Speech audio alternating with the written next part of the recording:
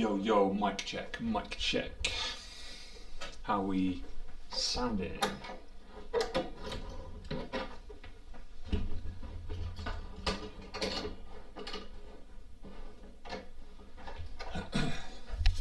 Had to relocate my armature microphone from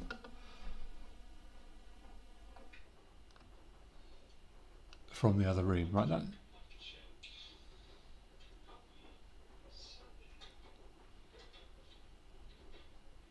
sounds like that's working.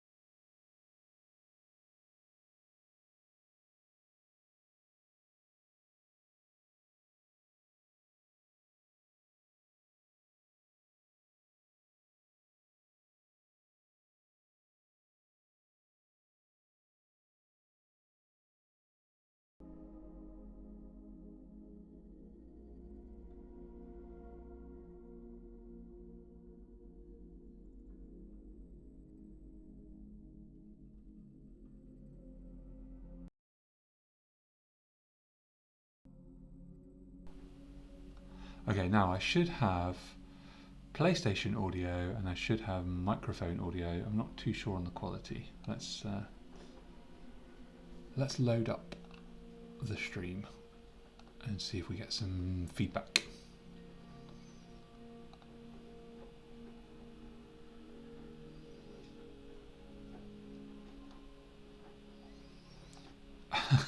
Yeah, the clattering was me moving the mic stand around, which I'm doing again now.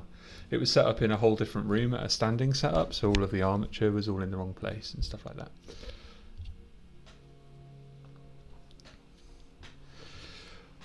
Now, do I have PS5 audio? That is the question.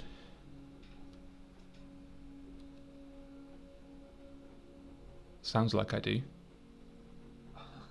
Yeah, the clattering was me moving the mic stand around, which I'm doing again.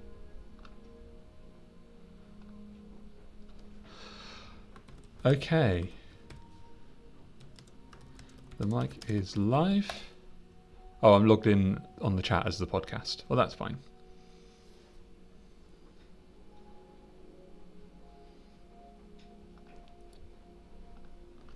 Let's log in as me. Somewhere in this stream setup is...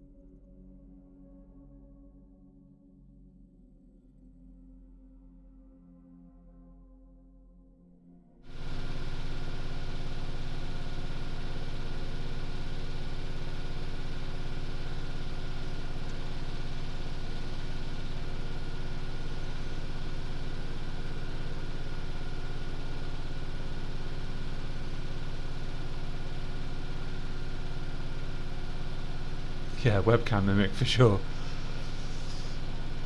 Okay, we should have crazy audio now, and we should have also have the PlayStation audio.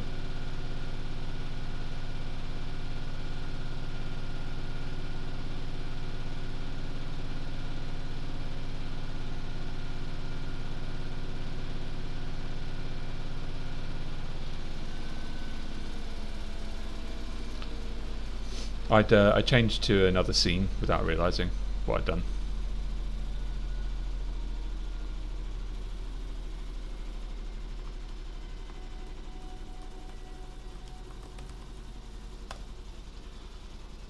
There we go. Right.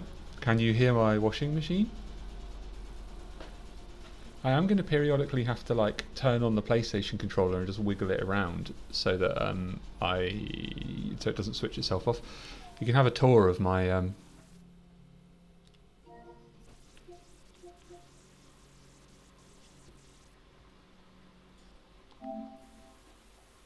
PlayStation Home. Look, I've got this game I want to try and play with Sam. Skyrim from yesterday, Slay the Spire, Sifu, which is really hard, The Last Guardian, which Sam was playing a couple of nights ago, Balatro, which is pretty fun, Among Us, obviously, Helldivers 2, which I've kind of gone cold on now, Roblox, which I play with one of my kids, and then Fortnite, which is also for the kids. But that's not what you're here for. You're here for Baldur's Gate upload, so... yeah. So let's do tech check. The reason it's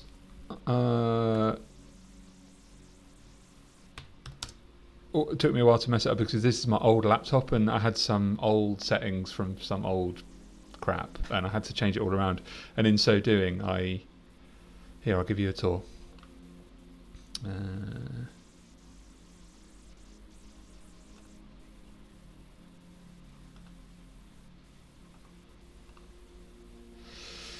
In so doing, these are the scenes over this side, and I'm sure Starship you're familiar with this, and I just selected a different scene and jumped around and lost where I was, but here I am on exterior game capture.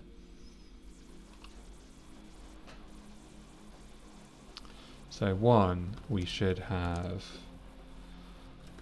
my mic, 2, we should have PS5 audio quiet, and 3, we should have start of the day BG3 download progress. Oh yeah, man, The Last Guardian's so cool. I played a bit of it years ago, and then I think I was like way too busy because I was working away like on tour and stuff, so I wasn't like near a PS3. So I just watched a playthrough of it, and then Sam discovered it. And I've played Ico, and I've played Shadow of the Colossus. Shadow of the Colossus I loved.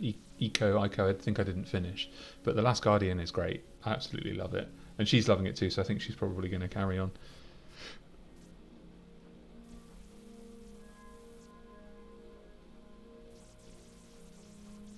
The choosing, when you say choosing screen, Starship, do you mean the PS5 one? Like this one?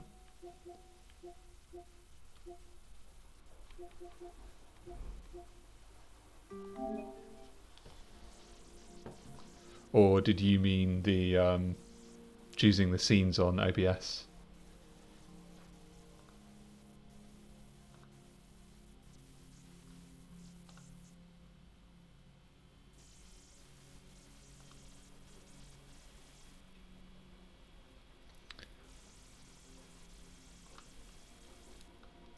All right. Well, I'm going to go make myself a cup of coffee. I guess if anyone joins, like, how am I going to keep this going? Like, do I just? I know, isn't it great? It's actually a little bit slow compared to the PS4. There's a lot of animations happening. There's a lot of like loading high density images and all of that. When if you go back onto a PS4, it's just like pow pow pow, really snappy. But I do like it. I find it quite charming. I think I'll look back on it with fondness once I'm on the PS7 or whatever. I haven't had a PlayStation in years, not since the. I had a PS3, but I borrowed it late in its life cycle, and I had a PS4 about 4 years ago, or I borrowed Sam's or something. But I never had one in its actual life cycle. So to have one while it's still a relevant machine is kind of new to me. It reminds you of the old PS consoles you used to play when visiting friends when you were little. Yeah, I think they've probably designed it like that on purpose because nostalgia is a big selling factor due to the immersive nature of gaming, right? And yeah, Mortal Trico is adorable. I think he or she or they, I don't know if it's a boy or a girl or whatever. I think he's part bird, part dog, actually, if you really look at his back legs, and part, I don't know, the horns and stuff, maybe some kind of lizard or amphibian, but he's definitely got a beak snout thing that's also kind of dog-like. But there's definitely some feline behaviours. We watched a scene where he's kind of crawling to wait to jump into a lake, and he kind of needs your support to jump into the lake, and in that he's definitely behaving a lot like a cat. We've got 4 viewers, so there's me, Starchip, Mortal, and someone else. Oh, that might just be my phone, actually. I don't know if my phone's running the stream.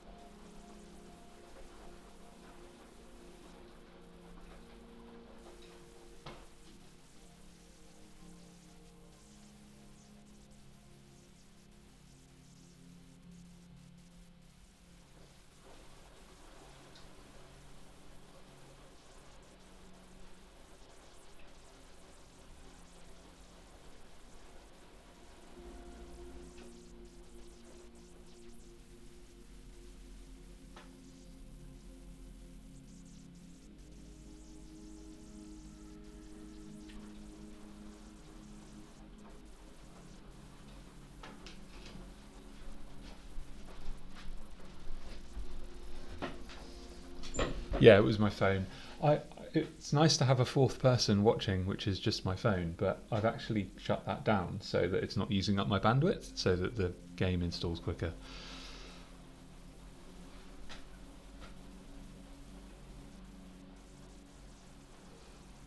So Mortal's saying, spoiled on consoles without even realising it as a kid. Mum was a PS person, Dad was Xbox, and then you also had a GameCube for some reason. GameCube's amazing! We no longer have one, but I've retained control of a Nintendo Wii that still has the GameCube memory card and controller inserts, so that I can play Mario Kart Double Dash. But I don't think I've got a machine. I don't think I've got a TV that I can plug it into at the moment. Also, I've just noticed fingerprints on my TV. What the heck? Where have they come from?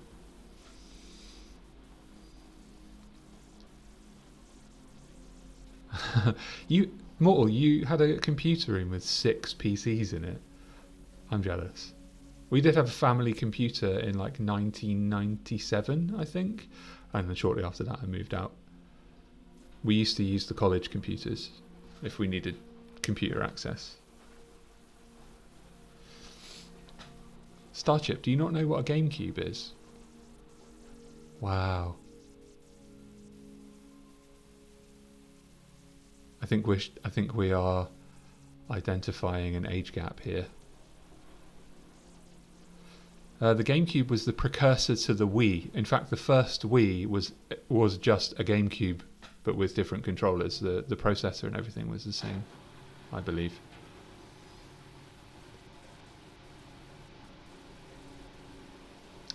Hey, I should put some text up that says BRB gone to do dishes, or making coffee, something like that. Text.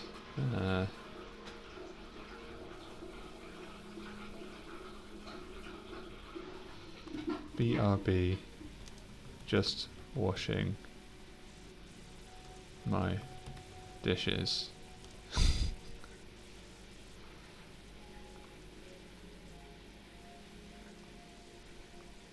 Oh no. Starship, what do you use to stream? What software? Do you use Streamlabs?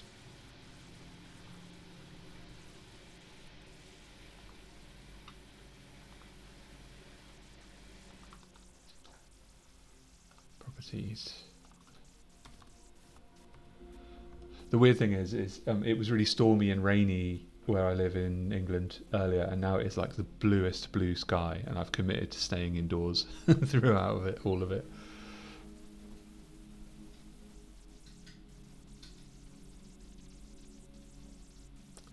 I would like to get a Switch Pro controller that is like a GameCube controller. I don't know quite how all of the C stick and everything would translate over, but I'm sure there must be a version of it.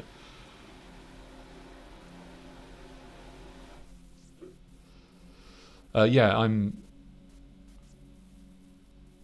using OBS, as you can see here,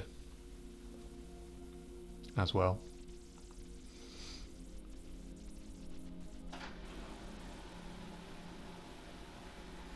Oh, yeah, I need to do it. I need to change that to making coffee. Hang on.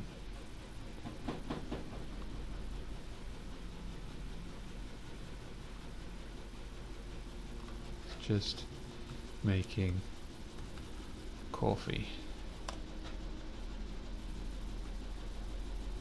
You know what I should do is just fire up like Stacklands or something and have a little version of it running running down here. This computer can't run like anything at all. It's trash.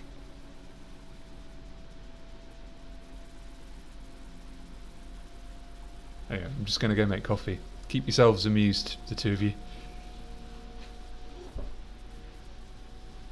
I don't understand the reference of Germans getting tea. What is that?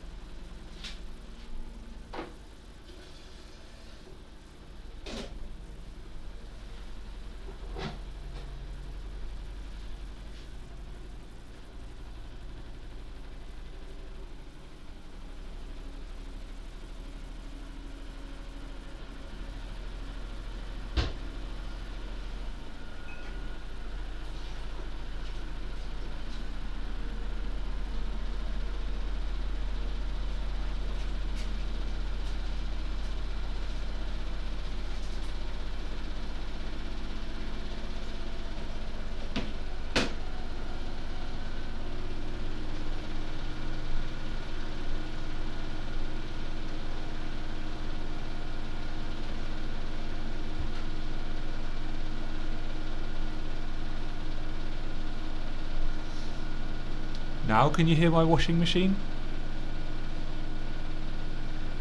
Streaming is pretty much just glorified screen sharing. It's almost the same thing with a little bit slightly more technical stuff.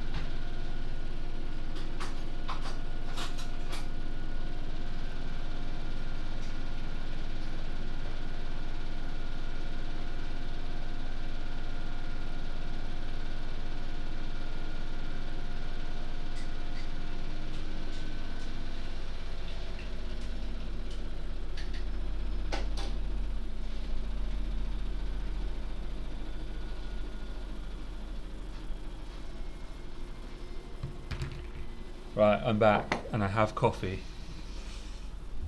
What is what's everyone's favourite Baldur's Gate character?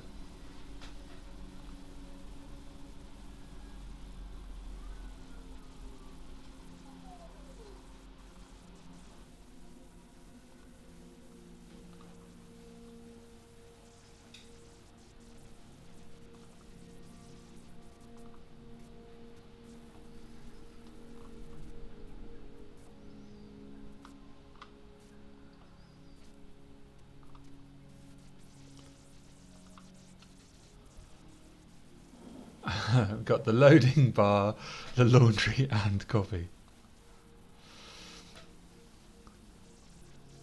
Well, Mortal, if you're ever interested in streaming, I know that you're more of an editor than a streamer. Starchip and I, and also like Talion and Thrak, who in my Discord, we're all experienced streamers, so we can help you. Streamers or recorders, we can help you if you're ever interested in trying it.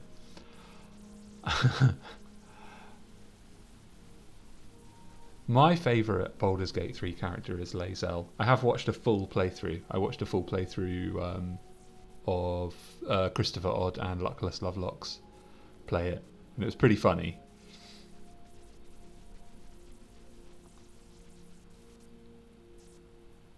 I think there's something to do with the argumentative intensity of Lae'zel just makes me, I don't know, just respond positively to it.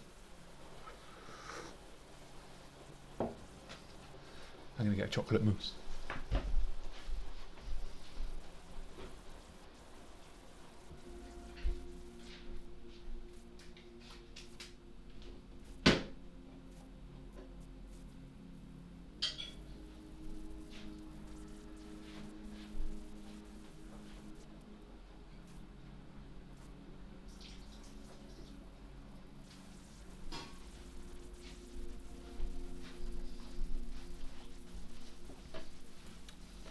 Hello, Rab. How are you doing, mate?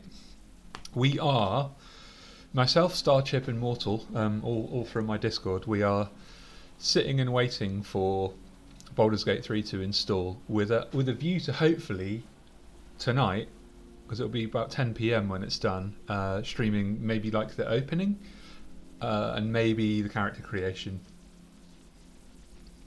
and like the Nautiloid crash and all of that.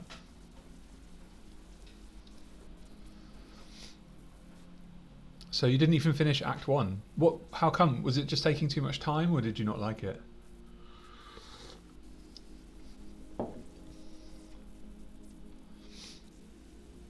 Oh, I don't know who Cam Clark is. Who's Cam Clark?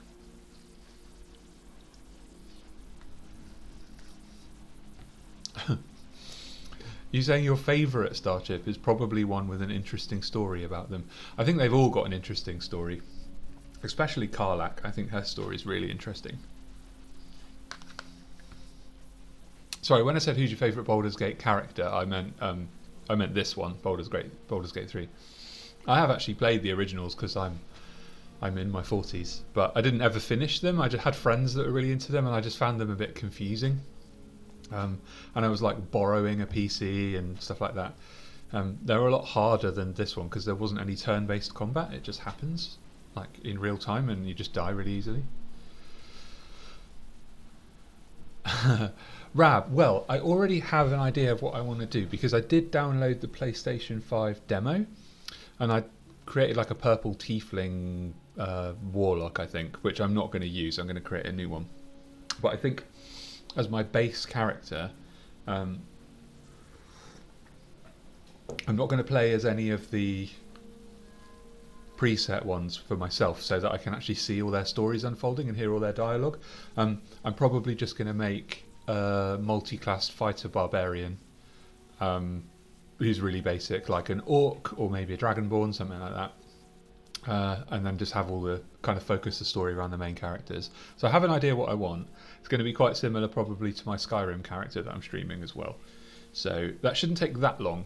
And I generally, when I go for like facial presets, I generally see one I like and go, aha, and then I don't have the heart to change it, so it probably won't take too long.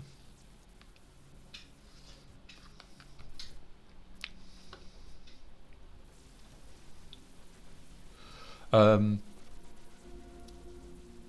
yeah, Starship. I see what you're saying. Getting a group together. I play a lot of D&D, and fortunately, I have a club that gets together every Wednesday. And otherwise, it would just be a nightmare. I've been part of that club for like 5 or 6 years now. But just trying to organise D&D with real people, all it takes is one person to be ill or have to go to a birthday party or whatever, and all of a sudden that's another week off the roster. Mortal, I love sinking time into character creation. The only reason I'm probably not going to do it with this is because I recently did my Skyrim character, like yesterday. So I've got like in the character creation mindset.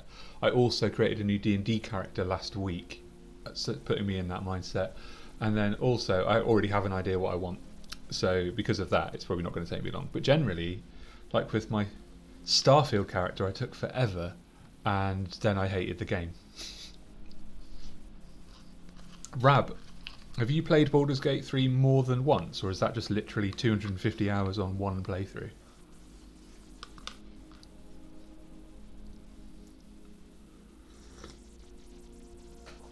I have my custom-made Warlock coffee mug, which I took a risk there holding that over the top of the laptop, to be honest.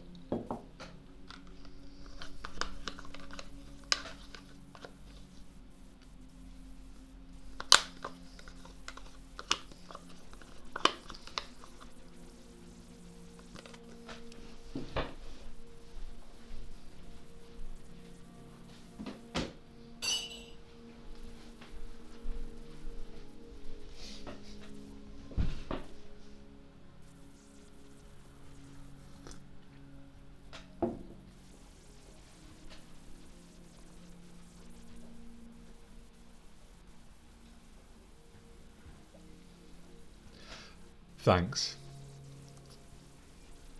I think the combination of the game downloading and me streaming at 1080p is creating a huge delay on my stream. It's saying down here it's saying 5 seconds, but I don't believe that, not for a second.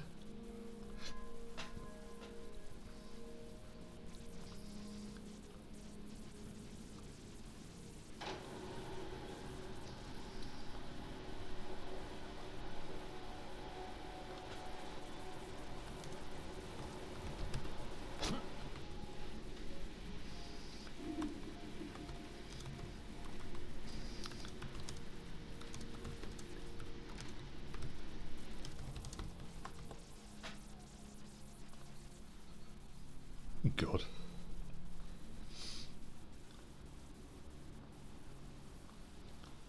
There we go.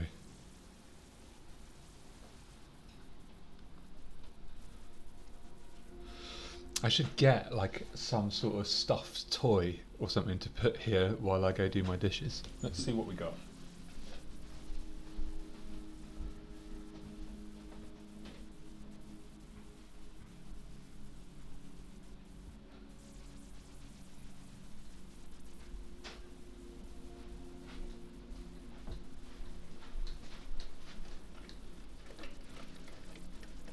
Perfect.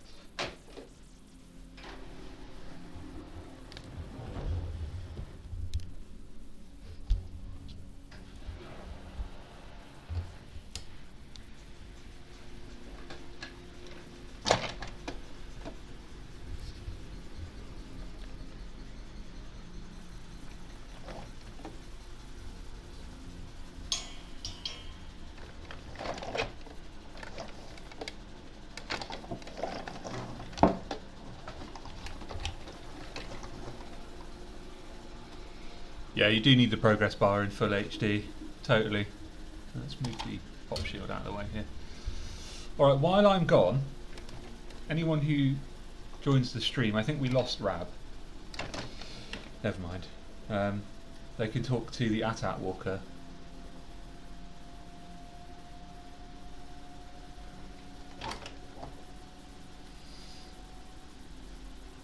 I will actually probably just deactivate the mic.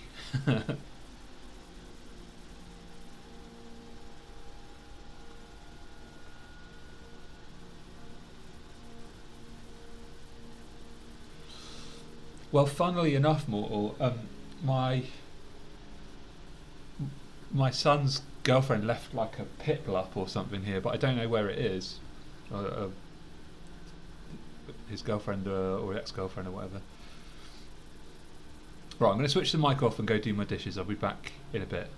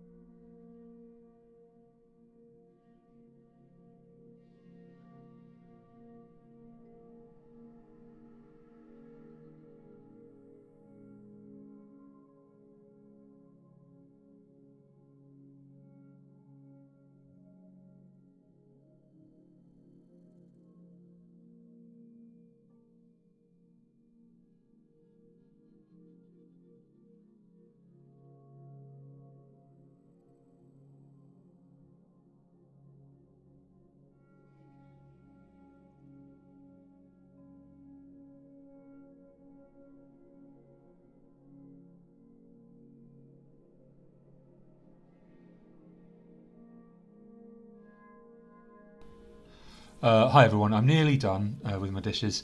I was thinking it might be interesting to pass the time. Is anyone interested in playing a game of D&D? I'll run it for you and you can like respond in the chat.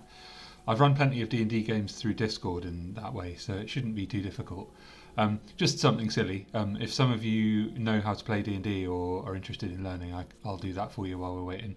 I'll be back in about 10 to 15 minutes, I reckon. Not sure how long, much longer these dishes are going to take.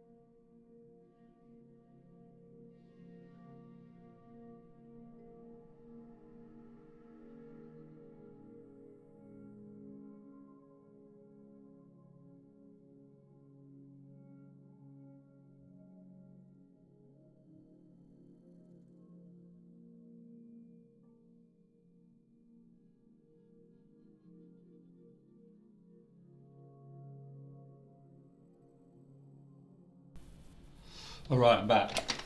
Let's move these guys out of the way.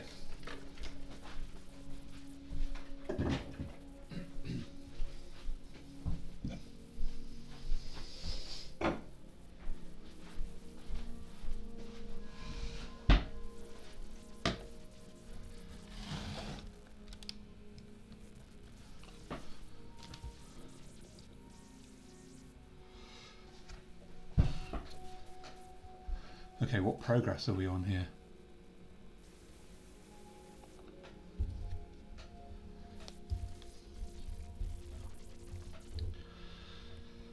Uh, 25 out of 99.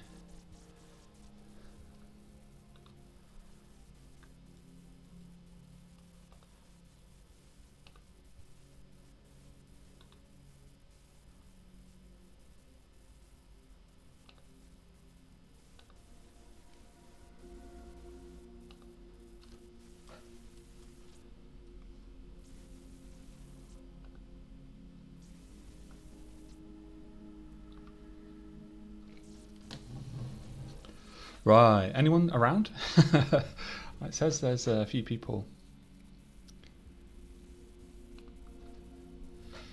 Test, check, check.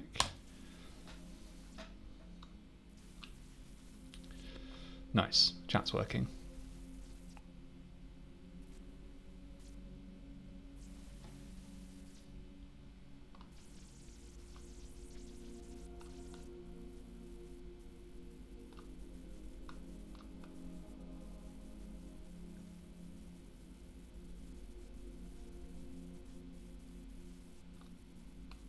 Move these around a bit.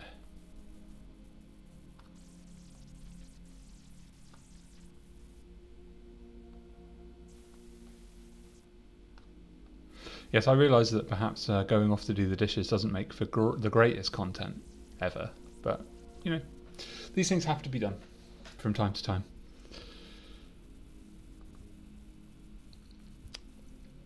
Yeah, I don't know what time it is in Europe, Starchip, but it is 5:25 here. But I had quite a late lunch. I cooked big meal for me and my son at about like 2:30. So I'm offset a bit. I might be eating around 7, half 7.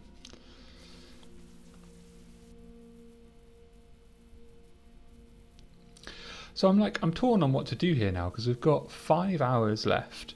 Should I like go off and play a PlayStation game for a bit and come back and check on the progress then?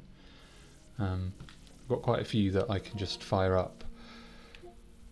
Oh, hang on, let's move this up to the top.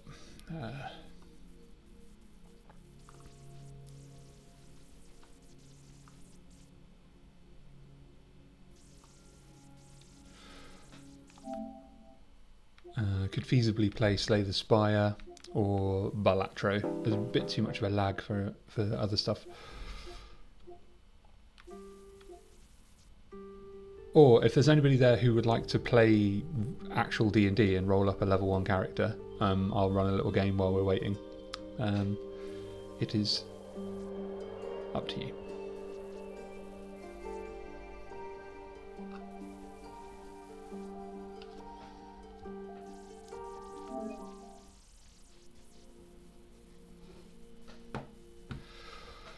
Or maybe we could go and just have a look at some gaming news together. It's interesting what's happening with Larian, I think, and them not doing another Baldur's Gate game. I wonder if that's them, or I wonder if that is Wizards of the Coast making that decision. Because I feel like they pretty much got a blank check. Like, they made so much more money than anyone was expecting. They could probably just go and do whatever they feel like, you know. I think if they go back to do another Divinity game, Divinity Original Sin, they'll probably absolutely clean up on that because they've made a name for themselves.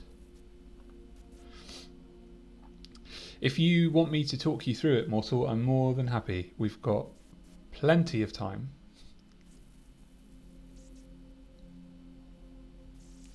Can even make you a just a pre-made character sheet if you wanted. Or I can just rattle out a bit of Slay the Spire. or we can go look at some gaming news. I don't know. You guys decide.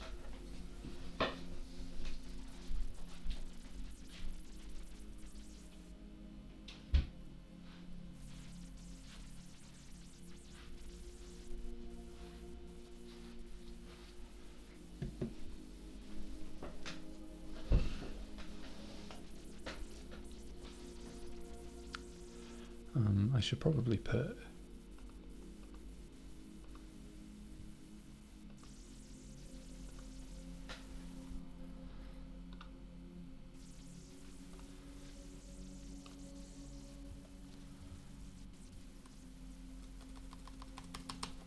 progress 26 out of 99.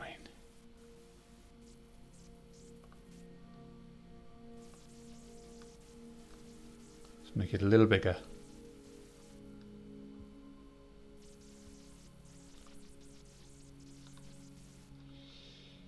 Duplicate. Duplicate, oh duplicate.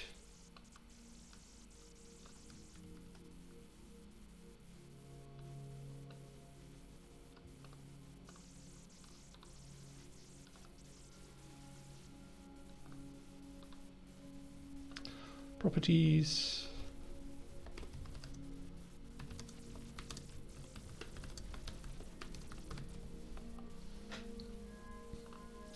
There we go.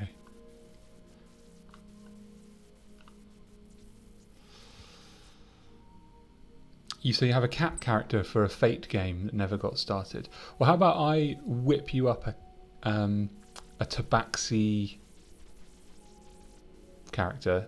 You could be a ranger or a rogue, or you could be anything you want, a bard, whatever, and then I'll just screenshot the character sheet and send it to you on Discord, and then we can talk through how it works.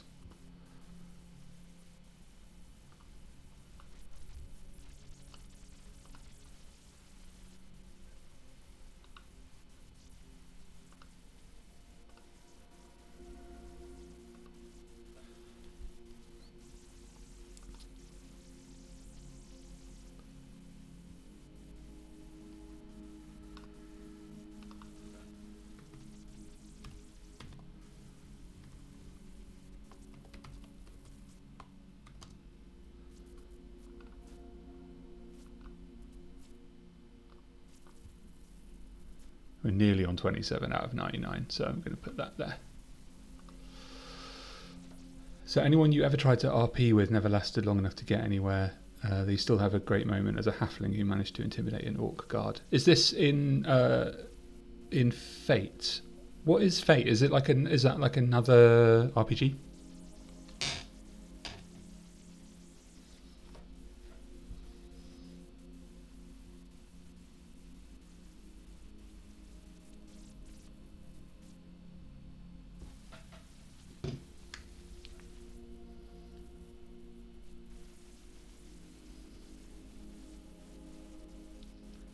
Man, whenever I do my dishes, like dipping my hands into the hot water always makes me really warm.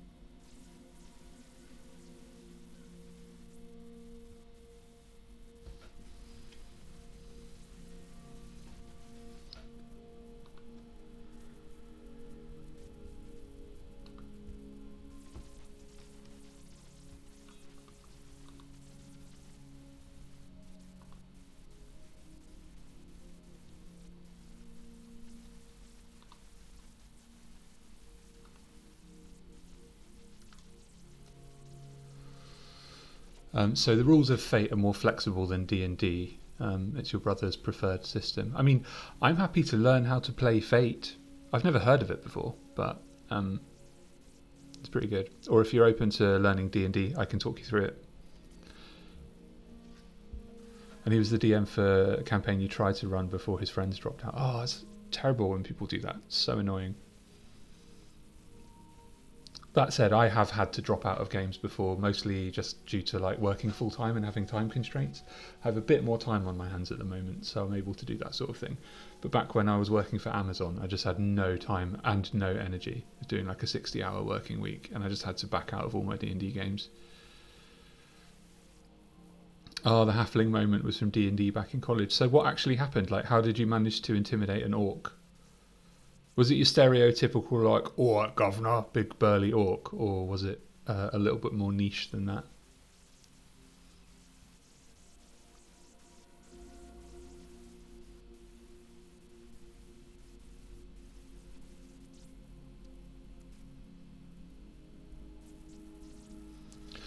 I think we lost Sky Comet. Yeah, they're gone. That's a shame. I didn't get a chance to reply because I was doing the dishes.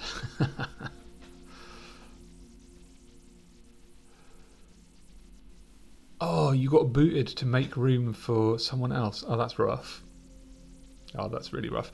I've been in games before where I haven't fit in as well, though, and it is pretty heartbreaking when you get like either told to leave or asked to leave, or just like the circumstances kind of change and it's just really clear that they want you to leave or whatever. It's not happened a lot, but once was enough, you know.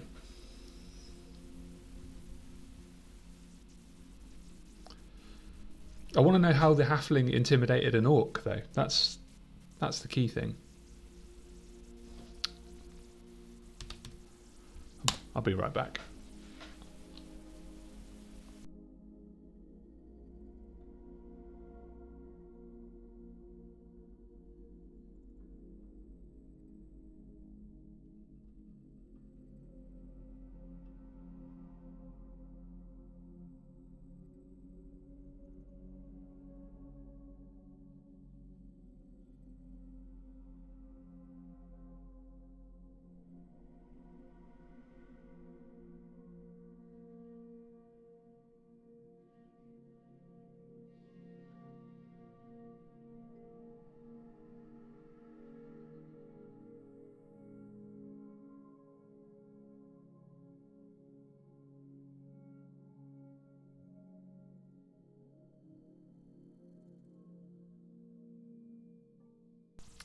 Got myself some water.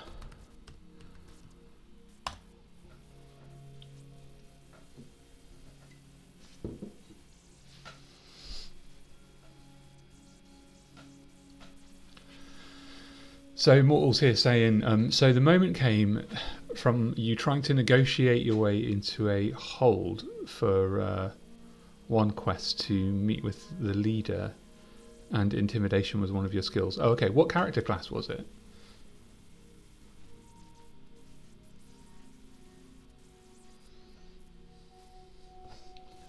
Let me find my hat.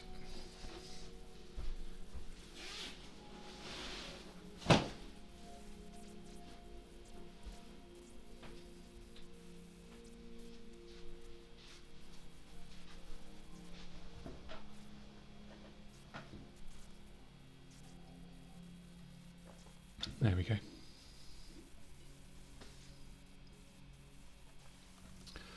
Oh, progress is up to 28.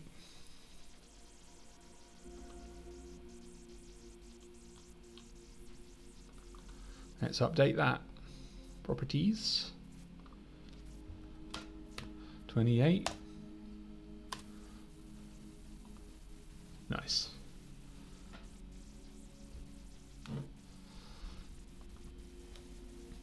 So one of the guards at the gate had no intention of hearing you out, and it was on the table for you to try. So rather than turn around, you decided to go for it.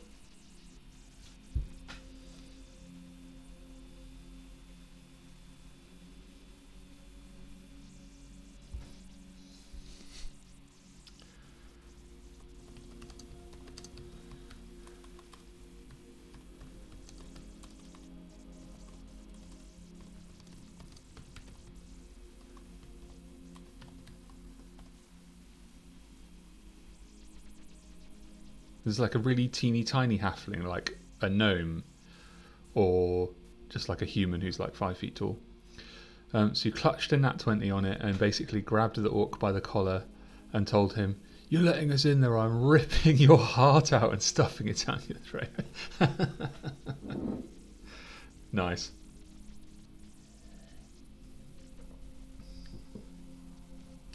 That's some good intimidation skills. It's nice when that comes off because obviously you've got no idea how it's going to happen. Right now, I can't think of a single moment where an attempt at intimidation from me has actually worked. Usually they just fail incredibly and the NPC goes, and then kind of ignores me.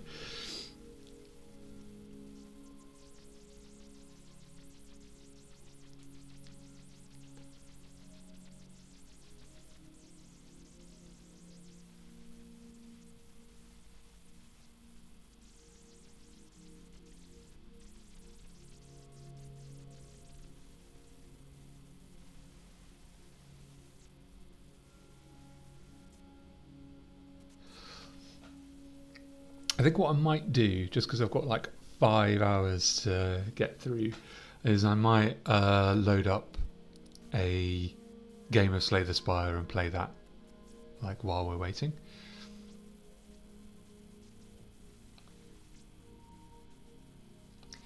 Let's put me over here somewhere.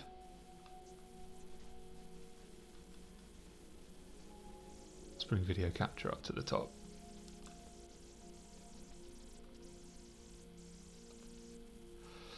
Yeah, well, you know, well, full-on halflings can be very scary. That's why they've got Fury of the Small.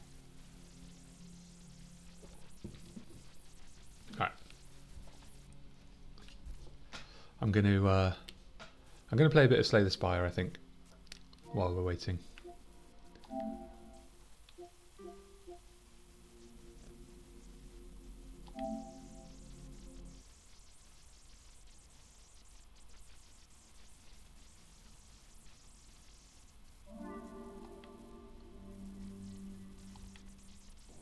Let that load up. Put my webcam. Make my webcam visible. There we go. Alright, this is just base Slay the Spire, so I think I'm going to go for the Ascension 1 on silent.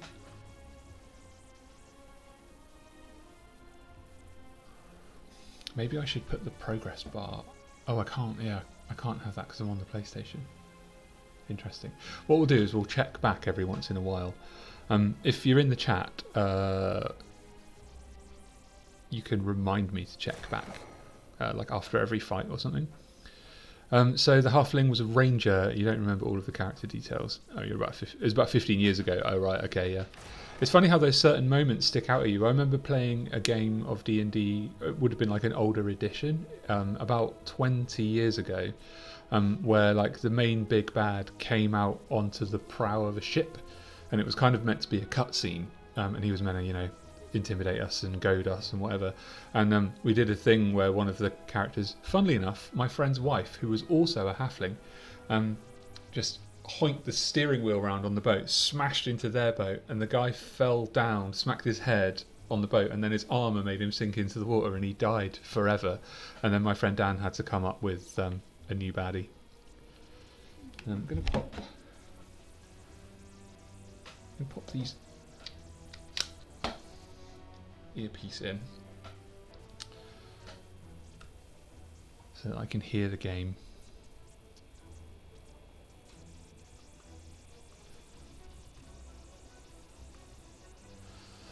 Bluetooth and other devices.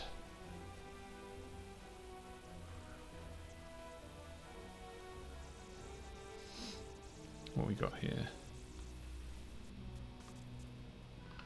Connect.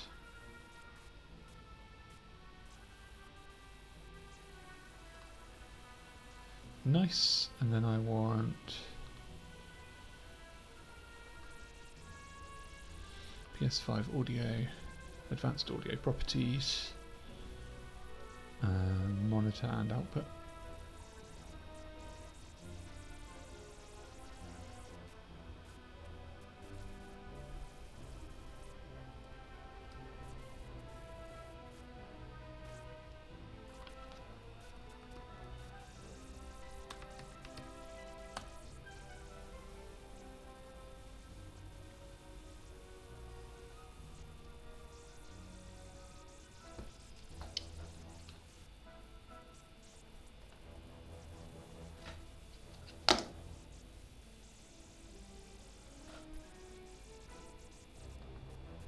connected.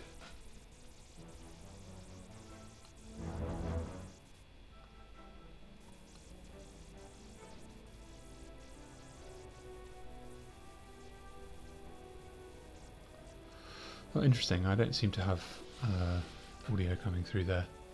Never mind. Sometimes the monitor feature is a bit weird on OBS. I don't need sound to play this game. Let's get some other stuff up here.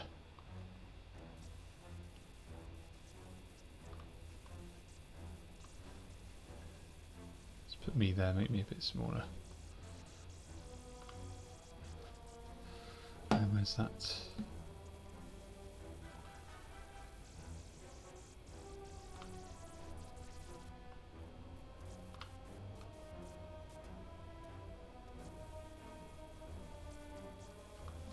Just quickly check the progress. BG3. 30%. Alright.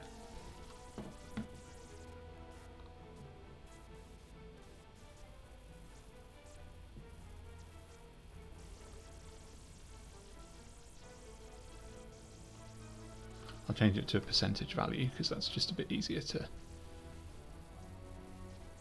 manage.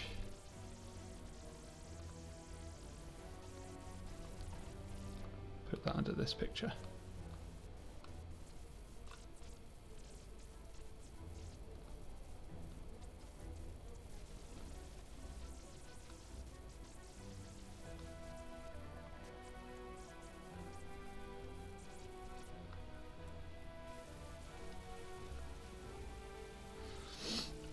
Hello, the Prince 1835. You're awful at D&D because you suck at thinking on the spot. Oh yeah, that can get you. I watch Dungeons of Drakkenheim and by the Dungeon Dudes, and they put out so many videos like giving you advice on things to do and not to do in combat and all of that stuff. And then you see them get into the moment and just not be able to think tactically at all, because sometimes you just can't. And sometimes that comes to like role playing and stuff as well, although you don't need to role play. Mortal, you saying you love the power of the unexpected that comes from being underestimated. I see what you're saying, actually.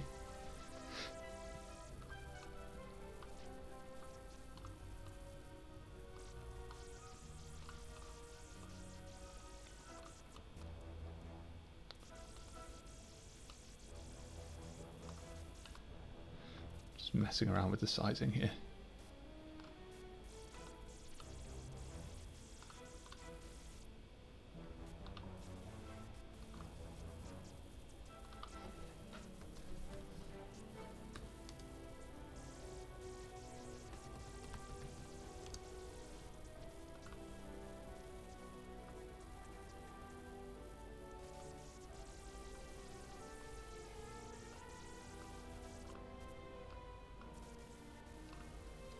Okay, should be able to see Slay the Spire underneath there.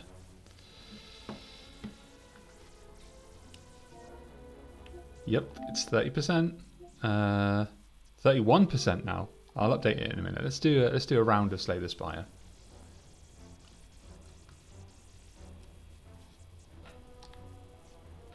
Okay, I'm going to go for might lose the starting relic and obtain a random boss relic. See what we get. Oh, nice. Okay, so we've got the wrist blade. Attacks that cost 0 deal 4 additional damage. So I'm going to want to be getting a load of shivs. To that end, I think we'll go straight in the shop and see if we can pick up the card Blade Dance.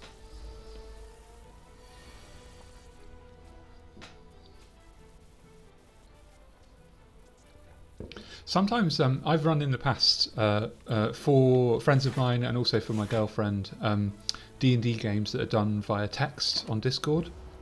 They're a little bit slower because obviously you have to wait for a response and that kind of thing, but they can be extremely, extremely satisfying when you kind of get it right.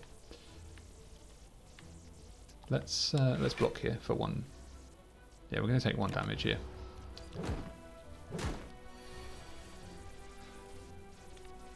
Alright. So, welcome to anyone who's just joined the chat. My name's Adam Pucky. I am doing a stream while I install Baldur's Gate 3. At the moment, I got stuck on stuff to do, so I just thought I'd stream a bit of Slay the Spire, and then check back in between and update it. So that's kind of what we're doing. So here we go. I got Blade Dance, just like I wanted. Perfect. Next thing I'm going to do is go in the shop, but let's go check the progress. We are on 31%. I think we should go and update that, don't you?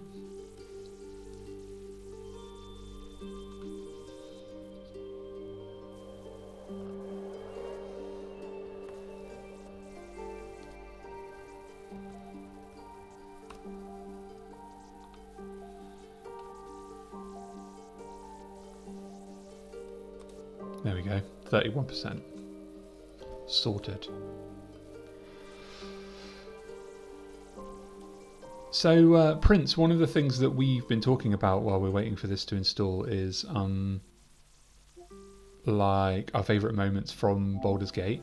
Do you have many hours actually in the game?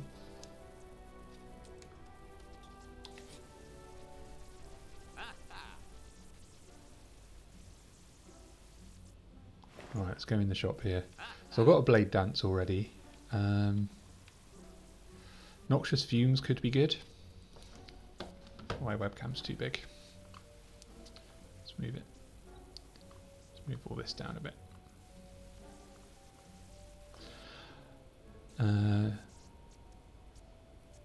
But what I think I might do is just kind of capitalise on having that relic and just remove a strike here so that my attack cards are put to better use. I'm not going to go for a poison build, I don't think, so I'll leave Catalyst for now. And then we'll do this fight and then we'll check back on the progress. Oh, I see, you haven't actually played Baldur's Gate 3, Prince. Well, nor have I. I've played a 2-hour demo and I've also watched a full playthrough by Christopher Odd, the kind of XCOM YouTuber guy. Really enjoyed it. Obviously, you can't go anywhere without seeing Baldur's Gate 3 around, so I just kind of eventually it got put on sale, not by much, but I was like, do you know what? I'm going to take the plunge. I've been streaming Skyrim. I've done a couple of Skyrim streams, and I wanted to do it again tonight, but I decided I'd do something else. So I bought Baldur's Gate, set it installing, and then Mortal on my Discord here that is in the chat was like, you should just do a stream of it installing, and it started me just running it in silence with just the PlayStation install screen, and then I started adding stuff to it and talking to people and all of that because why not? And now I'm just playing Slay the Spire because I've got to somehow fill up like hours of stream time. Do you think you'll ever buy it? Let's take acrobatics here so we can get to that Blade Dance a bit more quickly. This special relic will allow me to upgrade a card. I just need to see. I've got 53 gold and I'll need 47 more gold in a shop to get rid of something which I should be able to do. Let's take the special relic and we'll just take the hits. And we'll go this way, and we should be able to get rid of the pain card in the shop. So we're first going to block for 11. Blade Dance here. Do a bunch of shiv attacks.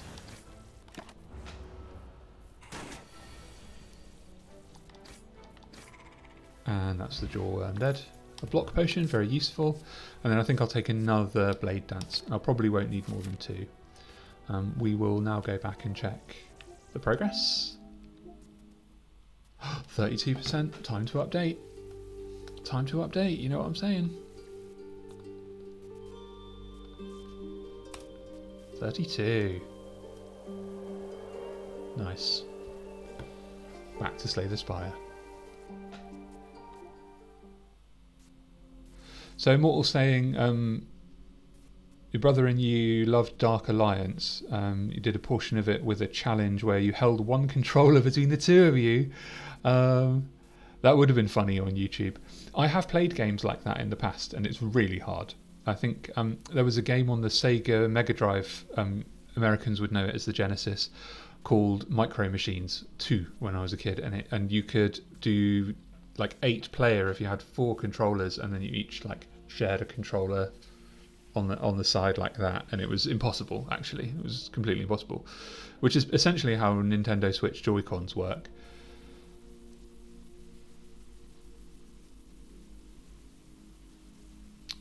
So Prince, I don't actually know who Joel Havers is, but I have heard the name. Did a sponsored video on Baldur's Gate 3. And he does animated videos. Why do I recognise the name Joel Havers? Baldur's Gate 3 is not on PS4. It's too graphically intensive, I think. You can get it on Xbox. It will run on Series S, I'm told. I haven't tried it. PS5, obviously, and PC, if you've got a powerful enough PC. But what you can do is, if you've got a powerful enough internet connection, is you can just use GeForce Now, which will allow you to stream content, and you just rent like a machine off of them. Hang on, maybe I can show it to you. Have I still got it installed? Let's have a look.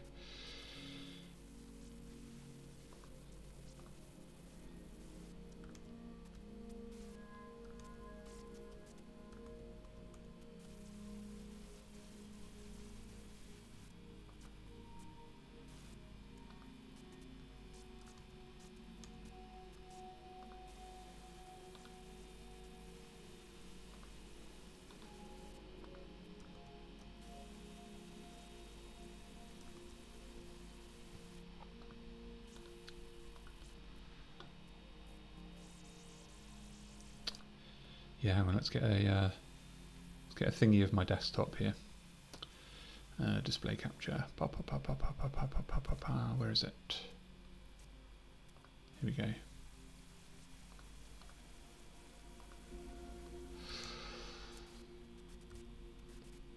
Okay, yeah. So over here, NVIDIA GeForce Now. It might take a while to load on this laptop.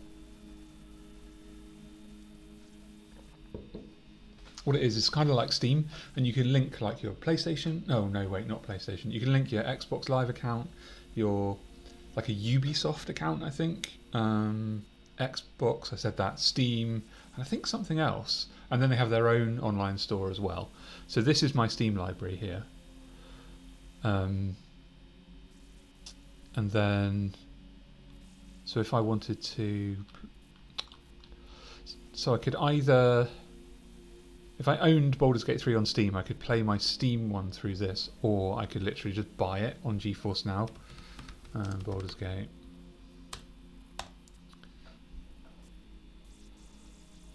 Go here. And then just hit get.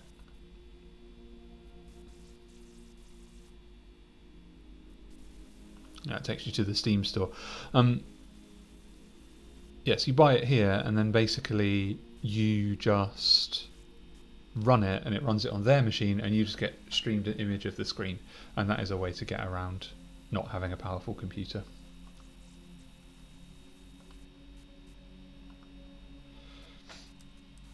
Okay, did you say that there was update progress? 33. Come on. Nice. Right. I'm going to jump back into Slay the Spire.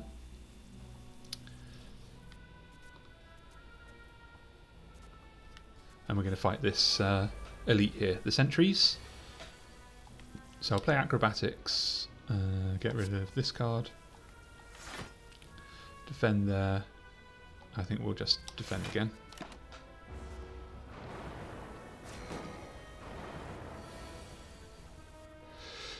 So Mortal's saying that what would have made the challenge truly great is that you were really good at the dual controller thing, and your brother and I have always been accused of having freakish twin powers despite being 2 years and change apart. I have two sisters who are 11 months apart, and people always used to think they were twins. Really strange. They don't even look that similar.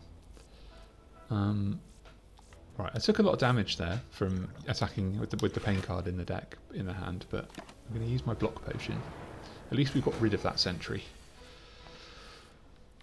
Alright, Blade Dance again. Unfortunately, I've got the pain card back again. But we should be able to kill this sentry, so it'll be worth it. I might heal up on a campfire.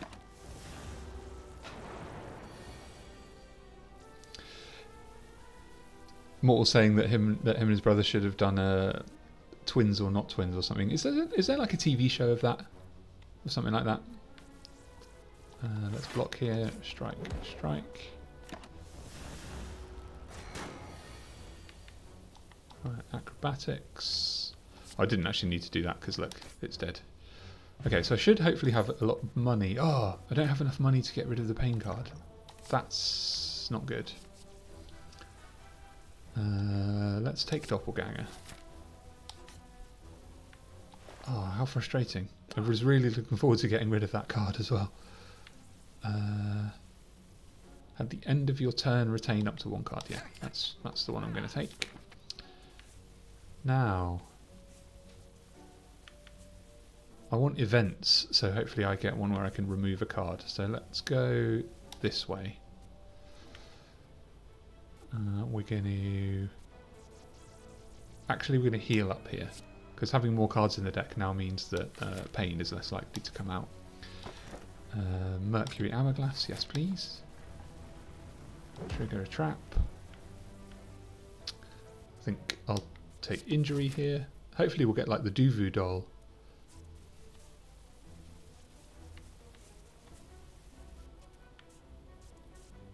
What did I spend my money on? I've immediately forgotten. I didn't spot that there was another shop there. Let's go this route and we'll pop an upgrade. I want to make sure that these ones are always upgraded and not wait for the thingamabob to do it for me. Let's go this side, take a hallway fight. And then I'm going to take some damage here, but I could potentially get him off the board, yeah. There we go. That's less damage than I would have taken if I'd have just got hit. Oh, dash, that'll be good. And I think we'll get Blade Dance upgraded here. Hello Logan.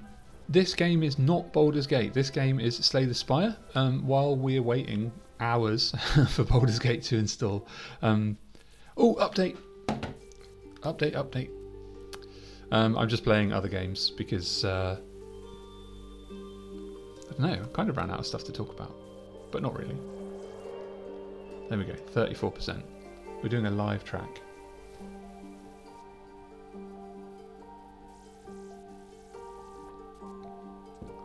Mortal, I'm so sorry, I didn't actually know your gender. I don't know where I got him from.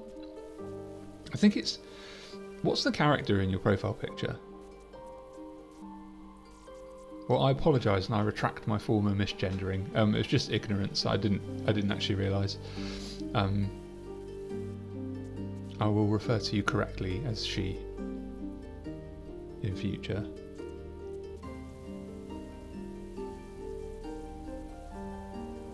I'm just reading the chat. Prince, you would be 191 years old if 1835 was your birth year. Are you a vampire?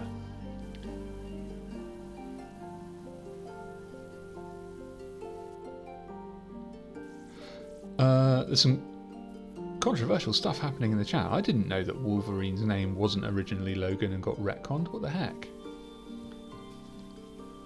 I did not know that. Alright, let's do this fight here. Okay, we're going to We're going to straight up kill this louse. I think we won't do well laid plans for this fight. We'll just look at getting Ratty off the table there. There it goes. Attack potion, good. And then I think might take dagger spray for the AoE. Could be useful, actually. And then I think I'll upgrade that one here, just so it's always high damage. Very good. Right, we're going to fight the Hexaghost boss.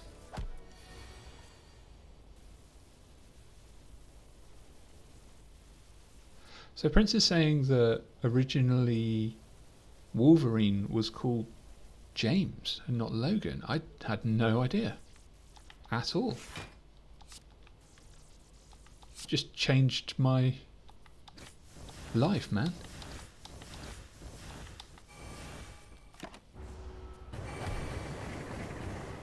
So Mortal's avatar is Arnold from stupid heart thing on the chat from Magic School Bus. Oh, with the lady, the crazy lady that goes around. I can't remember her name, but yeah, I've seen it. It's so hard when people have got, you know, random names and just like cartoon character pictures. I think to get gender right sometimes.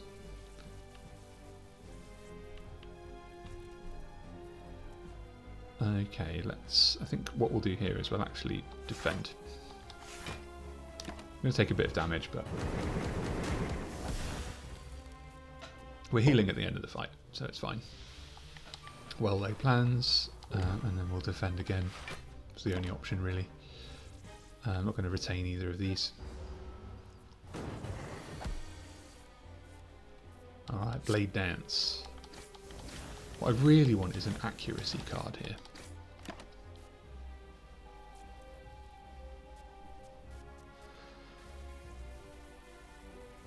Oh, okay, right. So, according to the chat, Wolverine's name was originally Logan, but then got changed to James. And then, what is it now, Logan again then?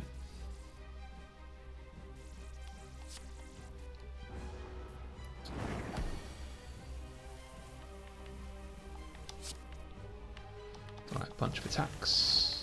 Yeah. I think we'll block this one.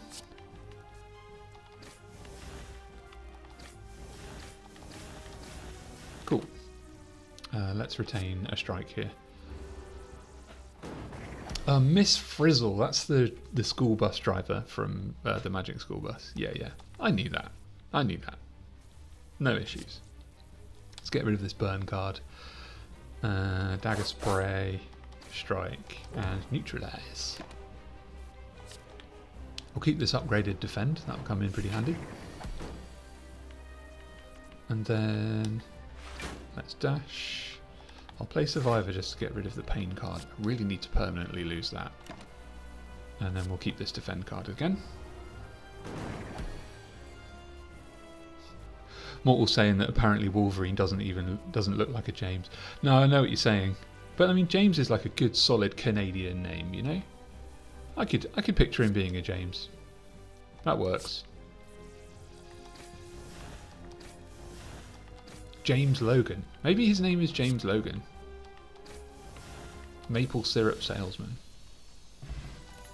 Poutine salesman. Okay, I'm going to take 1,000 cuts because that complements the Shiv build quite nicely. And the relic that I'm going to take is probably going to be... could probably go for the Calling Bell, to be honest. In this case, rather than the Busted Crown. But then it would be nice to be able to execute block like every turn. So I think we'll go for the Busted Crown. And we'll just try and pick out accuracy cards wherever they pop up. Now I want to get rid of the pain card, so I'm going to go for as many events as possible. But first, let's check on the progress. Update, 36%. Let's go.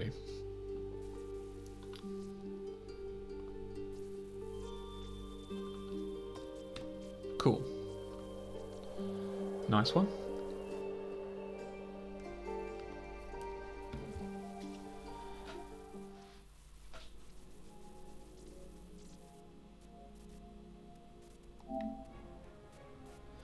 So Mortal's saying that James for Wolverine sounds like a super random choice, and it's even sillier than turning Bruce Banner's name to David, because Networks worried Bruce was too gay. Is that true, really? How is Bruce a gay... How is any name a gay name? Like, first of all, like, that doesn't matter anyway. But, like, surely, if you're talking about homosexual men, then you're literally opening it up to any name. Any traditionally male name, or, like, gender-neutral name, or like, gender... What do you call it? Like, when you can have a man or a woman with the same name. I'm thinking, like, Sam, for example. Then surely any name could be a gay name. That's weird. Bruce doesn't strike me as a gay name. Prince is saying you think it depends on the medium as to what the name is, although characters still call him Logan. In Origins, his name's James Howlett, you think, because he's born in like the 1800s. Okay, that makes sense, actually. And at the beginning of that movie is an awesome montage of him living through major world wars, including the American Revolution. I remember that because it's him and Sabretooth, right? Because Sabretooth can do the claws at the end of the hands thing, and then he's got the mutton chops, and they're going in slow motion through all the wars. I thought that was quite a cool beginning to a movie, actually. And Mortal says that canon can be a bit loosey-goosey in comic universes. That is true. It seems like one of those staple things. Well, you learn something new every day. I didn't know about all of that. Okay, back to Slay the Spire. Let's do a little hallway fight here. I think we'll go this way, and we're going to try and get rid of that flipping pain card that won't go. Here it is. 1,000 cuts. Let's neutralise, and then we'll try and defend against that 7 incoming damage. I think I'm going to use my fire potion on the next turn, so that I can chop away some of that armour. Because the more individual hits I get, the lower the armour goes, which is perfect. And then we will use Survivor, get rid of injury, and then just play Doppelganger to get some more energy next turn.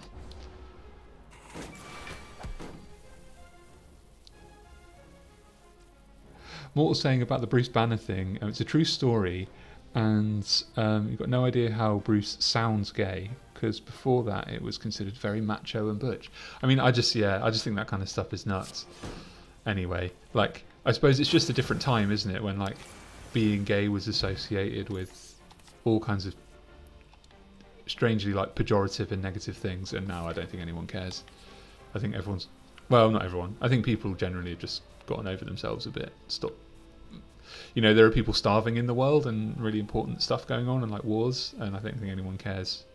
I don't think anyone should care who anyone else is into, you know. It's stupid. Find some potions. Here we go. Ghost in a jar could be very useful here. Yes, let's take that. And we'll leave the others. Let's go for the event. Birds. No, thank you. Didn't want that. Let's do Blade Dance here. And we'll get this one knocked to the floor. Get that one so it's doing no damage. And then we'll actually take this guy out. And then we'll play Doppelganger. Cool. Nice opening turn. If you just joined the chat, my name's Adam Puckey. I am intending to be streaming Baldur's Gate 3. However, I had to install it, and it's huge. It's like 99 gig. So we are checking the progress periodically, and we are streaming the process of installing it. We're currently on 37%, so it's time for an update. Install update. I will be going away probably after I've played Slay the Spire to do my laundry. And Mortal and I did talk about doing a D&D game, but I'm not too sure how that's going to work out. Prince, if it's 6 PM and you need to eat, you should do that. I support you in that. I had quite a late lunch, so I'm going to be having quite a late dinner. I think my girlfriend's coming up here at some point, and we might eat together. I did my dishes. I need to do my laundry. So I'll be running off and putting the homemade creepers in front of the screen for a while I do all that. Okay, let's play acrobatics here and get rid of this pain card. And then we'll blade dance our way through this one.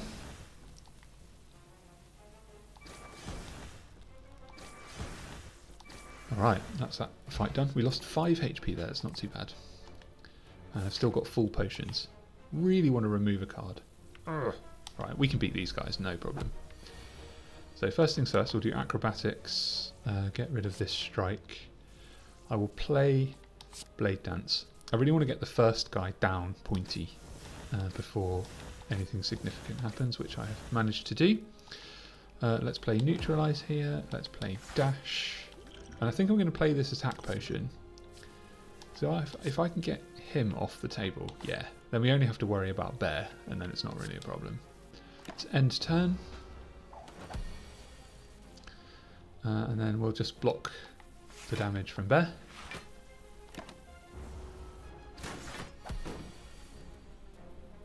Hi Sam, you're going to come up in about half an hour, so I'll see you in an hour. Yeah, it takes half an hour to walk up the hill to our house, so neither of us have cars at the moment.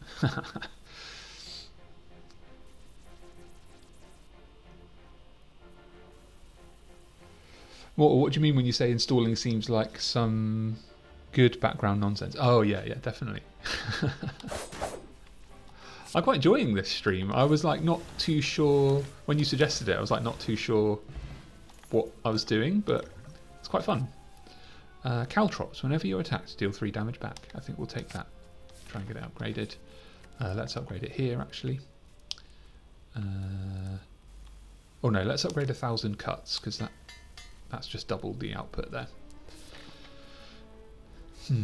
Now, I could go here and try and get another event to remove a card, or I could go this way and go to the upgrade. I think we'll go this way, go to the upgrade. So first things first, we'll stick on Caltrops, and then we'll attack. I think I'll play a power potion here, and we'll look at getting infinite blades. That gives us an extra shiv at the beginning of every turn. Okay, 1,000 cuts, dagger spray, we'll neutralize, and then I think just a bit of block. Okay, I'm going to get hurt here. Ouch. 10 damage. I think I just need to try and block, and then, oh, actually, flip. Press the wrong button. Well, he's dead now. Flying knee. I don't need that. That's fine. I think we'll actually rest here, you know, because that fight went really badly. Let's pick out a relic from here. Very good. And then I think I will do this fight, and then there's a shop up there where I can go and take the pain card out. So we've got Blade Dance, both upgraded. We can probably kill the Centurion in this actual turn, which is fabulous news. Excellent, and let's pop that onto the Mystic. I knew this fight was going to be easy.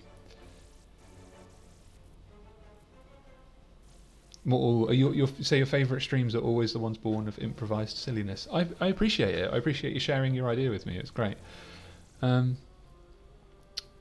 So Prince, you're asking me what made me turn this into a proper YouTube channel? Because I remember a year ago or more when it was just a D&D campaign and a few other videos. Now you upload all the time.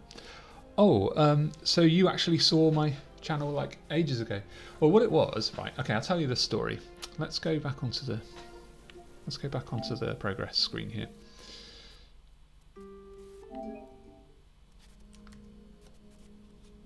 There we go. So what it was, right, is like years and years ago during the pandemic, I wanted to do Slay the Spire streaming and stuff. So I did a few of those with Samantha, my girlfriend, who's in the chat just now, and like some people were watching it and stuff. But I think with work and raising a child and the pandemic, I didn't really like get myself together with it properly, and I kind of went off it. And then later, after I discovered like online D&D campaigns, especially the Dungeon Dudes, I really wanted to try live streaming D&D. So a couple of friends and I got together with Sam, my girlfriend, and we did the first 3 sessions of Rime of the Frost Maiden. But I found that the technical side of running the stream on not very good equipment, on a bad internet connection, with my then like young teenage child in the house, and also then running a D&D campaign. It was just too much. I kept having technical problems, it kept breaking down, so we decided to stop. We just played the D&D campaign and it just kind of went off. And then this year I got injured. I was driving as an Amazon driver, and I had an issue with my C6 and C7 vertebrae, trapping a nerve, which shut down my left arm, and I lost the feeling in my hand. I still don't have the feeling back in my thumb. Lots of problems with my shoulder, like posture, and lots of pain. So I went on painkillers. I went on like this drug called amitriptyline, which is like a muscle relaxant thing, like a nerve painkiller. Started doing physiotherapy, chiropractic, acupuncture, stretches, exercises, meditation, and then that led through to talking to my GP about going to have like counselling, because we had a pretty horrible death in the family. Went through that, then started like working on building relationships with my family and all that stuff. And what that led to was like, well, what do you really want to do with your life, right? And I was just like, well, do you know what? I kind of want to just, I don't know, I wasn't sure. I kind of want to try out a few things like live streaming, making videos, learning to make video games, let's plays, maybe online D&D, weird shorts, like just anything that came into my head. So literally any creative idea I have, I just make it. I don't even think about what it should be, how it could be good. I just keep throwing stuff at the wall. I built up quite a small community on Discord, which you're welcome to join if you want to. Just kept throwing things at the wall. Some of them like kind of went semi-viral, some of them like nobody saw. I did one video where it was just me having a fight with the dishes, which I was so proud of, and nobody watched it. I started TikTok, which I don't like, so I kind of don't use that too much anymore. All these different things, and I'm just kind of in that process now of really not thinking too heavily about what I want to do, but just seeing something I like, thinking of something I like, and then making it. And I'm finding that whether or not it's like successful or not is kind of a secondary thing. What's important to me is that what I'm spending my time doing is enjoyable to me, and I'm having fun. Because making money is all well and good, and supporting a family and paying your bills and all that stuff, which you have to make sure that you do, obviously. And I'm not, believe me, not doing that with this. I don't make any money. I don't even have like enough subscribers to have a membership or anything. But like spending my free time doing something I genuinely enjoy instead of doing stuff that I tell myself I should enjoy. And that was the trick, really. And that's how we ended up where we are. And Sam in the chat has been extremely supportive. She tolerates all my sudden changes of direction, and I'm going to do this now, I'm going to do this now, I'm going to do this now. I've tried this. Sometimes I'll come out of like some games where I'll do like a whole series, and I'll come out really depressed because it's like been really slow and I've not enjoyed it. But you just learn so much doing that. And so that's how that morphed into this, really. Mortal says, oh dear, I never would have guessed there's so much trauma behind the channel. Well, trauma is a relative term, isn't it? Because, in a life long enough lived, you see enough highs and enough lows that you're able to contextualize quite a lot of it, and you lose that sense of tragedy, while obviously very relevant at the time. Over time, you learn how to mourn and grieve, and you learn how to like celebrate your successes without getting carried away as well on the other side. So you kind of level out a little bit, and I think that if you can remain both able to feel sad when you need to feel sad, but also like be excited and have a laugh when you need to be excited and have a laugh, all in the same day. I think that's kind of what it is, and so the YouTube channel is a big part of that for me, and just making sure that I sustain my hobbies. And that's how we've ended up here, watching bloody flipping Baldur's Gate 3 install for 6 hours. Speaking of which, we're on 39%, so let's update that right now. Prince, you did ask, and there's a reason that I gravitate towards talking for a living. It's because I like talking a lot.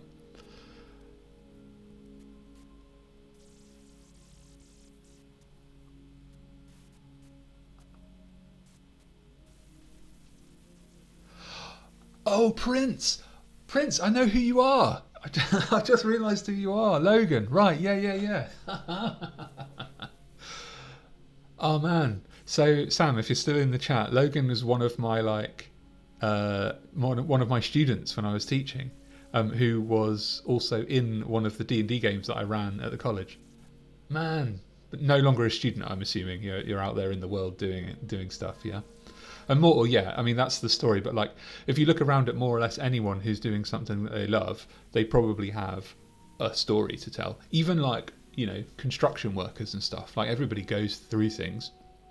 It's about like what you channel your natural. I don't want to say talents, but your natural abilities or interests into is kind of helps you form your creative projects, I suppose, and your passion and all of that stuff. I mean, I've seen the work that you put out, the funny animated music videos and stuff, and I think they're great. And you just do what you want to do, and I think it's really worthwhile. They're always really fun to watch.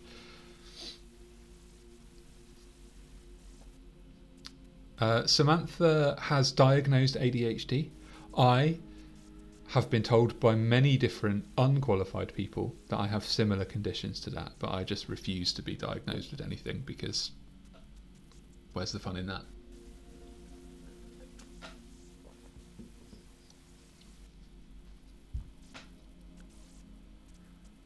No way. Of course, yeah, because college was only 2 years ago, right? So yeah, Logan, what are you studying, man? Are you still doing media?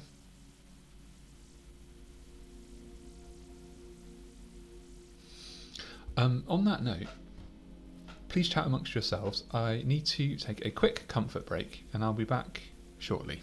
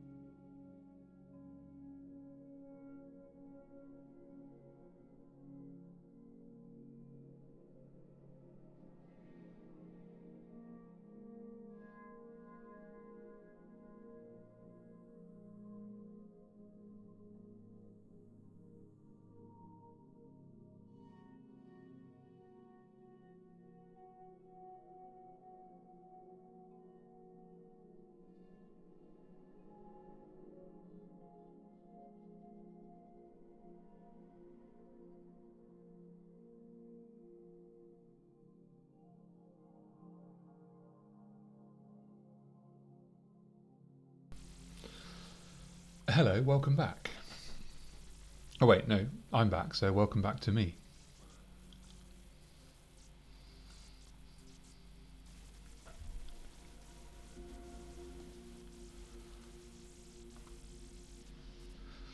Right, let's catch up on this chat. And upgrade.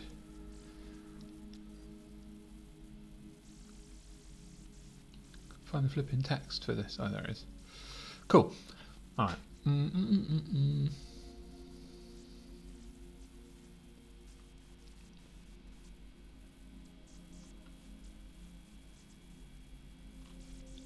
Okay, so you're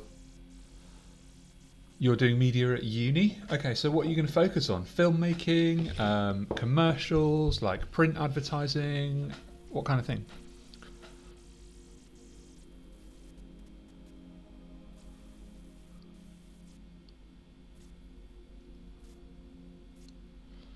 So, and also, Mortal, what did you study at college? In the UK, we have a slightly different system to the US. So we run what you would call high school, we call secondary school, which runs up till you're 16. Then you have 2 or 3 years of what we call college, which is kind of in between high school and university, where you might train in a range of different things, from like purely academic subjects to like applied vocational subjects, like in media and film and that kind of thing, or stuff like construction, hairdressing, chefing, that kind of stuff, like really practical courses. After that, you would then go off and either become an apprentice and go and work, actually learn like on the job, or you'd go off to university, or there's some other kinds of training things as well. University that you then go get a degree. I went to university in my 30s and did theatrical lighting design, where I learnt a lot more than just lighting. It cost a lot of money, but it was definitely worth it.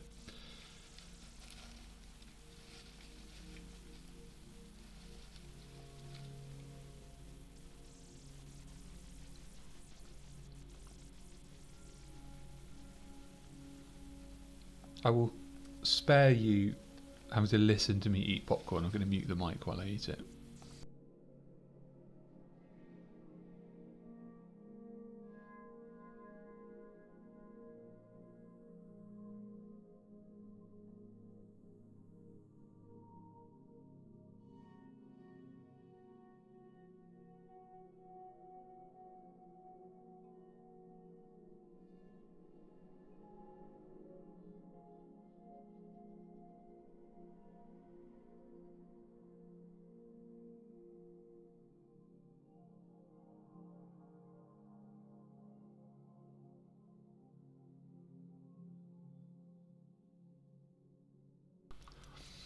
If you just joined the stream, welcome.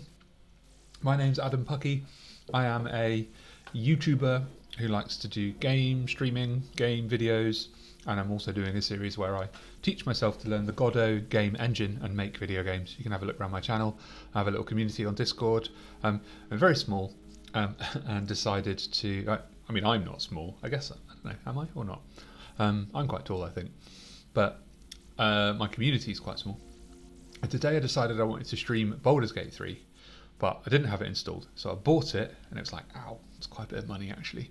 I bought it, and then I started installing it, and it was 99 gig, and I don't have an amazing internet connection. So I decided to, at the behest of Mortal Anonymous, who you'll see in the chat, just run a stream installing the game. And here we are, a few hours in. Excuse me, 2 hours and 20 minutes in, and we're at 42%, which is not bad.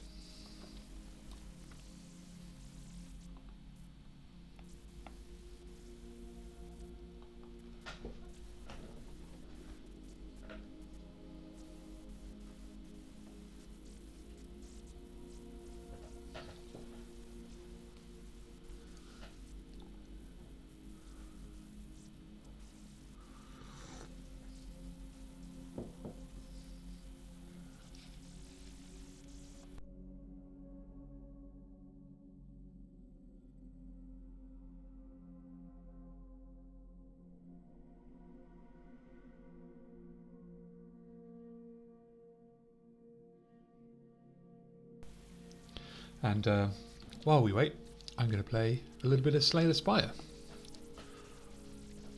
which was the closest thing I could find already installed on the PS5 that like had turn-based combat and stuff. So we're just kind of doing like a section at a time, a fight at a time.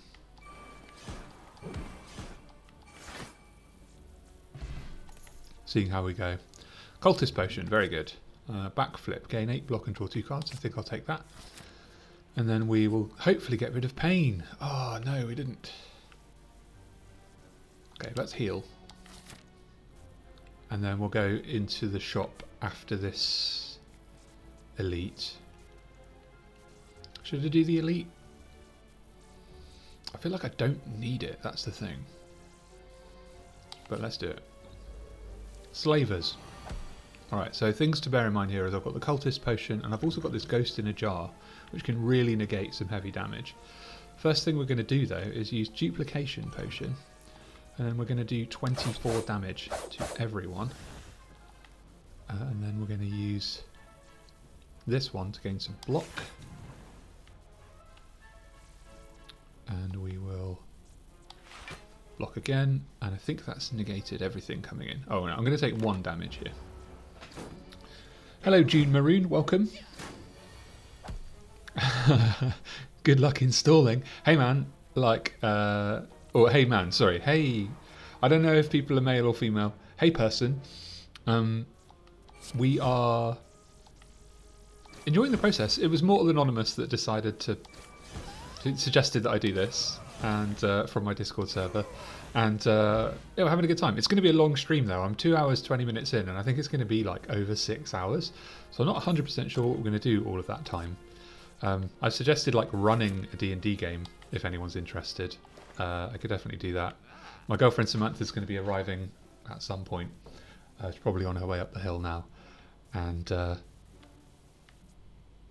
yeah. Oh, I think we'll take the Vajra here because that'll boost our shivs. And then we wanted to remove a card. I wanted to remove pain. There we go. And then I think I'll take Infinite Blades because that boosts the shivs as well. And that'll be everything. Cool. Let's check on the progress.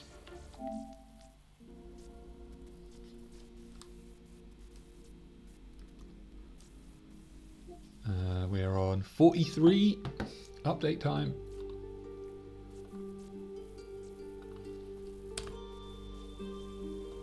Cool. Just catching up on the chat now.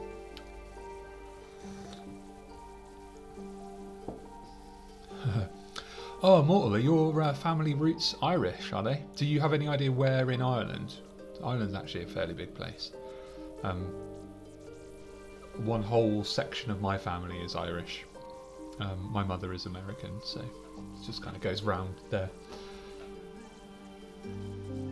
42, the most meaningful of percents. We're past it now. We're past it now. We're at 43, and actually most of this year I thought that 43 was my age. Turns out I was wrong. For security reasons, I'm not confirming my actual age. But it's pretty close to that. I literally just forgot how old I was.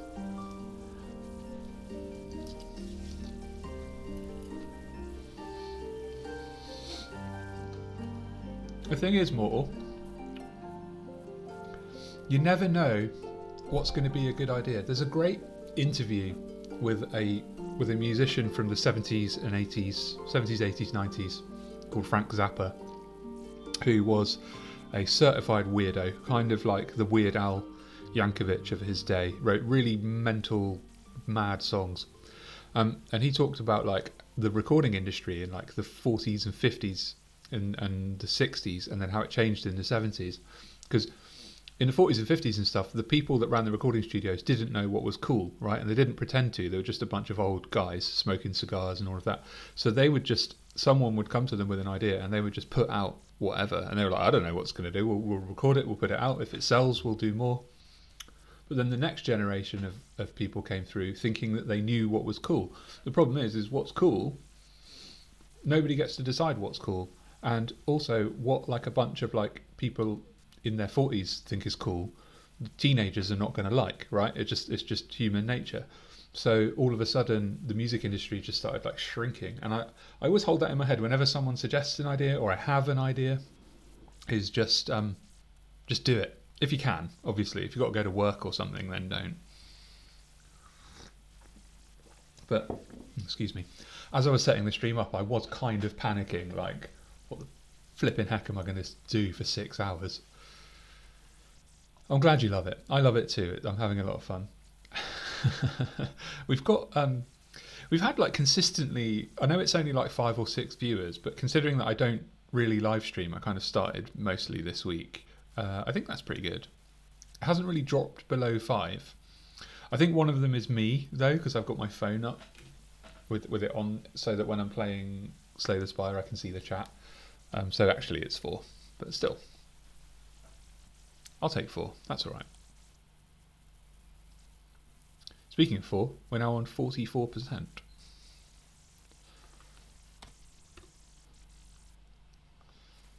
I may take a fairly extended break to go and make dinner, unfortunately, because I will need to eat. Health is more important than anything else. Let's play some Slay the Spire here. Alright, so do caltrops, backflip, okay, backflip got some crap out of the way I suppose, which is good. Let's play dash here for the 11 damage, and then neutralise and move on. Oh man, like I just like did a Frank Zappa lecture there and you already knew all about it. How patronising of me. Let's go defend for 8 and then we'll do this dagger spray. The Snecko's confusion's not too much of a problem for me because like I'm probably always going to have something I can play. So let's do well laid plans here, and then let's do acrobatics. Hopefully something comes out at 0. That actually worked out really well for us. So we'll do survivor, get rid of injury, do this defend, do this blade dance, and then we'll just do some pretty powerful attacks on that guy. We'll just play doppelganger just to get rid of it. And we'll retain this card and hope it goes down in value.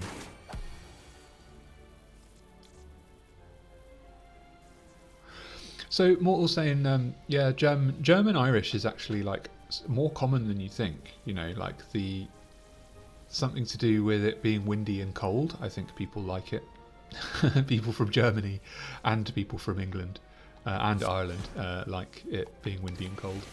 I certainly do. I would like to move to like Scandinavia, so like or at the very least Scotland. A lot of my family are from Scotland. My grandmother was Scottish, and I just get too hot too easily. My beard's interfering with this coffee. I'm going to get a little towel.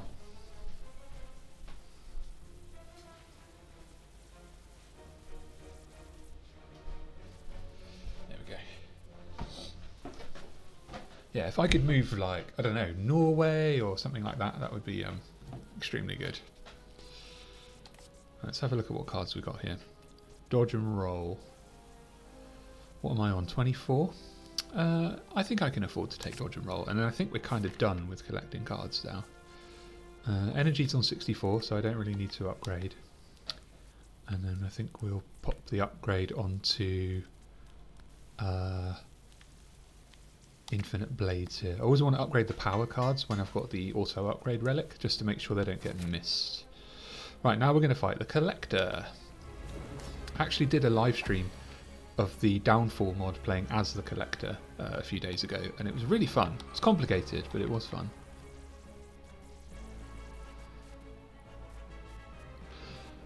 Talion!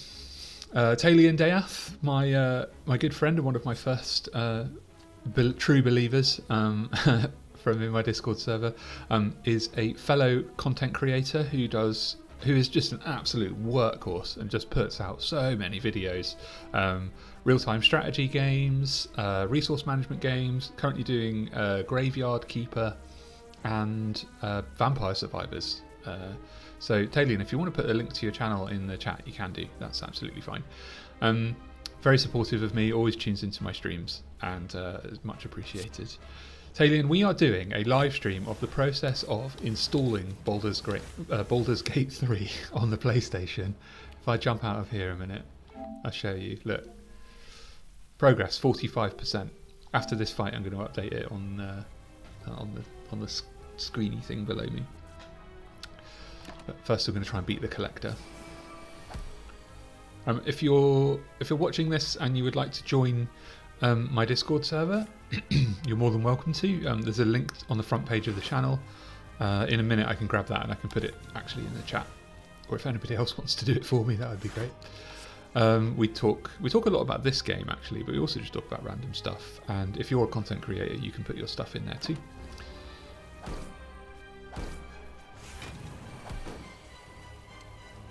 Okay, got there's a lot happening here. Right, let's dagger spray this guy. I think we'll blade dance, kill off Torchhead. I'm going to take a heavy hit here actually, so I think I'll dodge and roll, and then I'm actually going to play Ghost in the Jar, just to negate that 21 damage coming in.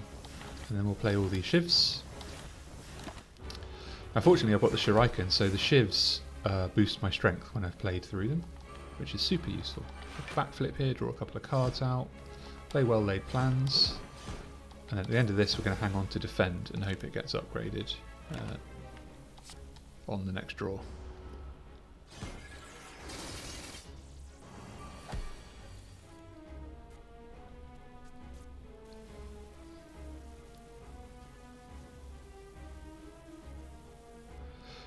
So Mortal saying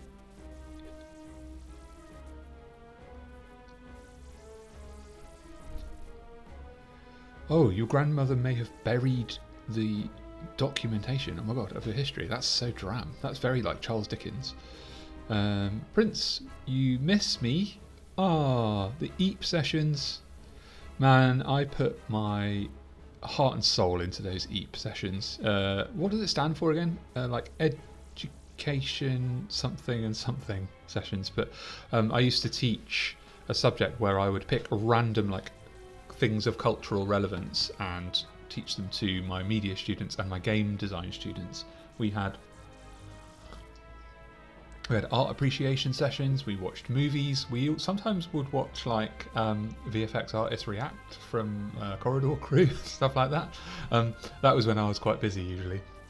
I teach them how to program lighting sometimes, and you know, super fun. Logan was part of that, or Prince 1835 was part of that. So Mortal, the Collector is the name of this boss right here that I'm fighting, and in the Downfall mod, which is a mod where you play as some of the bosses and the enemies in Slay the Spire, this is the most recent one and it's still in beta, so I downloaded it and I gave it like an initial run the other day. I can't remember if I won or not, I think I didn't, but it's one of the more complex builds. It's very strange to play and get your head around, but that's kind of the point of those mods, is to introduce like higher levels of difficulty on that game. Talion in the chat is saying, if I knew downloading had a game that you played while doing this, I would have downloaded the game a long time ago. No. Imagine if downloading a game just gave you Slay the Spire to play. That would be so cruel. It's like one of the hardest games in history. Mortal, so exciting. We've come such a long way from 10%. So long ago. I know, it is exciting. Yeah, do you know what, Talion? I'm having real trouble with my Discord links. They say they're permanent, and I select all the stuff that says they're permanent, and then they just they stop being permanent. I think you need to pay money so you can make a custom one, and I don't want to pay money. I don't like paying money. That's not fun.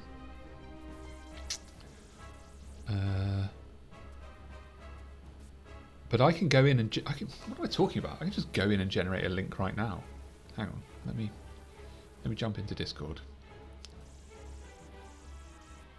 There's literally nothing stopping me just going and doing that myself. Hello Starchip. So the progress is around about somewhere like 45%, I think. I'm about to finish this boss fight on Slay the Spire and go back and check. So let's generate an invite. copy.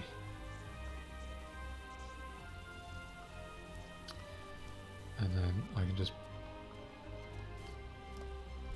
There you go. That's a temporary Discord link, but anyone who wants to jump in can, if you're not already in there.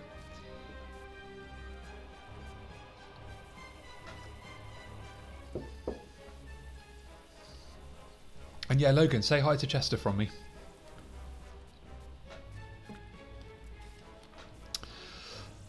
Okay, let's finish this guy off. So I've been chatting away like a madman here. And then I think I will do a dodge and roll, and then we'll just play Doppelganger. He's going to summon a couple of torch heads now, but that's fine. I can probably get rid of them pretty easily. With Blade Dance, especially because our strength is just going up and up and up. Cool. Let's play. We want to maximise block here, so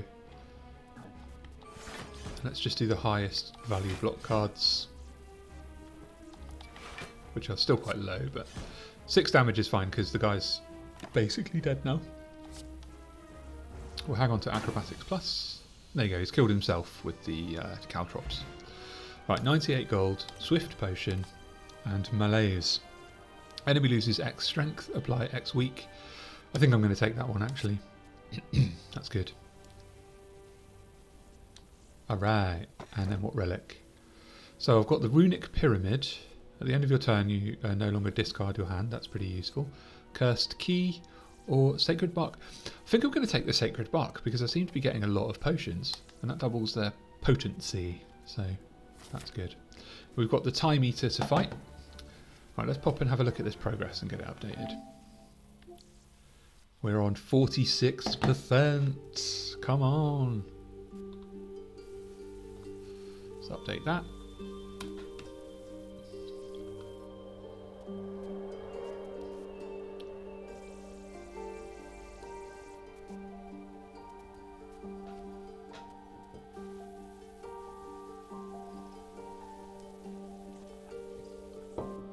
So, Starchip, have you joined my stream on 2 channels? Because if you have, that's wonderful.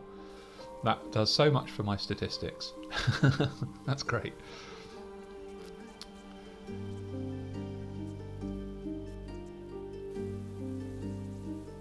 So June Maroon is asking me, is Slay the Spire like a 1v1 deck builder type game? It looks slick. Slay the Spire is, for me, the ultimate tactical roguelike. It's not the first roguelike by any stretch of the imagination, because that is held by the game Rogue from the 80s or something, which is a bit dated by today's standards, but you make runs up the spire, it gets increasingly hard, the difficulty just goes up and up and up and up and up, and you have to select cards, remove crappy cards from your deck, avoid getting curses, pick up passive buffs in the form of relics, and build a kind of a loadout so that by the time you get to the final boss you can hopefully beat it pretty easily. And it's very challenging. You know, even the best players who've got 100% kill streaks and all that kind of stuff still die from time to time. It's kind of like grandmaster chess player level of tactical thinking, but only at the high difficulties. At the lower difficulties is actually quite a fun, relaxing game. I have multiple versions of the game. I've got one on my phone, and on my phone I just do speed runs, and I don't really care about winning and losing. I just and I can actually do pretty well on that because you get into a flow state with it.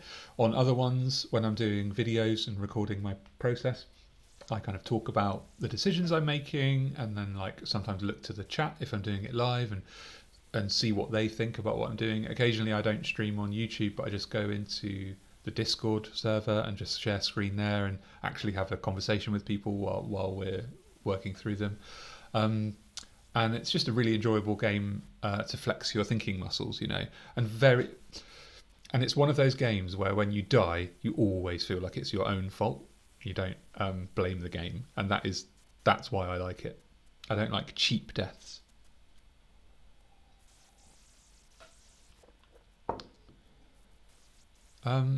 Mortal's asking how you at someone in YouTube chat.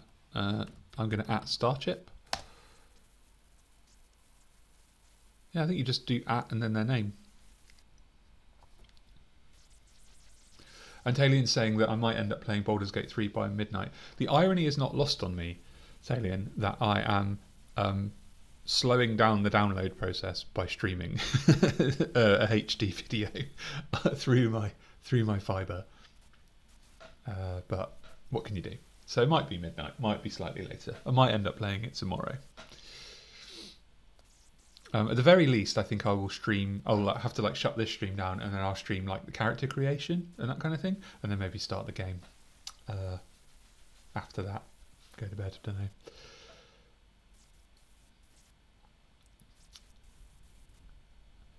Gene Marine's saying, I've only played more standard combat-based roguelikes. That sounds pretty cool. So what sort of roguelikes have you played? Have you played like Neon Abyss, Skull, Dead Cells, that kind of thing? Because if you have, then you understand exactly how Slay the Spire works. But just if you imagine Slay the Spire as a card-based, turn-based combat game, then you're exactly there.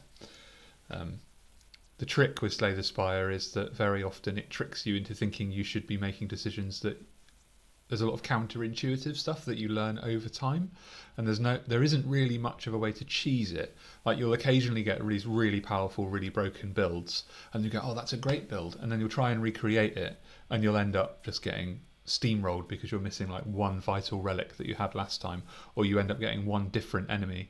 Because every build that you put together, there is an enemy somewhere along the chain that is specifically designed to counter the build, and you'll just get like rinsed, and you just have to hope you survive that fight. And that's part of the fun of it as well, is trying to avoid the kind of meta game of trying to avoid the fights that don't mix with the build that you've made, which you can only learn over time. It's really hard to just know that.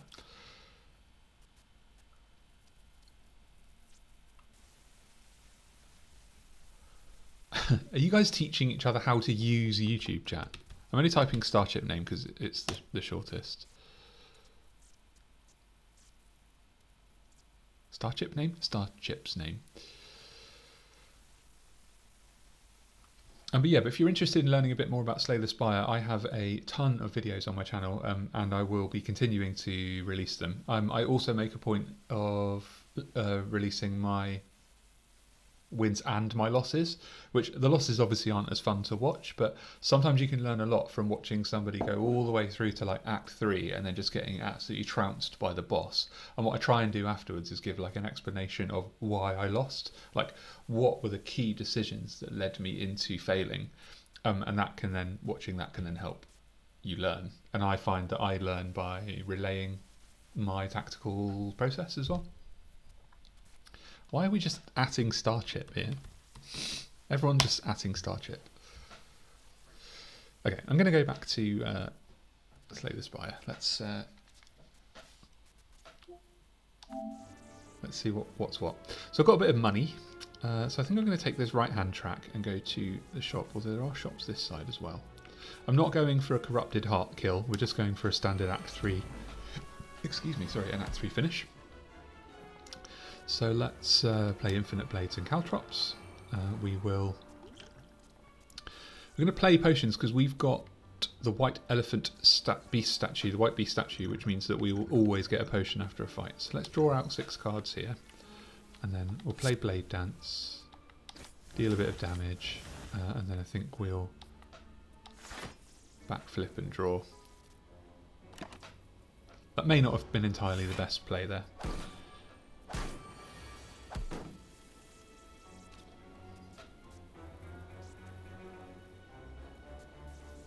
The guys in the chat are like, Starchip, you're so popular. Starchip is popular. I wish, I keep pressuring him into making more YouTube videos because I really like his YouTube stuff, but he's obviously busy.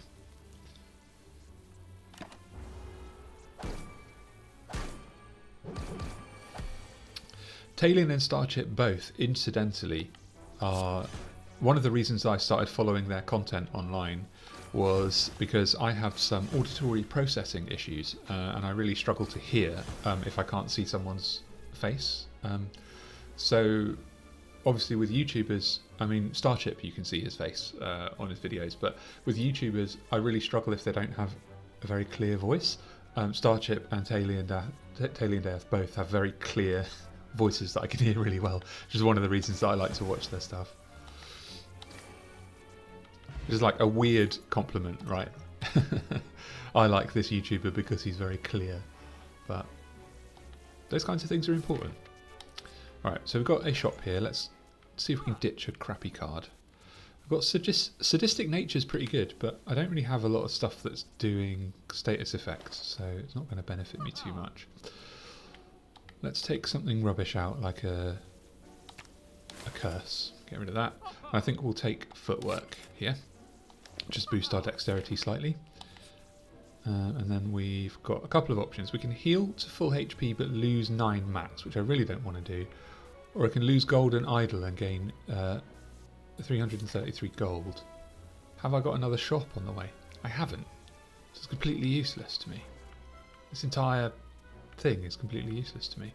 Unless I chance getting a shop on the way up. In which case Golden Idol doesn't benefit me anyway. Let's take the gold. And then... yeah. Let's take the gold and see if we run into a shop. I'll do a few question mark events. So infinite blades. Let's try and get these exploders out of the way. In fact, before I play that, I'm actually gonna draw 6 cards out here. Yeah, we'll do dagger spray. Nice, bit of AoE.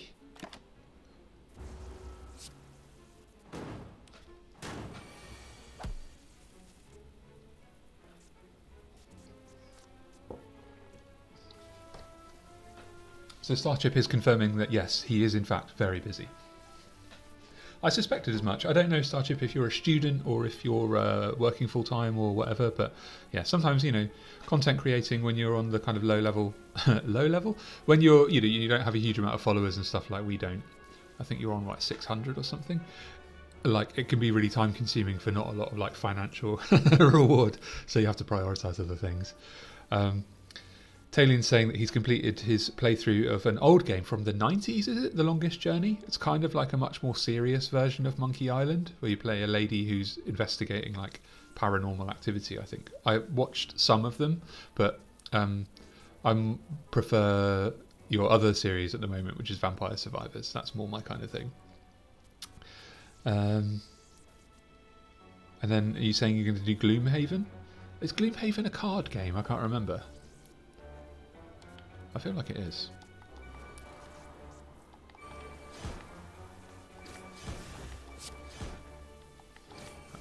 Repulsor is dead. Attack potion. Dodge and roll. Oh, I could take another one of those, couldn't I? Those are pretty good. No, I'm going to skip it. I don't need it. Right, let's hope for a shop. No shop.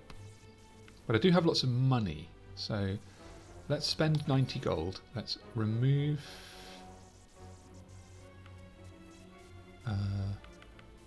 now I could remove Parasite and lose 3 max HP, or I could just remove a Strike, which I think is probably the play.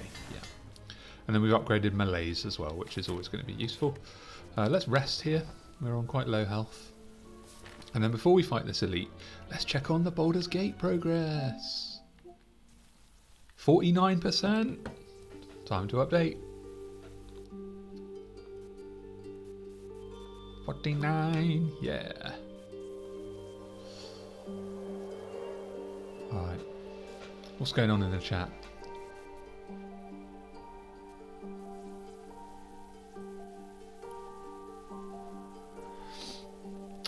So, but a lot of content creator advice. 1999, The Longest Journey came out. I see.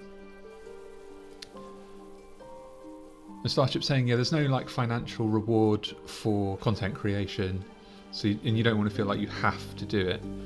And you're studying a bachelor's in AI. That's very cool, very cutting edge. I understand what you mean about feeling like you have to do something. When I was first starting my channel 4 or 5 months ago, and I was playing, the first game I was playing was They Are Billions, which is how Talion found me. And I got to a point where I was like, I'd restarted on a new, because I was using the Xbox and it wasn't working well with the controller, so I bought it on Steam and I started a new save file. I was trying to rush through to get to where I had left off on the Xbox, and I just kept dying, and I was tired and frustrated, and it was making me sad. So I decided to wrap it up, and I just put a link to Talien's full playthrough instead. I just moved on to stuff that was a little bit easier or a little bit more up my street. I do occasionally feel tempted to go back to They Are Billions, but I think if I do, I will start again on easy mode and just build up my skills from there. But not yet, for sure. And Talien's saying, oh, yeah, you got your wrist injury, haven't you, that you need to watch out for? Yeah, repetitive strain stuff is really serious. You need to be super careful with that, especially if your work involves sitting at a desk and that kind of thing and typing a lot, because yeah, you don't want to take risks with that stuff, I don't think. We're on 50. Are we on 50? How did you spot that? Oh, it's on the screen. Right, okay. Nice. I didn't realise it was on this screen, actually. Okay. 50%. Very good.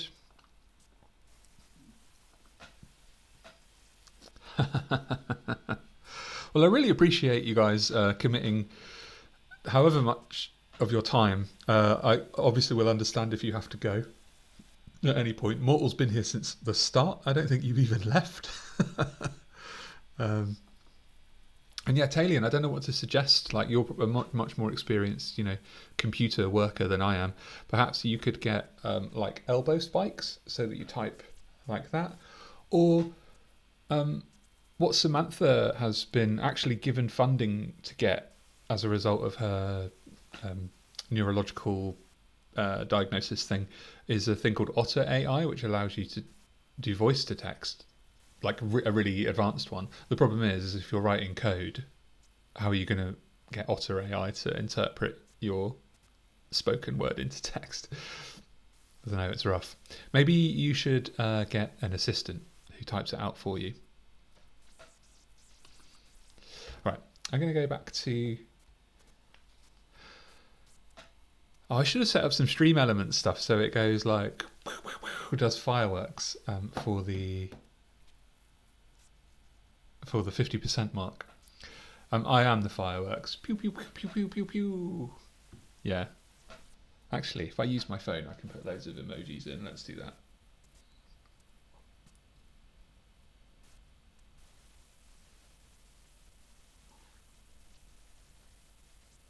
There we go. Party emojis. I'm just going to grab some water.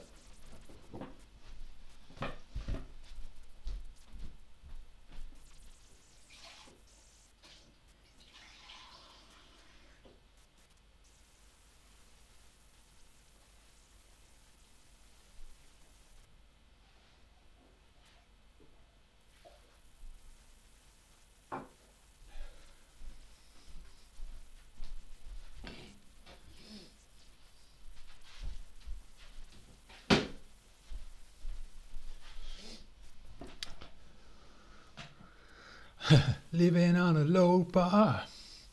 I feel like that is a song. Okay, so since we're here, I'll go back to Slay the Spire in a minute, but since we're all here and we're all part of the community, I don't know if June Maroon, if you're still here or not, but you're welcome to join the community if you like. We should each share a piece of gaming news or something that we've heard and we have strong opinions on, if you can think of something, because I think that it would be good to share that stuff, and since we're all here together, we might as well. I'm going to go off for a quick comfort break and think of something, and then when I come back, I might go onto IGN and have a look at what the gaming news is, and then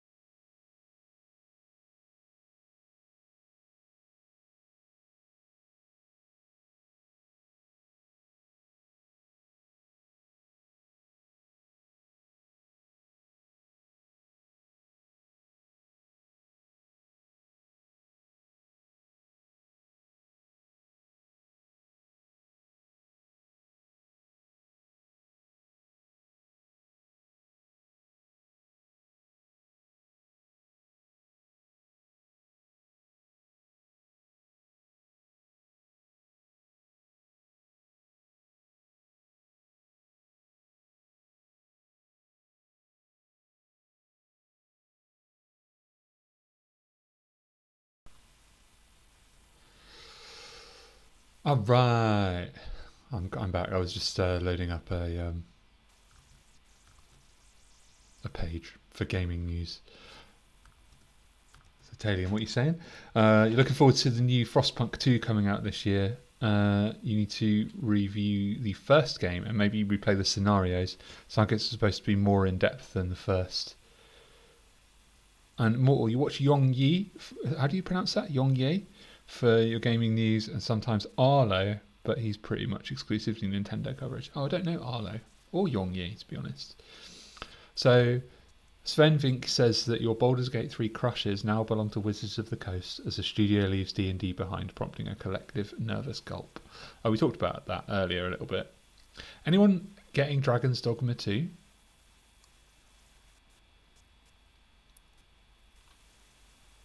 And this one is about how the industry deserves to die. I'm not too sure. I'm not too sure I agree with that one.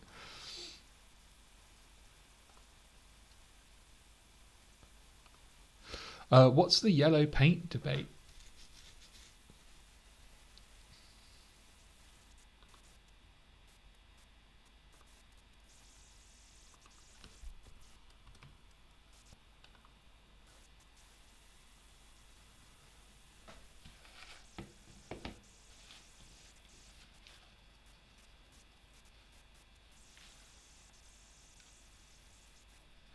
Yeah, it's Halion. I played a bit of Frostpunk 1 at a time when I didn't understand what like an attrition based dystopian grim punk setting was. I was like, how do you win this game? How do you win this game? And I didn't really get my head around the idea that you're constantly just trying to slow down the process of losing, and you're having to make all these hard decisions all the time. I didn't understand that. I thought there must be a way, like I was doing something wrong. There must be a way to beat this game, you know. Now I understand a bit better that that genre is out there, and I watched a little bit of Christopher Odd playing Frostpunk, but I don't know about you, it made me depressed. Because it's just like so many people having such a bad time. That I was like, oh, actually, this doesn't seem like it's for me. You can kind of see the influences of stuff like XCOM, like hard decisions that have serious consequences. But something about Frostpunk just made me feel like I just felt a little bit too close to home, you know.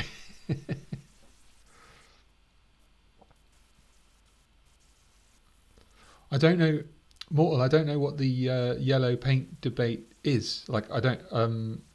Completely out of the loop on that one. Is it something controversial to do with like gender and sexuality or ethnicity, that kind of thing? I've never heard of it.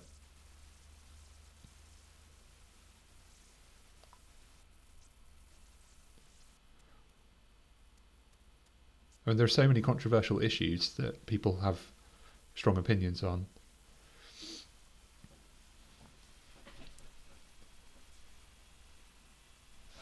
But the most important issue is that my BG3 progress, sorry, not process, is at 52%. We're over halfway.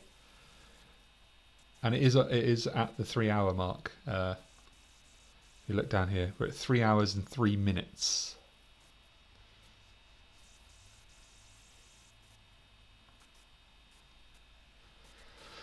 So what we're saying that the yellow paint debate is basically people arguing over the use of yellow paint as a marker for game paths or interaction. Oh, right, okay. Is it hand-holding? Is it garish? Is it too unnatural? That sort of thing.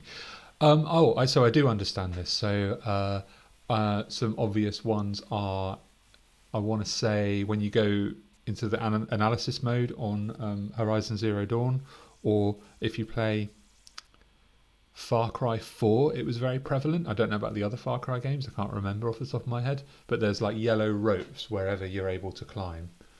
Off the top of my head, I can't think of an example of another game that does it very prominently. I don't see the problem. It depends what type of game it is. If it's like an action shooter, then you just want to be getting from one set piece battle to the next. It doesn't really matter if you're being shown where to go. And there are lots of ways to do that. If it's something like Mirror's Edge, where knowing the route isn't really the problem, it's executing the route, then I'd say no. But then if the game is an exploration game, where it's all about like backtracking, getting lost, recognizing landmarks and that kind of thing, then yeah, maybe not so much. But I feel like things like that, there's no blanket answer, because it's just highly contextual based on whatever the piece of media is, whether it's video games or, you can apply those same sorts of principles to TV shows and storytelling methods in movies and that sort of thing. How obvious should you be? Entirely depends on the genre and on the individual film and the story that's being told. That's my opinion, which I think is about as like sitting on the fence as you can get. I'm going to go back to Slay the Spire for a bit.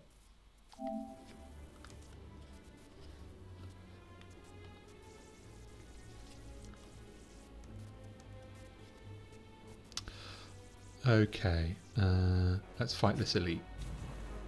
It's the Nemesis. We could be in trouble. We might be fine. I think I'm going to go ahead and take the cultist potion for this one, just because I want it over quick. And then we'll do doppelganger, so we can have a big round next time.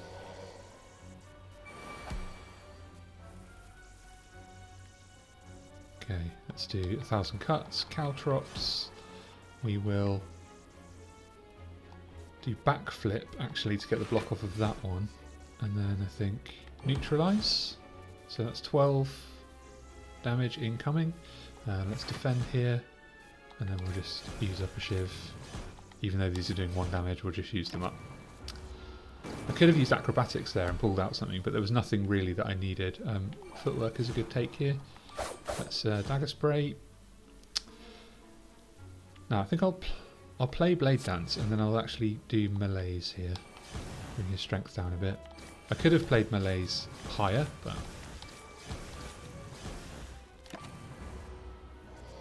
the difference it would have made is negligible really, because I'm hoping he's dead on not the next round but the one after. So let's block 2 times, get rid of that strike. Well laid plans. And then actually we can still put out about 10 damage using the shivs because of 1,000 cuts. So we've just taken 12 damage, nasty. But my shivs are doing so much because of the shuriken. There we go, the nemesis is down. Tungsten rod, whenever you would lose HP, you lose 1 less. Very good. Colourless potion. I'm not going to take another blade dance. I don't feel like I need it. And then we've got the time eater, which could be a problem.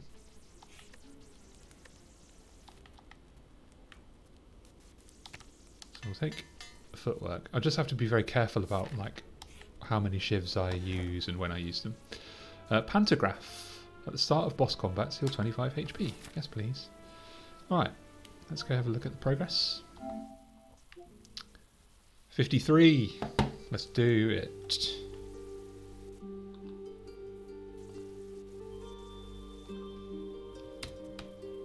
%.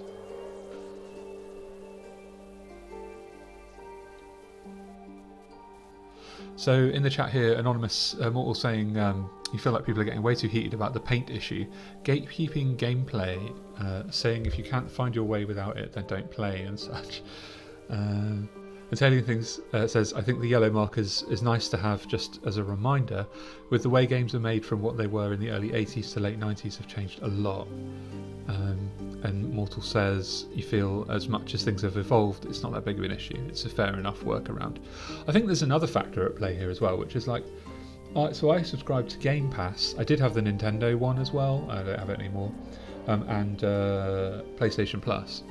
And as such, I've got access to this huge library of games. I don't want to go through cutscenes, tutorials. I want games these days where I download it or stream it or whatever, and it just drops me in and I start playing, because I want to see if I'm going to like that game straight from the start. I don't want to know. I want to know if it's a worthy investment first. And yeah, you can get around a lot of that by going to YouTube and watching streams and watching videos and that kind of thing. But just generally, hand holding can be quite good because it can just allow you to get into the guts of the game. Like, what's the bit that's challenging? What's the puzzle? What's the action section? What's the thing that the game is actually about? Just get me there as quickly as possible. Let me tackle that bit, and then once you've earned my time, then you can start making it a little bit more difficult. So I don't think hand holding is necessarily a bad thing. Even some very, very hard games like Sifu, I started playing. I decided not to continue streaming it because it's so stressful. But like, Sifu is this really hard martial arts game, and it really doesn't tell you a lot when you first start, but it just, it scales up the difficulty at a rate that kind of makes sense, and you do learn things as you go. But it doesn't really make you stop and do much of a tutorial first. You just kind of straight in there, and I love that. And the way that they pathfind for you in that one is door handles kind of glint, and the sun will shine like on a door in a direction that you need to go. Occasionally the camera will swivel for you, but there's no yellow paint as such. But there's lots of other ways to kind of create the yellow paint effect, isn't there?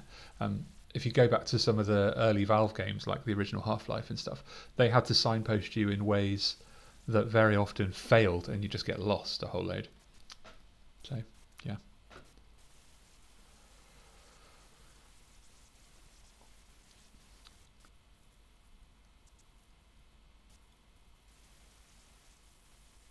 Logan's asking in the chat, what's the best movie trilogy of all time?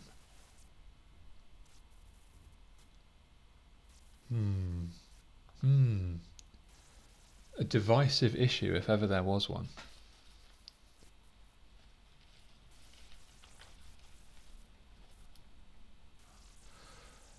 I'll have to think on that one. Because some trilogies have got one great movie. An example would be Jurassic Park. The first Jurassic Park, amazing. The second Jurassic Park, pretty good. The third Jurassic Park, absolute trash. And then the new ones, I just don't even get me started on that. Awful.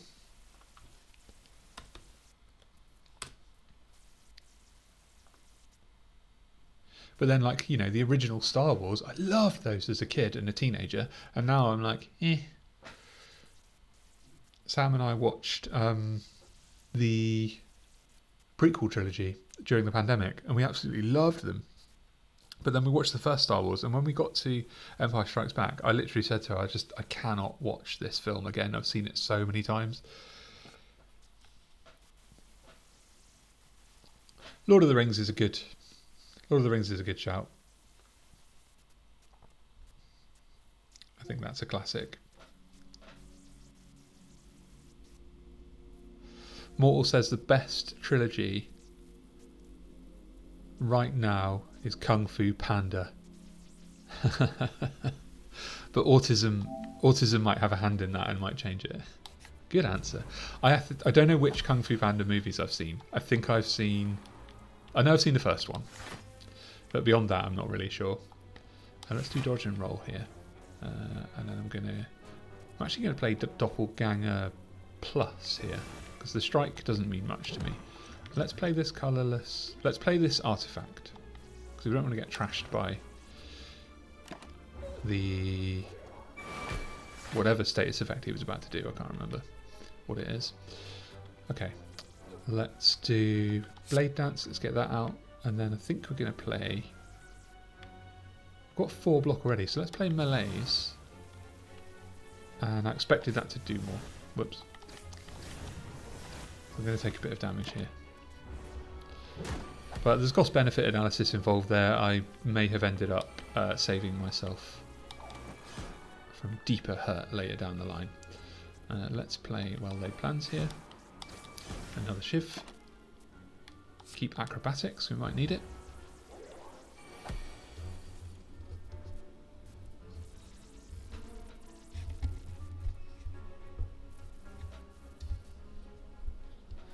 Cool, and then put these caltrops in, dash for the block, blade dance, and then we should have him on the next turn, I think. Yeah, fairly sure. Let's take acrobatics in case we've got a bad draw here. And then we got him with the shiv. Block potion. I am on low health, so I might take the opportunity to heal if I make it that far. We've got the transient here. Something to bear in mind is that is a bit of a weird one. Dagger spray is going to do 14, so I should end up with 1 damage. Now I have got a pretty good collection of potions. I also totally miscounted how much damage I was going to take then. Let's go for the attack potion and see if we can get something heavy. Sneak strike. 17 damage. There we go. Let's solve that problem.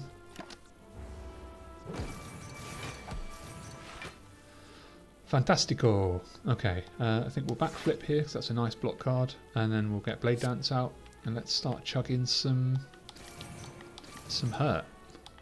We can just boost that Shuriken and get that strength built up. We just never need to worry about this guy. 60. I should have kept some of those shivs actually. Let's do Blade Dance here. Shiv plus. I think I'll play Well Laid Plans just so I can hold on to something. And I think Malaise. We'll hit him one more time just to lose that. We'll hold on to Doppelganger.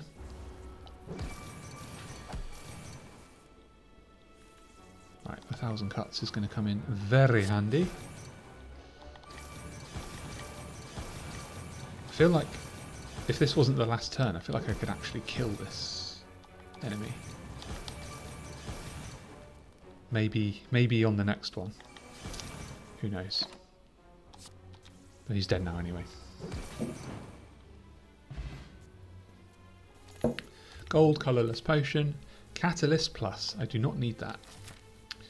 Alright. Let's have a look at the progress. 55. Update.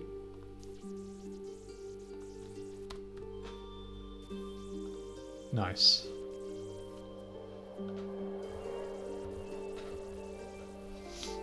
Alright, where's the debate about the movie trilogy going? Oh, Back to the Future? I'm a big Back to the Future fan. I haven't watched it in like 20 years, but I do like them. See, I don't think of Despicable Me as a trilogy, but I suppose it is, isn't it? Talian's asking if anyone's seen the new Ghostbuster movie yet. Is that the Frozen Empire one where they've like trotted out Dan Aykroyd and Bill Murray and stuff? I haven't seen it. I probably won't. Although I heard the one just before it with Paul Rudd was actually pretty good.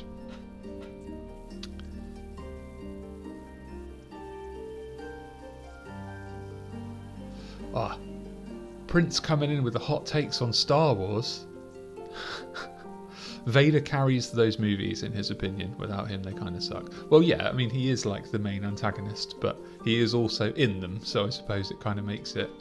I like them. I liked them as a kid. I loved them as a kid. But I see where you're coming from.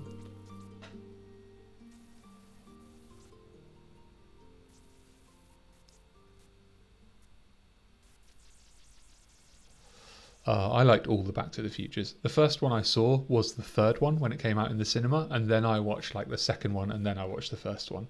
I thought they were all pretty good.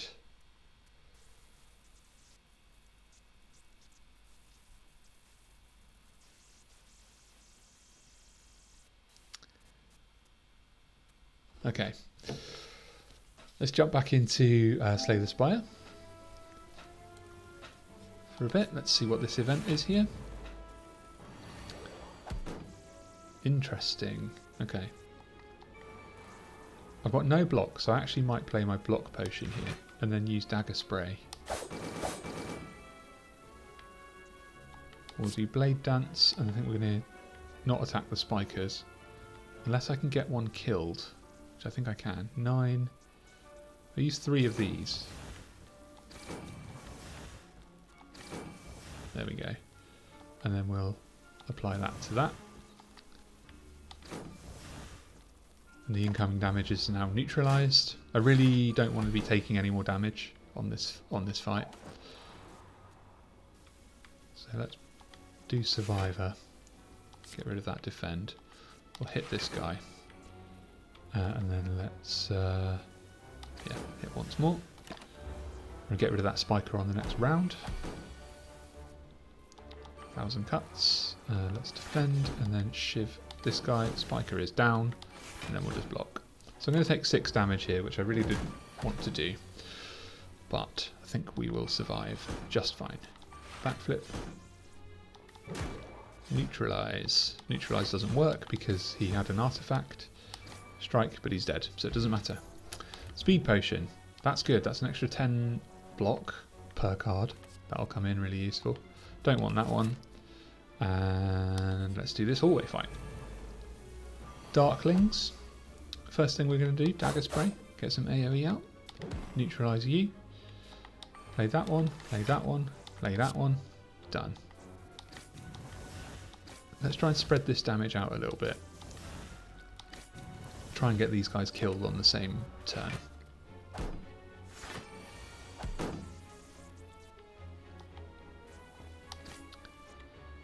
Let's play all the block. And then we'll shiv you.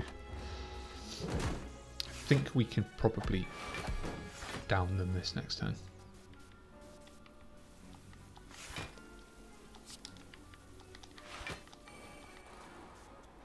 That was a bad draw. But we can get them on this turn, I'm sure of it.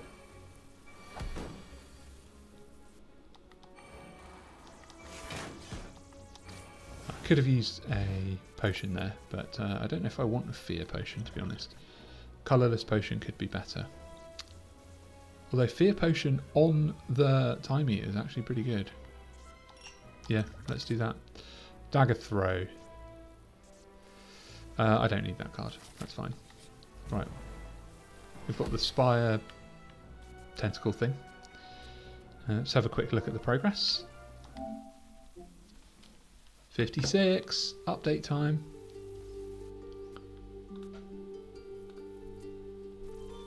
I think I hear Sam coming in the door. Hello. All right. How was your walk up the hill? Uneventful. Good. I'm still streaming. What are you on? It's 56%. 56. No. We're having a debate about what is the best film trilogy. Lord of the Rings is pretty good. You say Lord of the Rings, yeah?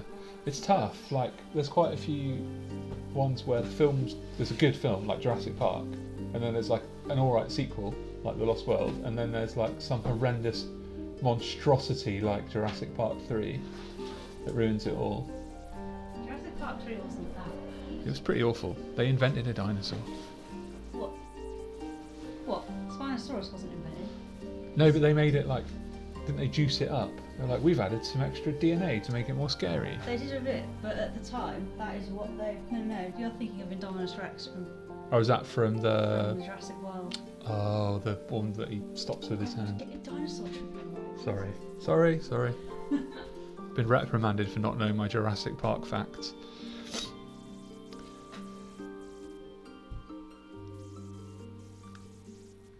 Right, I'm going to finish this Slay the Spire, and then I may have to go and make some food.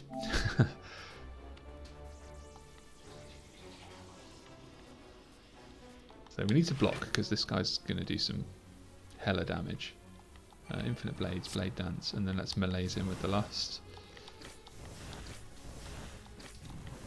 I think I'm going to see what card I get out of here. Let's just use Dark Shackles and keep the other one for when it comes back around.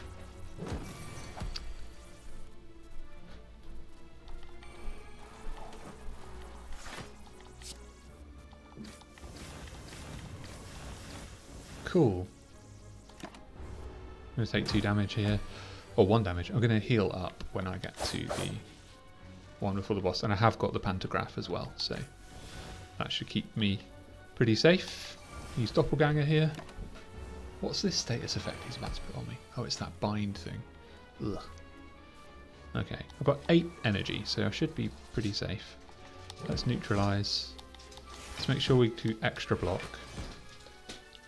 Do this one. I think we've actually got him. Yeah, there we go.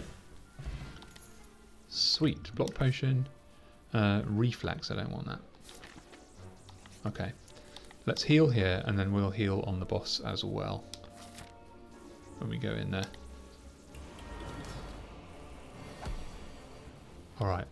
Stop there. Check some progress. 57. Time for an update.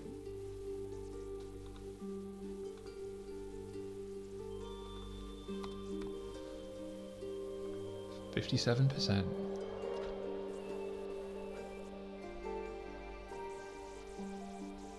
Talion is going to be an adult for a little bit and vacuum and sweep the floors. Thank you for leaving the stream in the background. I appreciate it, mate. That's great. Logan's saying, I think, though, in the second half of the decade it will change and we'll get newer stuff when we realise standalone movies can still make it, like Oppenheimer, Barbie, and Everything Everywhere All at Once. I haven't seen Oppenheimer, but I've seen Barbie and Everything Everywhere All at Once, and they're both great.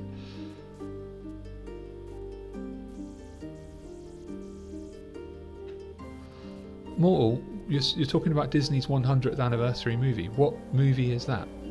I don't actually know what that is. Was that one of the live action ones? Just taking a quick break. I'll be right back.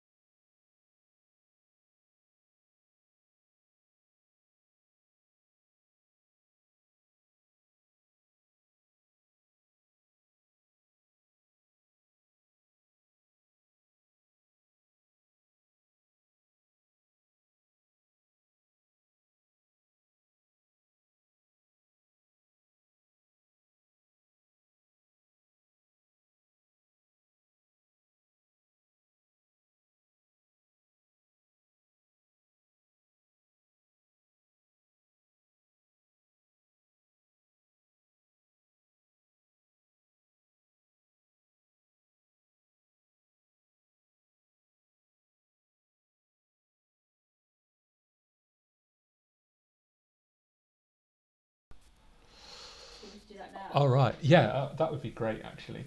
So I was going to, I've got some laundry to do and stuff like that, and I was going to just leave the stream. But since Samantha's here, if anyone isn't sure, Samantha is also Evelfa in the Discord server. Samantha's going to jump on for what, like 25 minutes, 20 minutes? Okay. A little bit? Sure. And chat with everyone. Samantha has strong opinions on anything dinosaur related. So yeah, and is a streamer herself. So I'll come back and finish Slay the Spire in a minute. How much longer have you got to Slay the Spire? I can't play the Slay the Spire. No, I'll just pause it. There we go. Well, I could try and fail. I mean, it's the last boss, so I think probably not a good idea. There's the progress bar. We're on 58. I'll update it quickly, and then I'll update it when I come back. Take over. What's everyone talking about in the chat? Well, let's have a quick read. Hello, people. So where are we up to? Studios are out of ideas, says Mortal. It's become the norm to just prey on nostalgia. Yeah. The film industry is kind of dead because everything is just big name remakes and reboots without the soul of what made the originals amazing. Oh, it's a shame that Josh isn't in here. He'd love this discussion. Preach it. So Logan, who is a media student, actually is like. Well, Right, I'll let you jump in. all your setup's going to be too high for me. Yeah, that's just in front of my face. You can move the armature around a bit. I've got no audio monitoring because for some reason it didn't work. I don't know why. There is audio coming I'll out. move some stuff so I can see you guys. Hi guys. You know, I had a thought about what you were saying about you said about things being like so many reboots. I remember a few years ago discussing that with some people, and it just being like, well, there's a lot of remakes, sequels, and like things being made from books or old like pieces of media, and I felt like for a while there was like it was kind of like it was the safe option. It was the safe option because they wanted to guarantee they were going to get some money, right? And if you make a film from a book, then loads of people are going to go see it. If you make something, or like you're seeing a lot of today, something live action from something animated, you know people are going to go see it. Even if they're kind of skeptical about it, they're going to go see it, right? And same with sequels. So I feel like a lot of it's the safe option, though I feel like maybe like in the past like 5 years or so, there's been a lot of companies have tried to put out some more original content. I feel like almost since around the time Gravity came out. Do you remember Gravity? When that came out, I think because that did so well and it was just an original story. Loads of that's kind of like meant companies kind of suddenly were like film companies suddenly like, oh yeah, okay, this can work. So we're seeing more now than we did, possibly because they also ran out of really good books to remake. But that's my thoughts on that. I'm gonna catch up with what else you guys said in the chat. Yeah, I know. I was finding that yesterday because yesterday when he was playing Skyrim and I was telling him where to go, and then he'd figure it out without reading my comment, and then he'd look and see me telling him where to go, and he'd go the other way, and I'd be like, no, you were going the right way, you'd figured it out. That happened when you were trying to climb up to High Hrothgar. Yeah, it was painful to rewatch that actually. It was painful for me to watch it and watch you going the wrong way. Like I said, I'm not allowed to backseat game in real life, but I can do it on there. It's actively encouraged. So that's why I'm on there, because it's fun. Right, what else have you guys said? You should ask them all what games they're playing at the moment. I forgot to ask. You can tell them about Valhalla. Well, there you go. What games are you guys playing right now? Adam and I are playing through Midnight Suns. So Adam does all of the combat because it's a card-based system, kind of similar to Slay the Spire in a way. And but there's a whole other aspect of the game which is like building relationships with the characters and exploring a little bit of an open world section, and so I do all that. So when it comes to talking to everyone, I do it, and when it comes to fighting, Adam gets the control and he does it.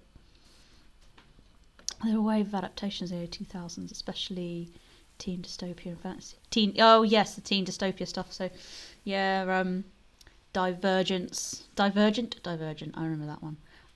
I read that book and didn't like it, and then saw half the film and didn't like it, but loved the Hunger Games. I hadn't actually read the Hunger Games. I saw the film and was like, wow, that's a really good story, and then I went and read all the books before the second film came out, and I thought it was really good.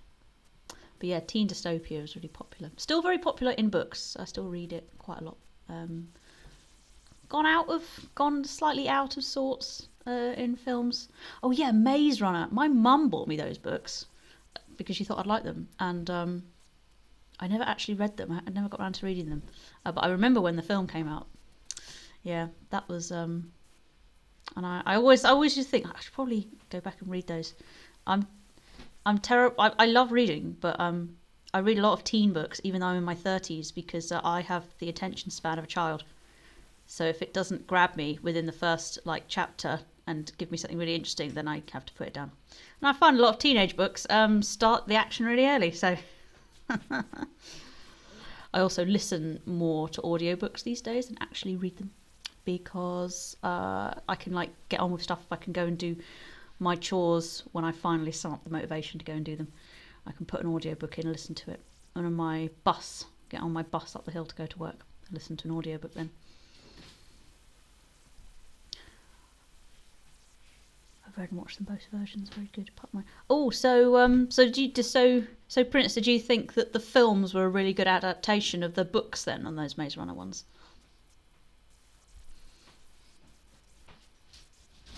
I felt like the Hunger Games, particularly the second one, Catching Fire, was one of the. I remember saying to my friends, I thought that was one of the best film from book adaptations I'd ever seen. Not necessarily like stating, oh, the book's really good or the film's really good. Just the way that they'd picked out the important bits to be able to put in the film and the choices they'd made of what to leave out, I thought was just incredibly well done.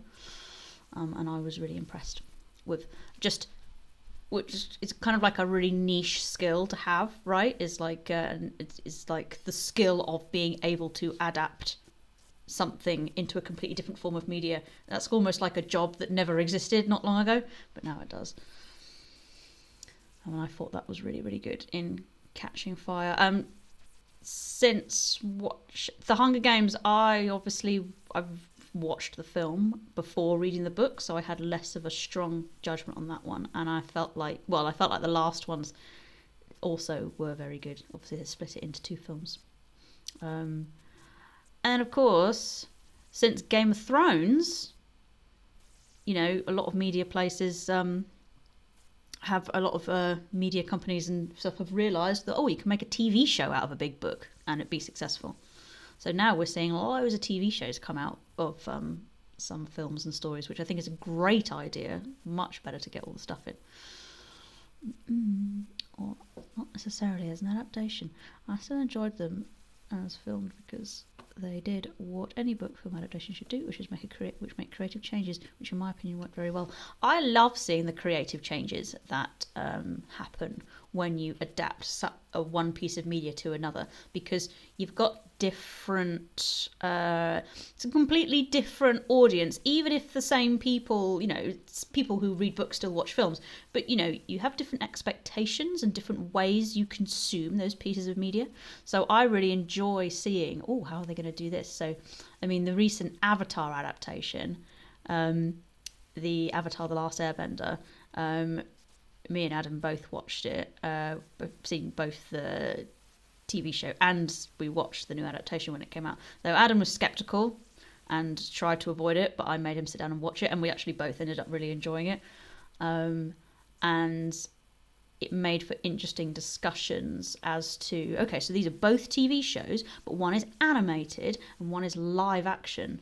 So, what's the, so there's different things there, right? Much different. I mean, in first of all, like just something that's live action means the maturity level kind of goes up, right? Because you can show in an animated cartoon, like, people like getting blown up and dying, and it's not really a big deal. But showing that in live action is quite serious and a lot more triggering, if you will. So, so I guess, like, in order to keep the live action kid friendly, there were some things that they had to do and change. Treasure Planet, I loved Treasure Planet, loved it. That's so good. I have the song, the song that they have when the montage when Jim Hawkins is getting to know the cyborg guy. That song's great. I've got it on my Spotify. I listen to it all the time. Treasure Planet was an absolute underrated gem, as you say, underrated film. It was so good, and yes, it was a great adaptation, like turning the Treasure Island story into something interplanetary and sci-fi. It was just brilliant. Also, Emma Thompson was cool. It was nice to have Emma Thompson in it. We like Emma Thompson. She's a good actress. But yes, loved Treasure Planet. Still listen to that song a lot. I haven't convinced Adam to watch it yet. I think he said he would, but I haven't got around to it yet. I'll get him to watch it and let you know what he thought. I think he'd like it. But yes, I love that. When you obviously get people being angry when things aren't exactly the same, and I'm always a bit like, oh, it's Adam in the other room on the Made to Game podcast. Hi, Adam. Adam, you need to watch Treasure Planet because it's a very good Disney film. Oh, I do like a Simpsons quote. Sometimes I try to challenge. Sometimes, if I'm particularly bored, I try to challenge myself and only communicate in Simpsons quotes, and it's not actually as hard as you think it will be. Oh, you did see it. Oh, you saw it in the cinema. Okay, fine. I didn't know if you'd seen that one, but it's a good one. I'm gonna eat a bit of chocolate. Got myself some chocolate for my trip up the hill. But yeah, so obviously you always get people who are quite angry when the adaptations aren't exactly, well, the parent media, if you will, and then of course the new adaptation, and you get people who are quite angry when it's not exactly the same. So I always find that a bit odd because I'm like, well, this doesn't change the fact, that the new thing coming out doesn't change the fact that the old thing exists. You're still welcome to go and enjoy that. But I feel like I'd find something quite boring if it was exactly the same. I mean, it would be an artistically interesting piece to make something exactly the same. But like with Avatar, it would have been, with all the bending and the way the characters move around, and maybe like Aang makes people whirl around in the wind, it's been kind of hard to film. So Moana's great. I love Moana. I love all the music in Moana. I love the story. I thought The Rock was brilliant. It's a nice, lovely story. Brilliant music. Have you even seen Moana, Adam? Or you just really like that song? Huh? Have you even seen Moana, or do you just like that song? Hi, everybody. I watched it with you, darling. Did you? Yes. Oh, okay. I made him watch that. There we go. Because you played with me, and then that song came on, and I just laughed constantly. Oh yeah, and then really I showed it to you, and you actually liked it, and I was like, Yeah. ha! That's what you get. What can I say except you're welcome? Those Pirates. It's basically a film I was supposed to advertise or write at Disney World. Oh, yes. Pirates of the Caribbean was just a... I know that one, yeah. Pirates of the Caribbean was just a ride at Disney World. Yeah. And eventually they made it into a film. That film is so good. I watched that film with my friend Sean just before I moved to Cornwall, which was a while ago before I met you. We both sat down and watched it, me and my mate, and we both were like, this film's really good. Like there's things like how it doesn't pass the Bechdel test technically because it's just Elizabeth Swann, but it's one of those examples that's kind of like, but she's such a brilliant female character. Like, there's a point where she just gets locked away for her own safety, so she breaks out to go rescue everyone. Like little things like that that just made it really good. And it's just a shame that film, yeah, like because she's such a great character, and we both like watched that film and we're just kind of like, that film's really good. It's like really stands up, the first one. Atlantis. I feel like I've seen that as well. Darling, are you hungry? Why? What have you So got? I will cook. Okay. I've got like... Do you want to go do that? I've got all sorts of stuff. I'll just make you something that I know you like. Okay. Sounds good to me. Yes, Atlantis. I loved Atlantis. I remember seeing that in the cinema. Yeah, when I was younger. That is another really underrated one that's really good. Have you guys seen Disney's Dinosaur? A lot of people seem to miss that one, but I adored it. I remember there was an advert that came out for it. Me and my mum had gone to see something, and the advert for it came out. I love dinosaurs, and and this advert for this dinosaur film came on, and I can just remember watching it and just turning to my mum like, oh my god, like literally. But my mum worked in theatre, so she sort of knew some people in the media biz. So she asked someone about it, and they said, "Oh, that film's not coming out for a while. They shouldn't have shown that film." So I had like a year and a half wait, and I was just there, just like, when's this dinosaur film coming out? And when it came out, I went to see it and loved it. And that is one I've watched recently as well. That film still stands up. Considering how old it is, they filmed everything in location and like put all the dinosaurs in later, and it still looks fantastic. And I remember watching it with a guy who was studying media at university, and we watched it, and he just was like, there's a bit where the dinosaurs walk. There's one bit where the dinosaurs walk through into this cave, and the water all coming down from the cave like splatters off one of the dinosaurs. And I remember he said, "I genuinely don't know how they did that, but it looks really good." So I still think that dinosaurs great. What have we got? Oh, I keep trying to use a trackball. I just wrote about. Well, hang on, I'm catching up. I had to finish my my rant about dinosaur first. So before I started streaming, Sam was a streamer. I did do a bit of streaming. I streamed Pokemon games, and then I stopped because I've been like really working on creating my own business. And I do speaking and coaching, particularly in ADHD circles. And I've been kind of focusing on that. And I think I'll probably, although when the new Pokemon comes out, Pokemon Legends ZA, I'm going to stream that because I love Legends of Arceus. Absolutely loved it. And in fact, that's what I streamed. So when that one comes out, I'll make a special exception to stream that because Pokemon's my jam. And I actually made the stream channel because, well, my background's in zoology, which is one of the reasons why I love Pokemon. And I talked about it so much to poor Adam, and I was like, you know what, maybe I should stream this. So I streamed it, knowing full well that I could just talk. It didn't matter if anyone was listening to me, I could just talk about it, which I did a lot. Yeah, you did. You had your own mod team, didn't you? Sort of, yeah. Like because some people. Yeah. Because they came along and helped me out, which was nice. I did get to affiliate on Twitch with that, which was great.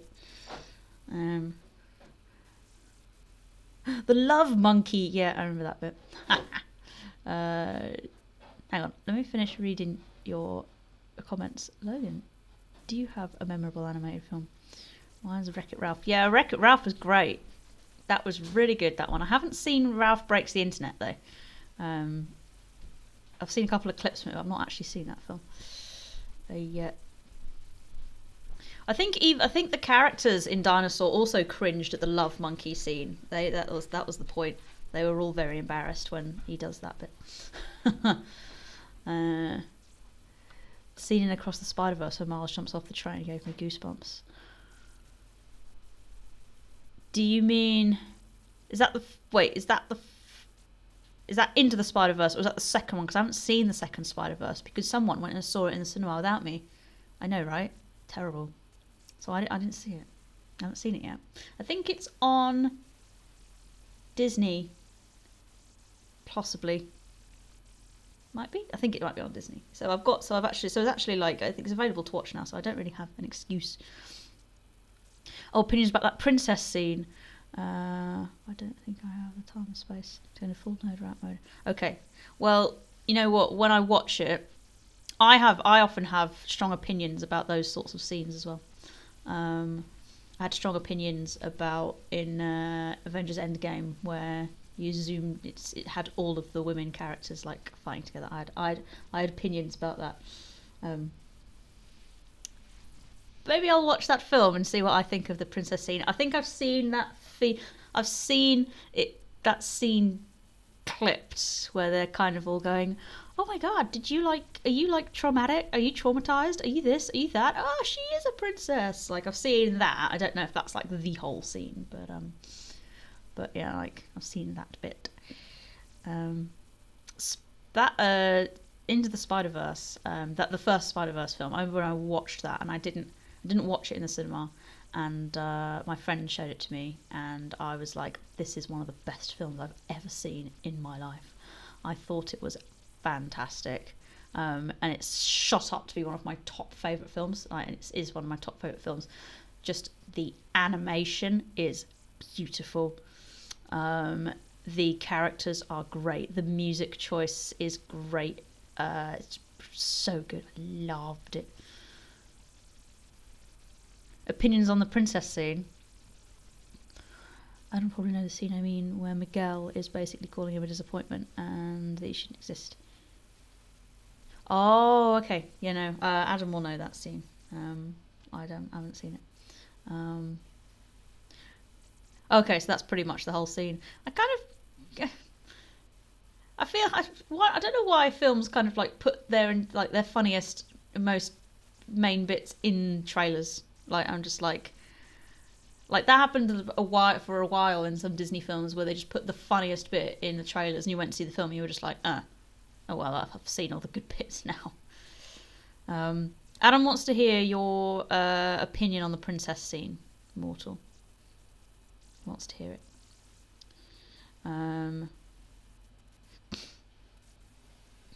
But yes, what I know of that scene is like, so what's her name?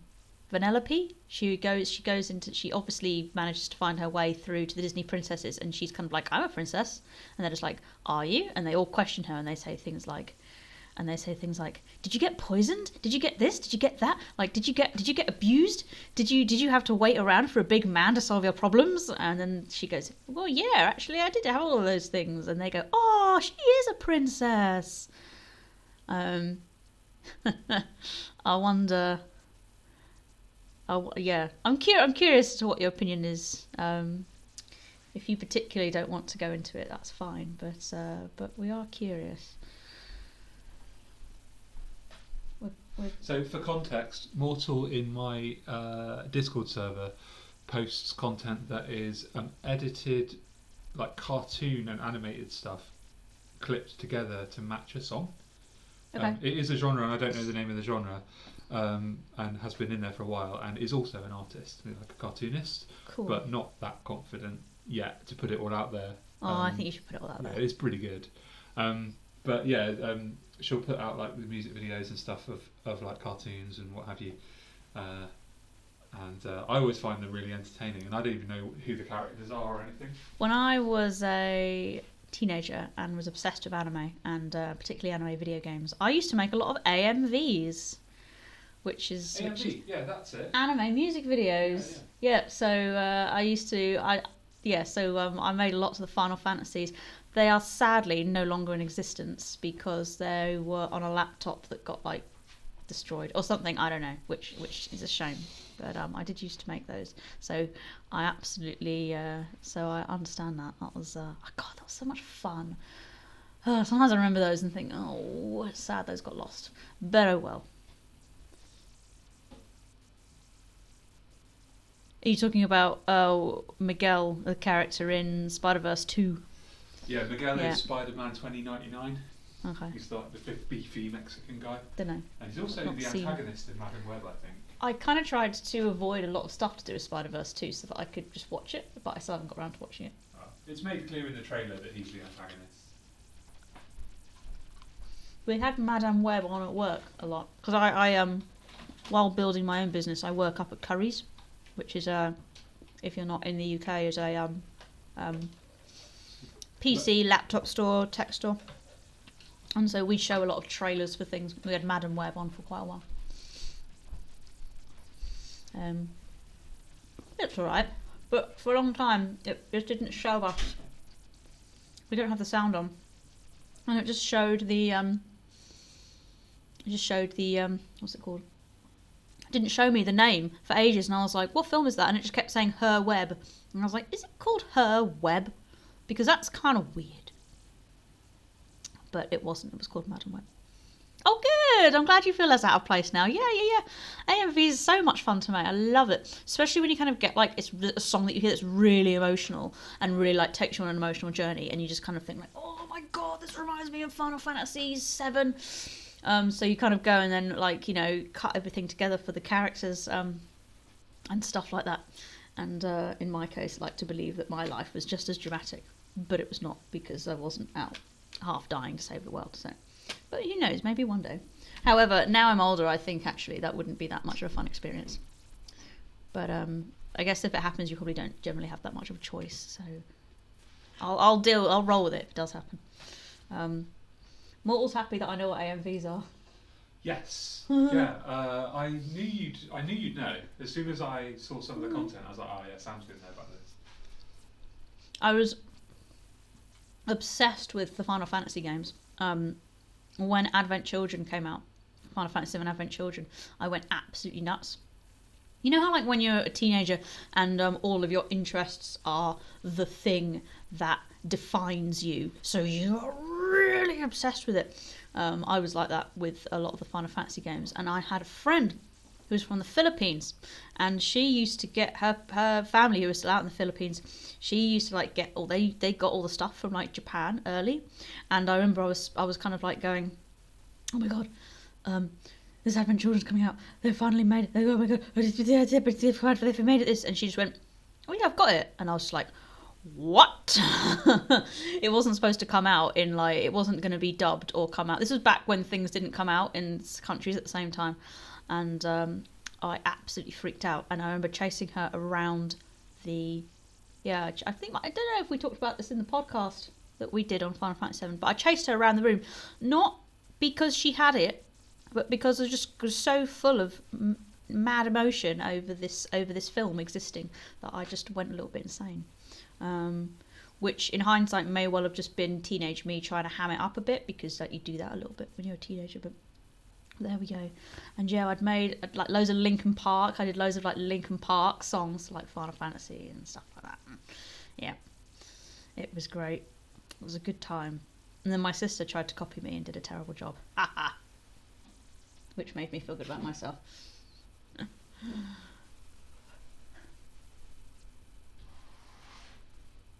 Just reading. Oh yeah. I'm Adam now. We could be in one of those films where like the boyfriend and girlfriend swap bodies, and I get to experience what it's like to be like a 6 foot tall bearded man, and he gets to experience what it's like to be a 5 foot tall small lady. That would be funny. Sometimes I wonder, like, if we ever invented that would be kind of cool for couples to experience that. Or maybe it would be terrible. I don't know. Like, the films make out as if it would be really funny, but maybe it would be bad. Who knows? I don't know. I guess you'd have to trust someone with your body, because that would be a big trust thing. But science is yet to figure that one out, so it's not really a concern right now. No, everyone. No, well, sometimes we need to ask people to get things off high shelves, Adam. Like, it's not. It's sorry that you've got the privilege of being able to reach the high shelf. Some of us can't. We have to ask for help. Yeah, I mean, I'd rather be able to reach it myself if I could. But what's everyone's favourite superhero? What's your favourite superhero? Spider-Man. Oh yeah, you like Spider-Man. I used to love Spider-Man when I was a kid. Followed by Deadpool. Deadpool's funny. I prefer movie Deadpool. He's comic book Deadpool's cool. Well, it depends on the comics and who's written him. Sometimes when he's a bit overly dickish, I don't really like him. But movie Deadpool's quite good, and so some of the other ones. Kid Gravity. I've not heard of Kid Gravity. It's true. I don't know my favourite superheroes. Isn't it Wonder Woman? No, it's not Wonder Woman. I just loved the Wonder Woman film. I thought it was great. I'm quite fond of an obscure one that you guys might not have heard of. Animal Man. Anyone heard of Animal Man? He was in the Canadian Justice League. Why is that funny? That's just funny. Yeah, there's a Canadian Justice League. My old housemate Sean, who I mentioned before, he was comic book mad, comic book insane. It was his dream to like be a comic book writer, and he's I don't know, to ask him if he's still planning on doing that. So he introduced me to like loads of superheroes, and he introduced me to Animal Man because he knew how much I loved animals. And I did like Animal Man, actually. He was really cool. So his thing is that he can draw on the essence of any animal. So like, for example, if he's struggling to sleep, he can draw on the essence of cat, so he can have a cat nap. So he's not like Beast Boy. He can't like just turn into anything, but he can like draw on. So if he suddenly needs to go really fast, he'll draw on the essence of like a cheetah.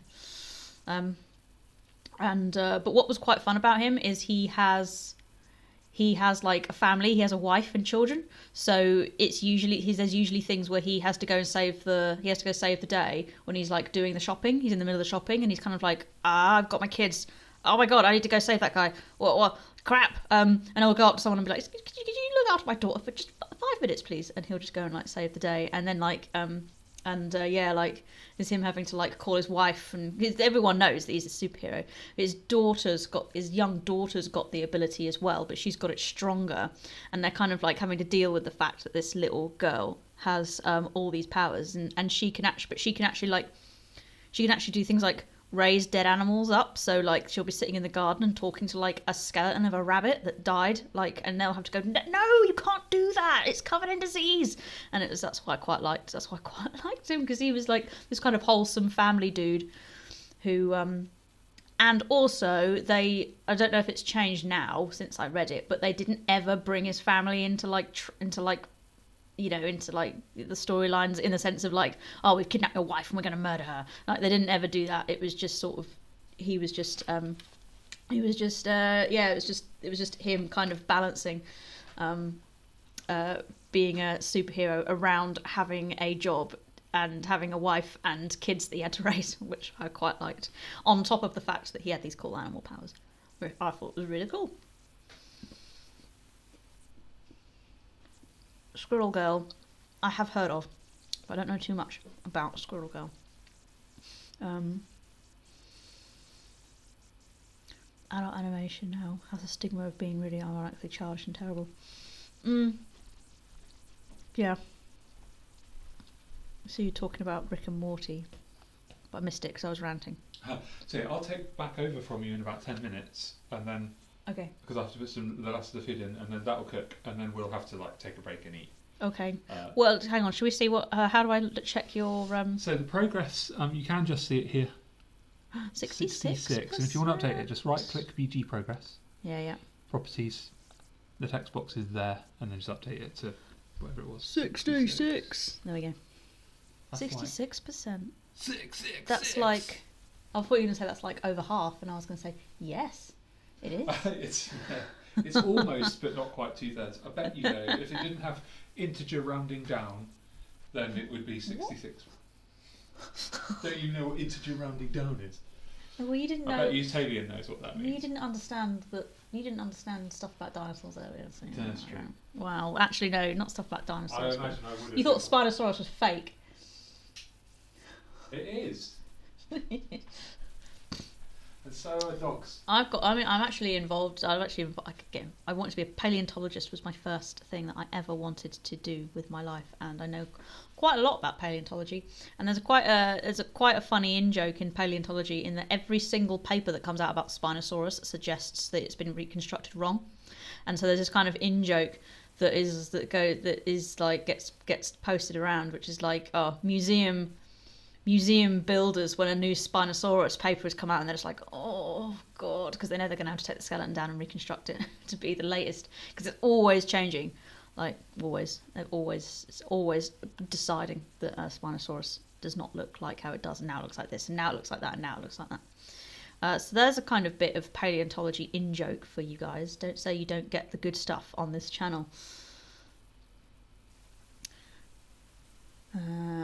Phineas. I never watched Phineas and Ferb ever. Like I've never seen it. I just know about it. I think Adam used to watch it.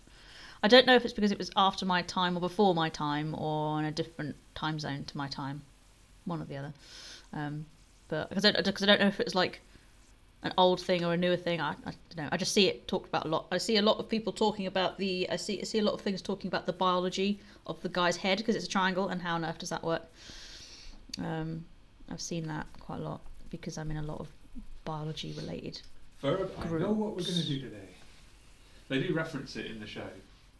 They talk about, he says stuff like, I couldn't possibly go through there, my head's the wrong shape. All right, like that. Okay.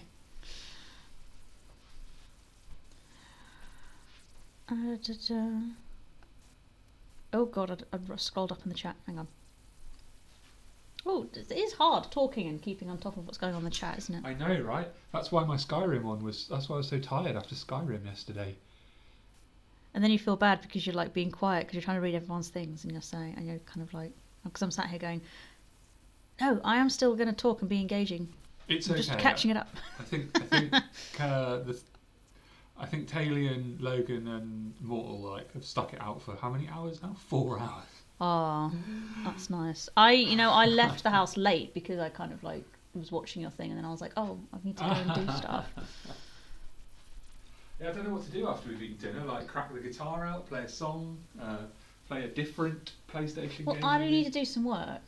Yeah. So I might have to leave you. Well, Well, you I do could that. go and do the work, but I'll chime in every I'll now and probably then. finish Slay the Spire and then probably just fire up Balatro or something. Do like another Slay the Spire.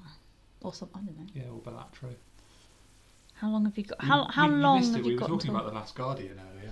Oh, About... it's a shame that passed. It didn't pass me by. I sort of knew about it, but I didn't realise how it was literally all about interacting with a giant creature, which is literally like my dream. It is your, yeah.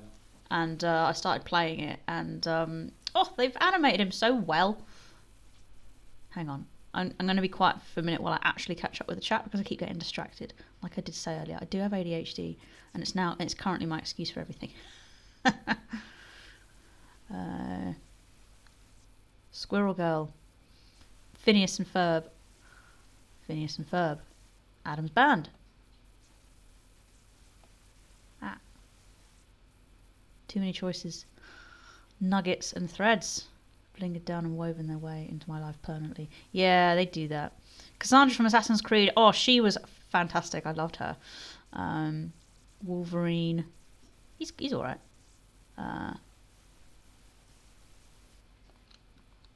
There we go. I'm at the bottom. I'm at the bottom. I'm at the bottom of the chat. There we go. Homelander. Oh, him. Yeah, he was a bit. Everyone's favourite supervillain. Hang on. Stop talking, Adam. I need to catch up with the chat. Homelander. Tell me to Wolverine. stop talking. Yeah, stop talking. Everyone stop talking. Everyone stop. I'm overwhelmed. I'm at peak capacity. I need to like take all this in. No, I'm fine. You can keep talking.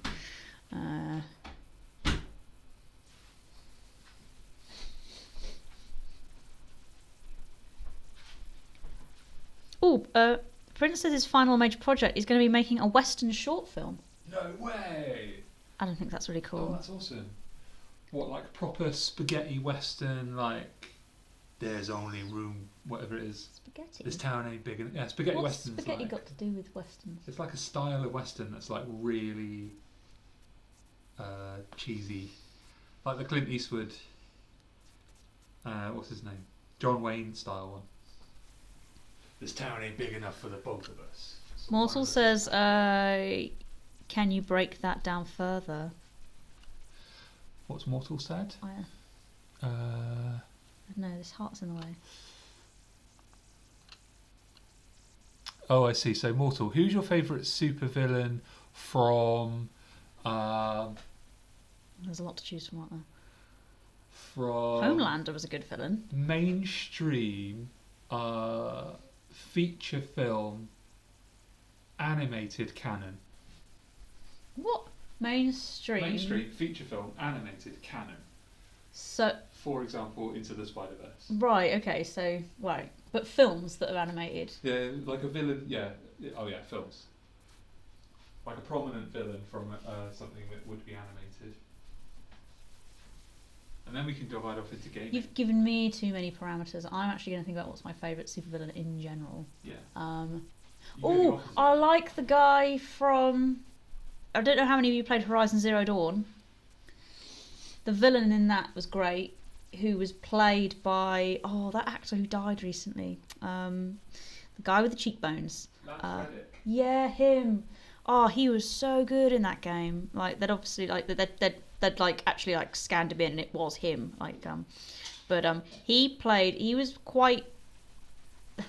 You know, in Game of Thrones, right? Joffrey was this psychopath, and they sort of did psychopath. I shouldn't say they did psychopath's a bad name, but they kind of didn't really portray what psychopathy is all about. They made out as if psychopathy is just being a dick, like, you know, and that's it. You know, that's it.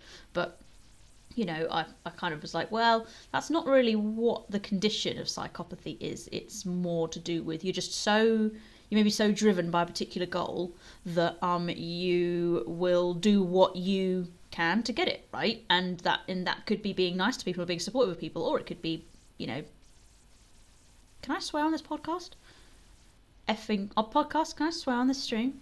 Can I swear on a stream? If it's absolutely necessary, of course. It's not that necessary. I don't mind, no.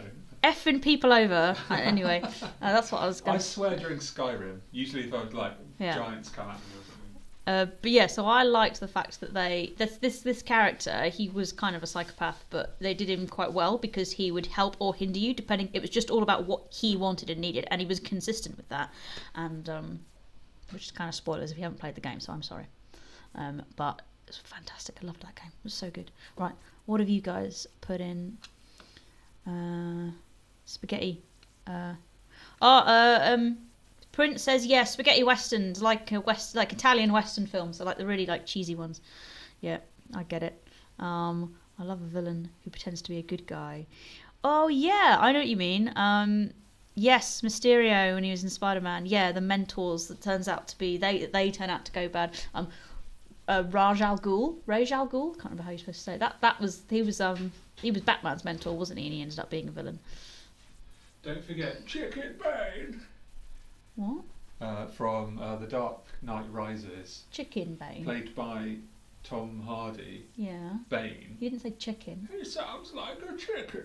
He doesn't sound like a chicken. What chicken? Does. What chicken have you ever heard that sounds like that? Chicken Bane. I don't think I've never heard that before. I don't think he sounds. That. No. Is that like some in joke that I've missed or something? Some meme? Wow. I like Bane. Smashing this plane. I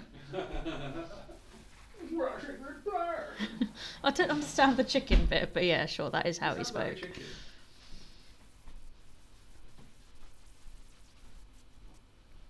You're not watching yourself on camera, you're watching me on camera. I'm just reading your comments. Syndrome. Oh, Syndrome from The Incredibles. Yeah, he was cool, wasn't he? Because it kind of like, cause you kind of understood, although you know you didn't agree with him, he took it too far. You understood where he came from being ignored. And yes, I remember that line, when everyone's super, no one will be. Like that was good, wasn't it? Incredibles was great. Like that was a really good film. Everyone loved that one. Big Hero 6. I remember watching that, and I know a lot of people loved it. I wasn't as keen on it as a lot of people were. I did like it, but here's something I was going to ask you guys, right? Tropes. What are your favourite tropes? There's some tropes that, even when I see them coming a mile away, I love them. And there's some tropes that I can't stand, right? And they're different for everyone. So, Big Hero... Got one that I hate. I'm not finished. Alright, carry on. So, Big Hero 6 had a trope that I dislike, which is kind of like the kid genius, where the kid solves everything. That's not necessarily a problem for some people. Some people might love that trope, but it's not my favourite trope. I'm just showing this to Talion. It's Command and Conquer Red Alert 3. Okay. That's it. Okay. What's a trope that you really love? That I hate. That you hate. Okay, what's a trope you hate? Okay, so I like positive female representation in films. I love it. He does. What I don't like is what they did in the Avatar series and what they did in the Endgame, where it like cuts away and then it's like, oh, the ladies, and then they run in. But they've just been standing there waiting, like not doing anything, until they're like allowed to go.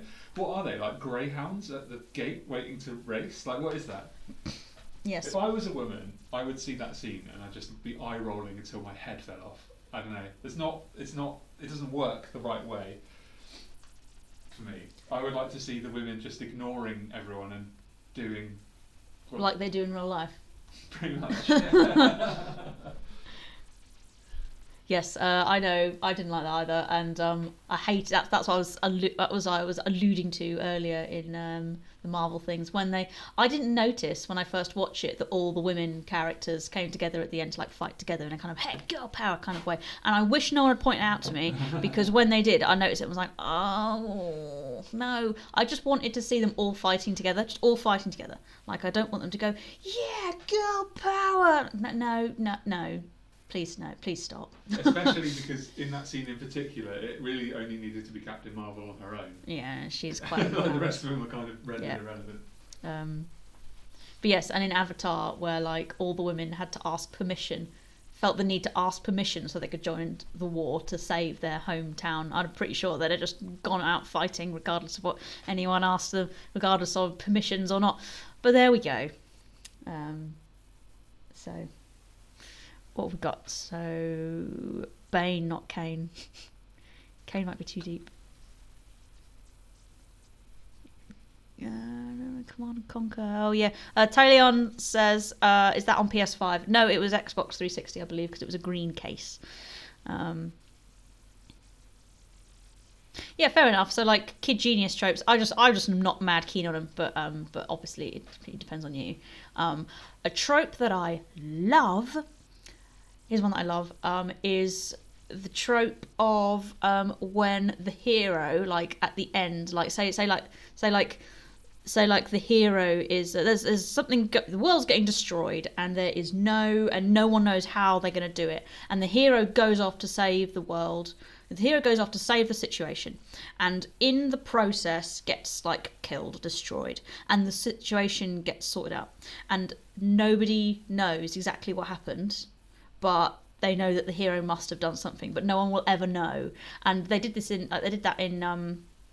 spoilers. It's quite an old game. They did it in Mass Effect, where so like no one knew what Commander Shepard went off and sorted out the problem, but no one knows how it went. That trope, oh my god, it gets me in the heart every time I see it. Like I could see it loads of times, but like it's that idea of like the sacrifice that no one knows. The heroes making that sacrifice just to save things. They're not trying to like be famous for it or anything. They're not looking for recognition. They're just trying to save the situation, and they do, and no one knows what they did. That trope, gets me in the heart every time. If I see it coming a mile away, I'm like, yes, give me the trope, give me it. So that's one of my favourite tropes. Adam, do you have a favourite trope? Oh, I was just asking Mortal what NARM is. Oh, what is NARM? Is that like Vietnam or something?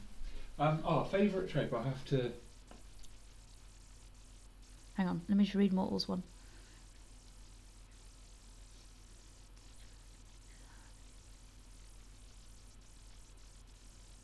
Oh no, I don't know what NARM is either.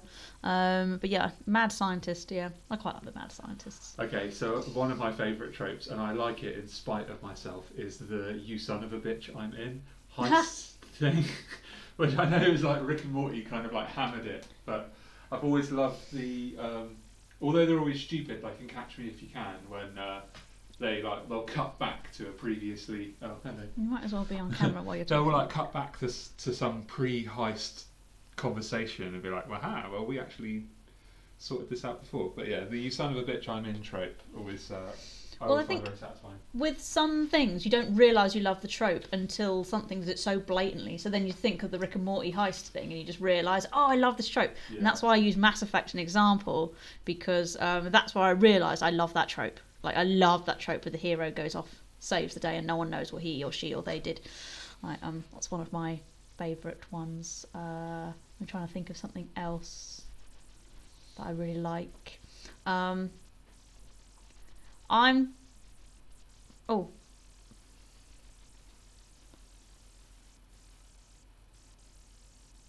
Mortal says NARM is basically when something is supposed to be serious, but poor execution, melodrama, or general excessiveness makes it absolutely hilarious. I imagine Adam would quite like that one as well. Adam quite likes humour, like in general, like a big humour fan. Adam likes absurd, Adam likes quite a lot of absurd humour. You love cringe humour? I hate cringe humour. I wouldn't say you like. Oh no, you do, because that Cunk on Earth thing. And Alan Partridge. And Alan Partridge and the... not for me. I don't like cringe humour. I know, you made me watch that Cunk on Earth for a bit, and there was a couple of things that did make me laugh, but I was just like... But overall, I was just... Whenever you wanted to watch it, I was just like, fine. It's kind of funny because of how much I was finding it cringe like this, and Adam was just giggling, and that kind of dynamic made it funny, but certainly wouldn't watch it on my own. Narm Charm. I'm going to look into that one and kind of like think of it a bit more. Do you have do you have a particularly famous example of Narm Charm that kind of like so I can understand it better?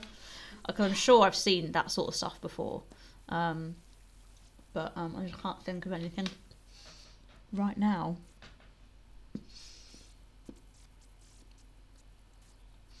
I'm trying to think what other tropes I really liked. I'm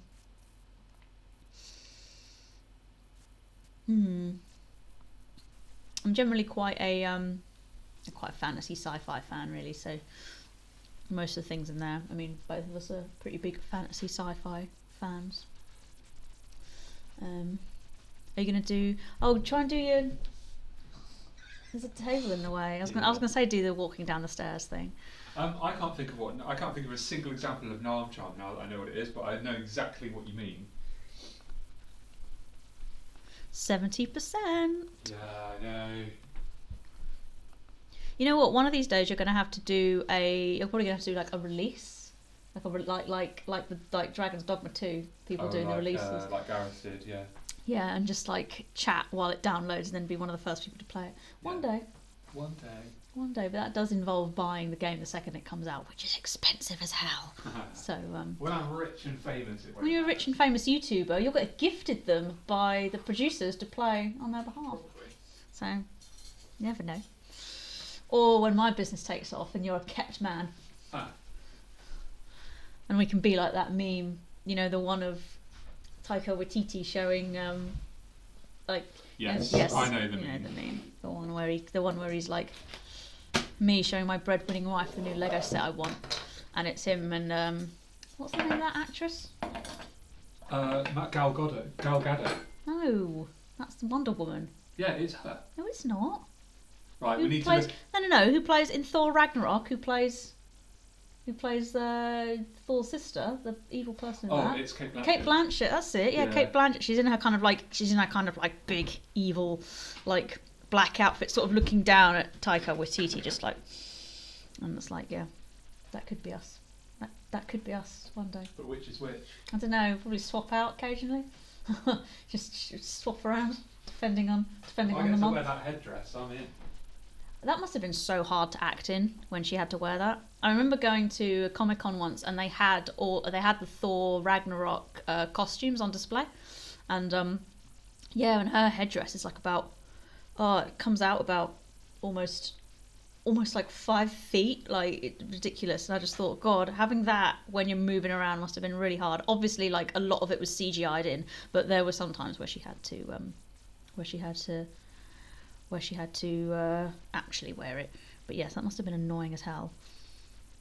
The trope name comes from 6 feet under, when a character is flailing about trying to say their arm is numb while having a brain hemorrhage. The result is some unintentionally hilarious acting. Or when villains become heroes and have a relapse, when mentors die, and when good characters turn out evil. I quite like, when good characters go evil and you sort of see their descent. And I kind of also like how it was in a book. Me and Adam are quite big fans of the Red Rising books, if any of you have read them, by Pierce Brown. And I quite liked, I quite like it when a writer manages to kind of show the reader something that the main character is missing, and you as the reader are kind of going, what are you doing? And so, one of the things was like, when the character is, the main character is like kind of ignoring like their friend, and you can slowly see this friend turning against them. You can see all the times that friend gets shut down, and as the reader you're just going, And then of course it happens, and the main character's going, "Oh my god, what have I done?" And you're just there going, "Oh." But I like that because it kind of like, it does have the obviously has the added commentary of kind of like, yes, you've got to nurture your relationships with people, or they will just bugger off, because people like being liked. So yes, I like a good descent into madness. I like those ones. Has anyone got a favourite Marvel film? Marvel's not everyone's cup of tea, but usually there's at least one in there. Most people have seen at least one Marvel film as well. It's hard to kind of miss them. Though I think if people hadn't watched them at this point, it would be tough for them to get into them, because I've watched through the Marvel films very recently, and I'm actually I was just watched Spider-Man Homecoming, so I'm about to do Endgame. What's it called? Infinity War and Endgame.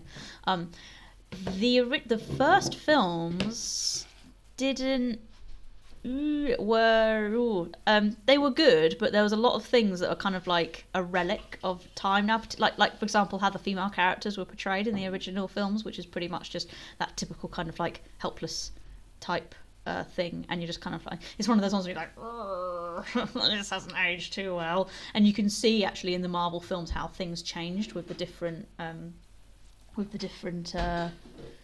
with like, as things were kind of as production companies were like trying to change that sort of thing, and also like with their characters of color, like there was just a lot more.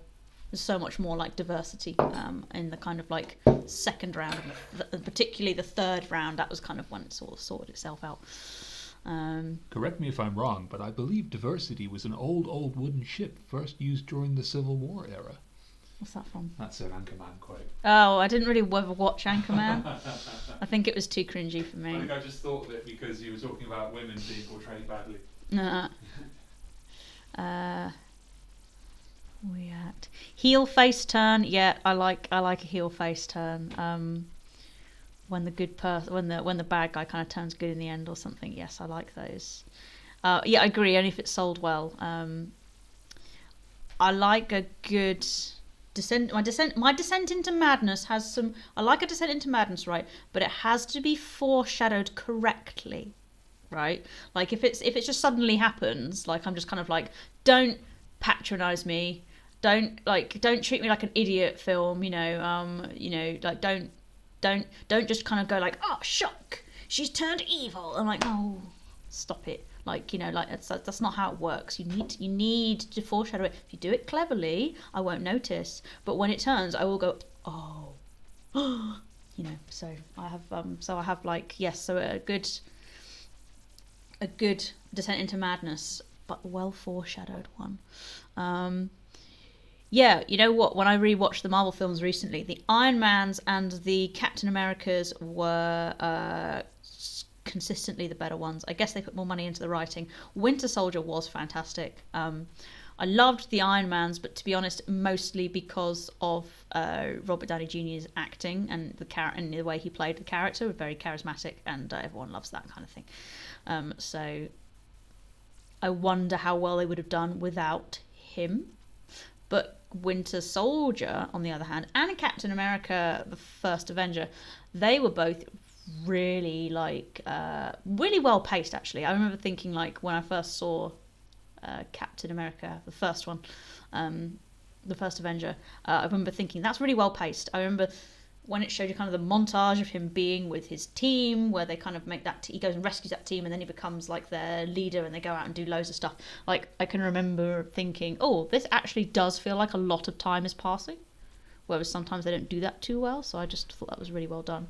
And Winter Soldier was fantastic. Winter Soldier was brilliant. They took so many risks in Winter Soldier, with the story and what kind of what happened in Shield, and it was brilliant. It really paid off, and I mean, Chris Evans is great, right? His Captain America is really cool. But it wasn't just carried by him, it was carried by the story itself. Whereas I feel like the Iron Mans, there was a lot of things in the Iron Mans that were great, but I do wonder how well they'd have done without Robert Downey Jr.'s performance. Whereas Captain America, he could be played by someone else, and that would still be buoyed up by a good story. And also, fucking Civil War. I think Civil War is probably my favourite one, actually. loved Civil War. That was so good. Because they brought in this kind of unanswerable ethical question. Should superheroes be governed by the UN? Should superheroes be governed or not? You know, and it's kind of like, well, actually, it's not kind of things like, should murder be allowed? It's like, well, no. Like, you know, that's not an ethical question. We all kind of know the answer to this, like, one. There's some obviously, some people will try and be like, well, yes, in certain circumstances, or something, but you know, like, generally speaking, but the question it asked was something that was totally like, no, like, what is the answer? Like, there's totally legit things on both sides. And it was interesting seeing which of the main characters decided with what, right? So, like, it was interesting seeing that Black Widow, probably most people would assume that she'd have gone with, no, we shouldn't be governed. But she decided, no, we should. But she went on the no, we should be governed thing, which was kind of a big part of her character development. None of it was, even the people who unexpectedly sided on whatever, were actually like, you know, but you saw exactly why they did it, and even if it was a surprise, like it was just written, I thought it was written really well. I don't know the comic of that. I don't know how much it was lifted from the comic, but I just thought it was really well done. Right, let's see what you guys are saying. I'll be quiet for a minute and actually like engage with you guys rather than just chatting. I'm good at that. We're both good at that. We're both good at just chatting and talking. That's why I'm working on a career as a public speaker. So I can just chat lots, and people like me for it, and I get clapped. We like that. Doop doop doop doop doo. Reading.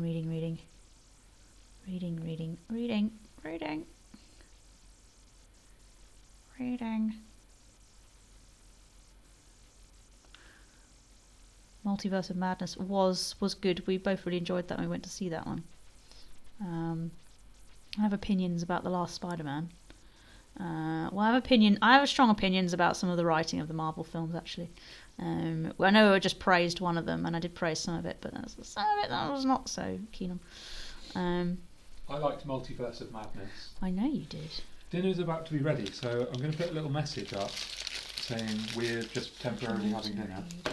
Hang on, I'm just going to read what more saying.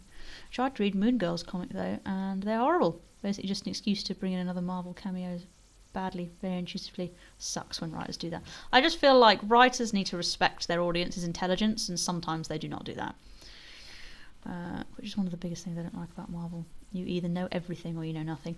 Yeah, I had that problem, particularly with the DC films, and I can remember watching Batman vs Superman, and there's that whole bit where he has a dream. Superman has a dream about what I now know is a character called Darkseid. Didn't know anything of that, and that dream was just him having a crazy, insane dream. To me, meant was kind of like it had almost no place in it. Also, I hadn't seen The Flash, so when The Flash shows up to literally just tell Superman, this is how you beat Batman, by the way. Or no, the other way around. No, when he turns up to say to Batman, oh, this is how you do it, just turned up in a portal and told him. I didn't realise it was The Flash. He wasn't wearing like the Flash outfit, which would have told me he was the Flash. Like, all they needed to do was put him in the Flash outfit, and then people who hadn't seen the show would know who he was and kind of be like, oh, okay, maybe this is them hinting they're gonna bring characters in. But he wasn't. He was like in normal clothes, and so I was like, who the hell is that? Who the hell is that? And so Batman doesn't know how to defeat Superman. Someone turns up in a portal and tells him, right? Okay, like I didn't understand that. So yes, I find that with a few different superhero things that, yeah, you either know everything or you know nothing, and sometimes they don't cater towards the people who know nothing. They just want to cater to the crazy nerds who are going to be like, oh my god, they briefly, you just want to hear them going on about that on the internet. Like, because they want people to talk about it. I get that, but they kind of forget their other audiences along the way.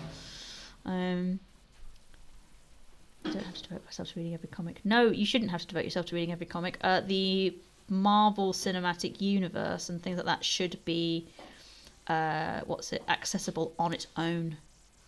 Like, they need to kind of do things where it's like good for, yeah, like people aren't, this is the thing that we were talking about earlier, right? Different media is different, so you're going to have different audiences watching different things.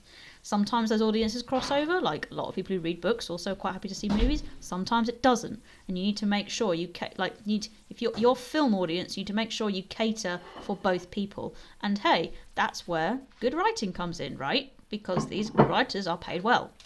So I'm being served dinner now. Right, we're going to jump off temporarily for however long it takes to eat. Let's put a little message in case anyone joins, which I do have actually. Where is it? Here. Oh, do you want to go grab your dinner? Pies and potato waffles. All right, it was good chatting, guys. Bye. Let's just change this text.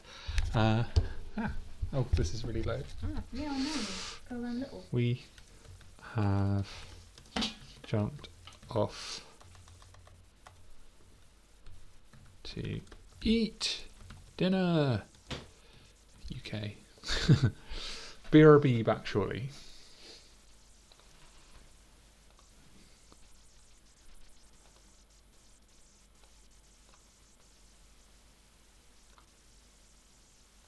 Absolutely professional job.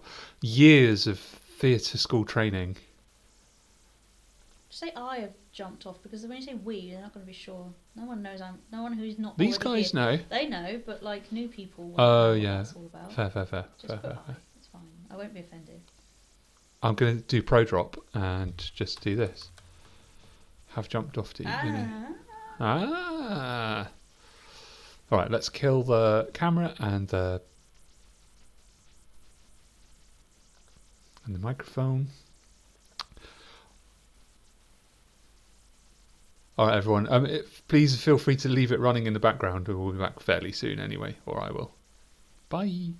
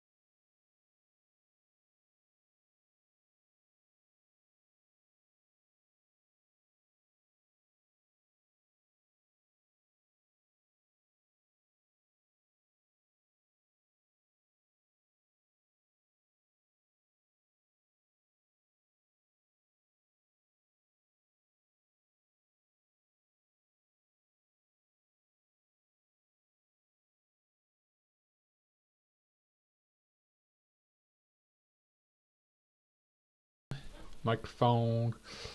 Hello, everybody.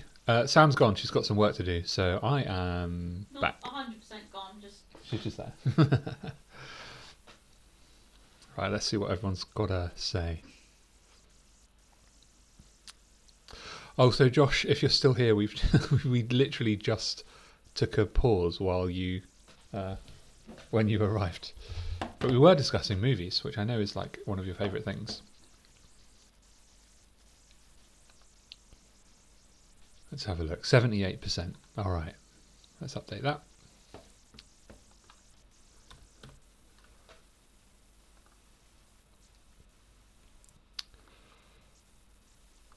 Let's just quickly put a message in Discord. Say that we're back. My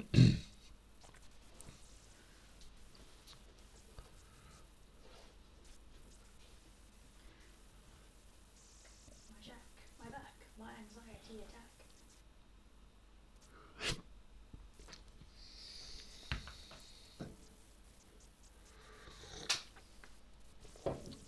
Well, while it's quiet again, I'm going to finish off that game of Slay the Spire that I paused. We're on 78%. That's pretty good.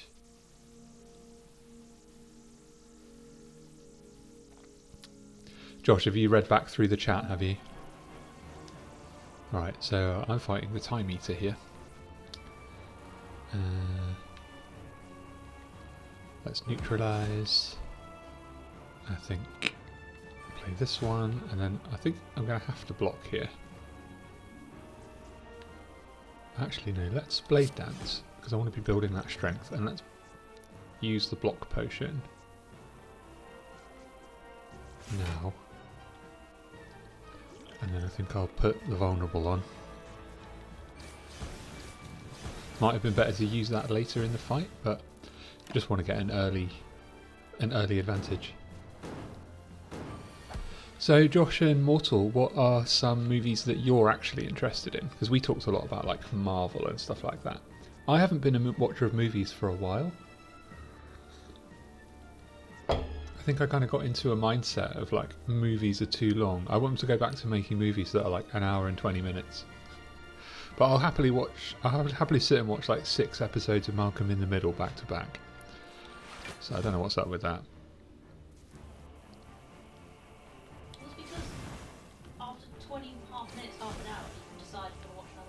Yeah, it's the freedom, isn't it? Yeah.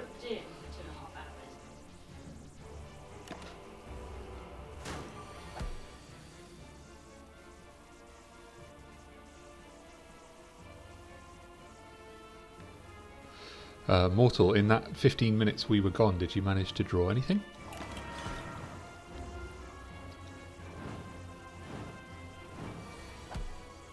I forgot to card count with the time eater here. Whoopsie.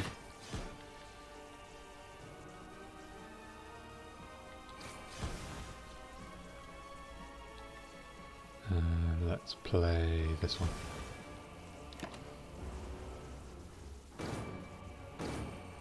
Right, she's nearly on half. Alright, how many cards have I got? I've got quite a few players, so let's do this one. Let's do Survivor. Get rid of this Parasite. Let's block the whole attack, and then I think I'll just play 4 Blade Dancers. Try and build up my strength a bit. Nice. I'm going to retain this Blade Dance, and we'll hammer that on the next one. Okay, she's about to heal up. Can I do 200 damage? 16 times 6. 6 times 6, 36. No, I cannot do 200 damage. So I might as well just actually let her heal. I'll do dodge and roll. And let's activate Blade Dance, but not actually use them. And then I think we'll keep 1 defend card back.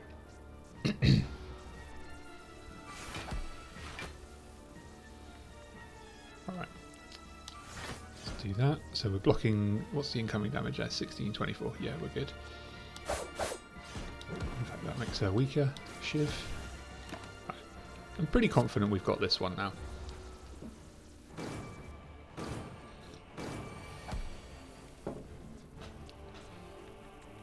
Let's do backflip here. Should have, if I do acrobatics, I should have some shivs coming out. Let's block up. Acrobatics, get rid of parasite. I think the next draw is going to be all shivs, so I played this one. This will be the final one. Then maybe I can kill her in the next round. And to that end, I think I'll get rid of defend and put in strike. We'll keep those two. And I think we can do 100 damage.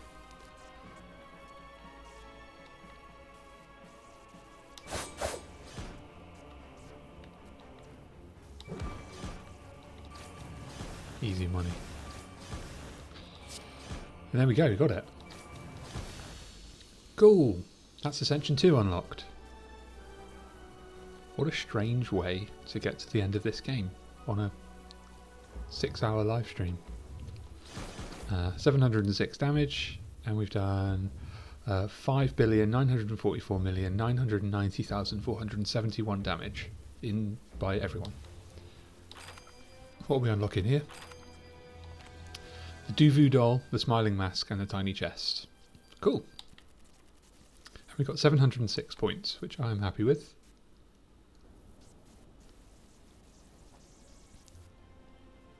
I could just let the credits run, but I won't, because we want to be watching a Baldur's Gate progress. And I want a percentage, I don't want that. Right, 79%, so let's update that.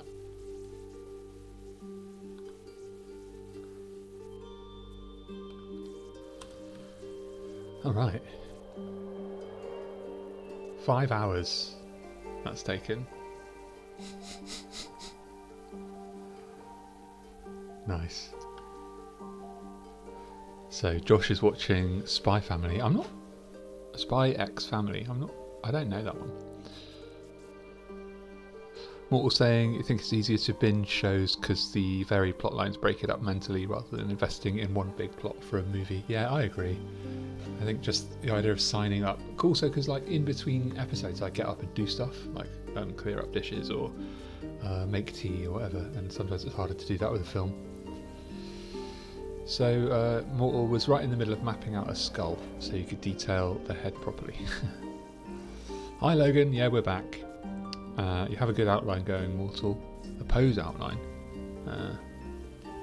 Josh is like, we love long downloads. I myself am a fan of a progress bar, I've got to be honest.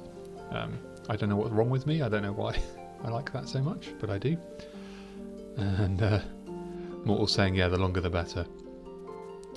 So what should we do next? We've got, I reckon, about an hour and a half-ish left. Shall I just pop another game on the PlayStation? Or does somebody want to pick a topic of conversation that we could go over? I don't quite have the chat stamina that Sam has to be able to just talk non-stop for 45 minutes. But I'll give it a go.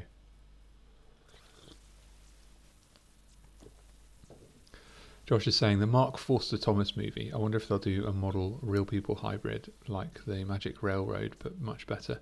I'm not familiar with the Magic Railroad. What is it, like a combination of models and people? Something like that? I actually didn't know about this Thomas the Tank Engine movie. Is it aimed at children, yeah? I'm assuming it is.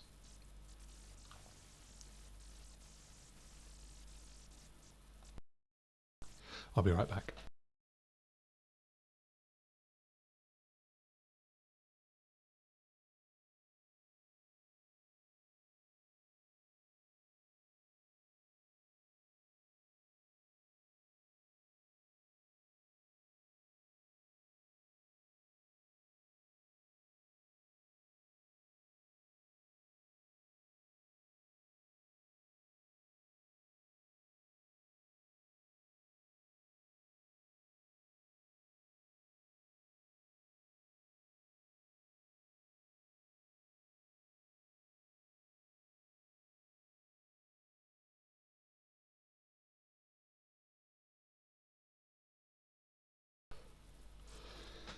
Logan asks, what you drinking? I am drinking Co-op fair trade decaffeinated tea with milk but no sugar. And it's like a medium level of brown. It's not that strong, but it's strong enough.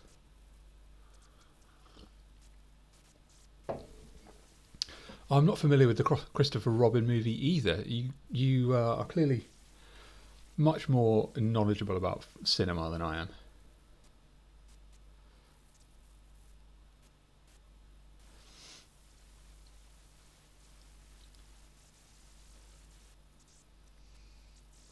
I'm also not familiar with the Scary Stories to Tell in the Dark movie, although I feel like I've heard that name. What is that film about? Is it like a series of shorter stories that they tie together, or is it one big one? Because I feel like I've seen something about that. Maybe.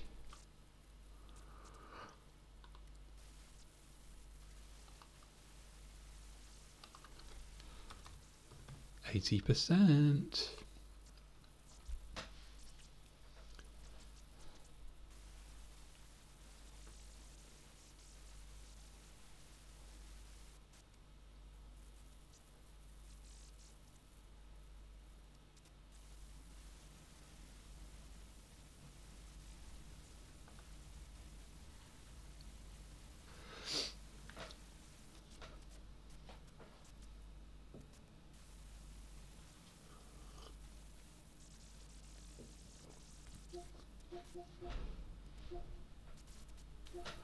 Oh, it's a book adaptation, right? Yeah. Yeah, I feel like I've heard of it. I might load up another game while we're chatting away. I've got another roguelike here called Balatro, or I've got Fortnite. Or I could go and play Roblox, run a sushi place tycoon, which one of my sons showed me. It is actually quite good. I think I'm going to load up a bit of Balatro. And we'll, between each poker hand, we'll go and look at the progress bar. So Josh is saying that the Magic Railroad didn't do well, probably because of the fact that it had connections to Shining Time Station, which only US audiences would be familiar with, and it's not very good anyway, though.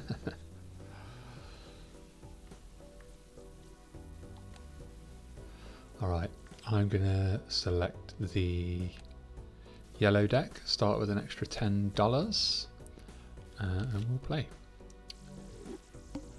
For anyone not familiar, Balatro is a roguelike deck builder based around poker, where you select your blind and then you have to match the score.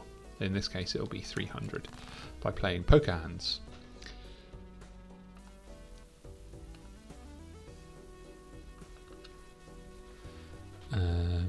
So if you don't know your poker, it's fairly hard, but the opening ones are pretty easy. I'm going to play 2 pair here, and I'm actually going to play this 3 just to get rid of it.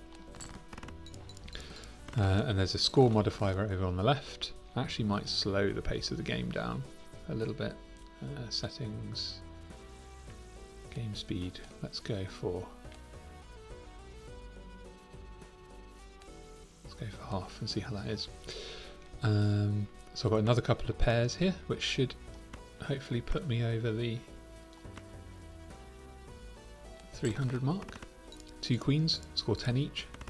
Those score 7 each, and then get a multiplier. Alright, now I need to look at building. I need a jack, basically. So let's get rid of these by discarding. I actually just need 1 heart here to get a, what's it called? A flush. So I'm going to get rid of these 4 cards, and there we go, I've got all hearts. So I'll select the ace, the king, the queen, the jack, and the 5, and then I'll play those, and that'll put me over the 300 by a long way.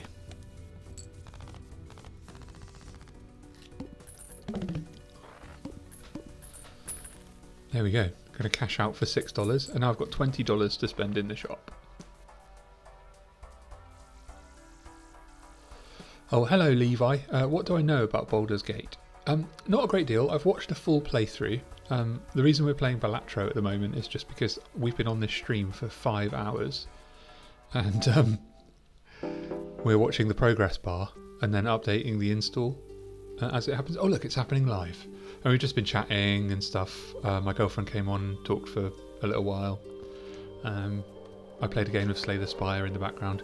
But yeah, I know that it's about a collection of plucky adventurers who are thrown together by circumstance in a nautiloid crash, and then they have to go and try and save the world, essentially, from a load of mind flayers. What do you know about Baldur's Gate?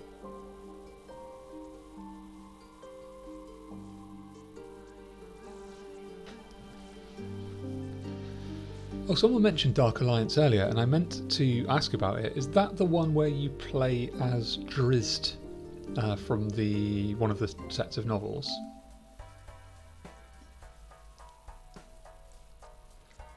Right, back to Balatro. I've got $20 to spend.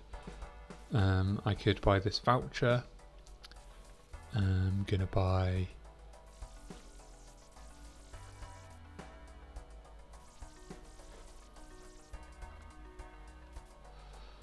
add $1 of sell value to every Joker and consumable card at the end of round. Oh, that's interesting. I think I'm going to buy this voucher that raises the cap on interest, and then I'm going to buy this pack, which gives me a random set of tarot cards to choose from. Create 2 random planet cards. We're going to create 2 random planet cards, and then we're going to use the planet cards to upgrade the value of the hand. So 3 of a kind will be worth more, and 4 of a kind will be worth more. And then I'm going to keep my $6 to gain interest on the next fight. So if I skip the blind, I get a free Mega Arcana pack, so I'm going to do that. We'll open this and then we can apply that to something. So I get to choose 2 tarot cards.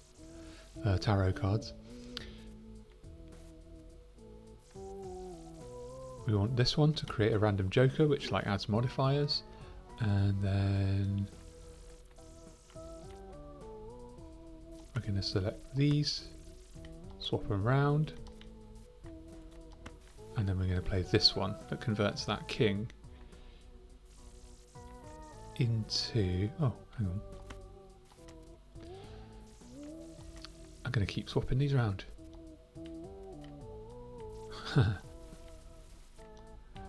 And then I'm going to convert that 2 into an ace of clubs.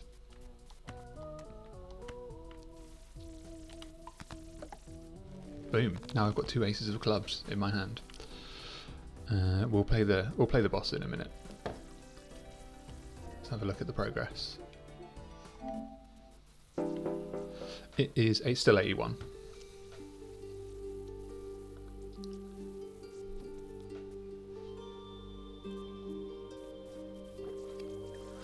So Josh in the chat is a retro games CRT enthusiast and has got a collection of CRT monitors and TVs to play games on.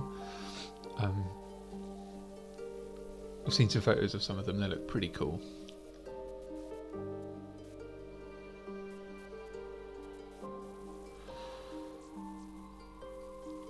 So, Shining Time Station was the show that brought Thomas the Tank Engine to the US. The first series had Ringo Starr with some redubbing to fit US audiences.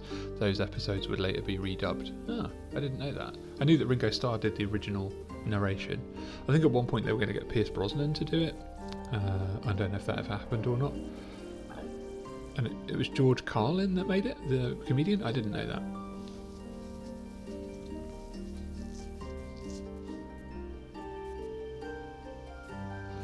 Apparently series 5 of... Is it series 5 of Thomas the Tank Engine, or is it series 5 of the Shining... What is it called again? Shining Time Station. Oh, you have 2 CRTs. For some reason with some of the photos and stuff, I thought that you had more. I don't know where I got that from.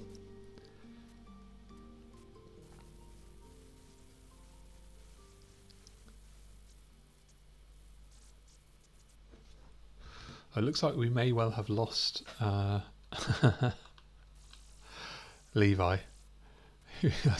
Maybe because we'd spent like an hour not talking about Baldur's Gate.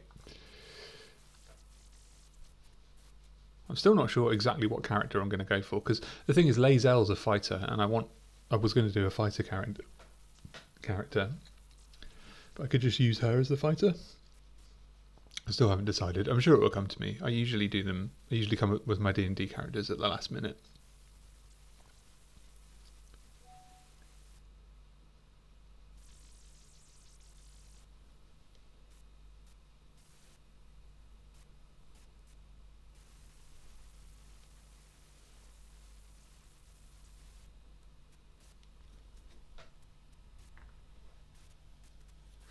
So apparently Pierce Brosnan did narration for The Great Discovery. He was going to do Series 12, but Michael Angelis did in the end. Did Sam ask you guys what games you're playing at the moment? I can't remember.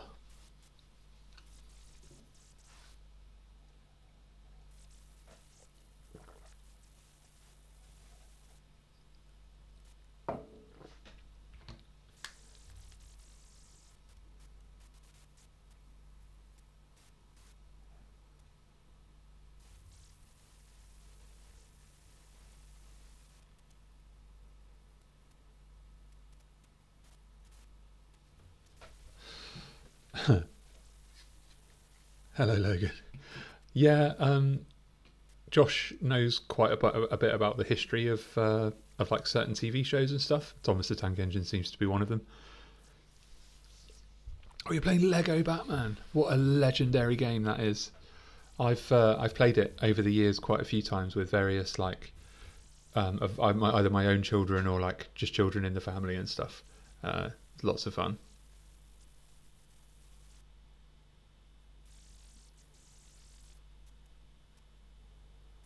My strategy with the Lego games is to just run around smashing everything up.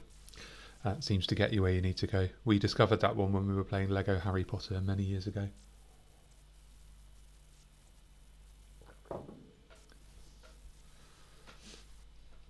So Mortal's saying she watched a lot of British stop motion shows through YouTube over the years. Is Thomas the Tank Engine classed as stop motion? I suppose it would be. What else could it be? I just think of stop motion as like those old, like 1940s movies like King Kong. And that there's a very particular movement style that's attached to it.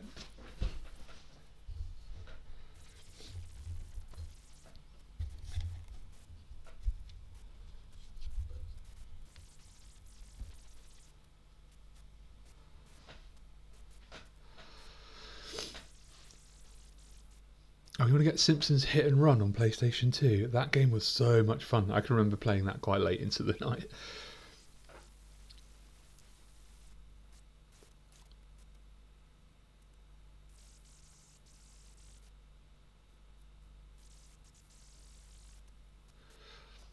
I remember Sam and I tried to play one of the Lego Star Wars games as like online co-op or something, and it turned out it didn't support it, and we kind of like spent all day installing it. Not all day, but a few hours installing it, only to find it didn't have it. I played them a lot when they were like fairly novel and fairly new. I don't know how well they'd go down now. I did try Lego Fortnite with like my little cousin, and I got a bit frustrated by the building style, because in the older Lego games you could just like hold a button and it would automatically build stuff, and in that one you have to actually like angle things, and it's really awkward to make it all fit.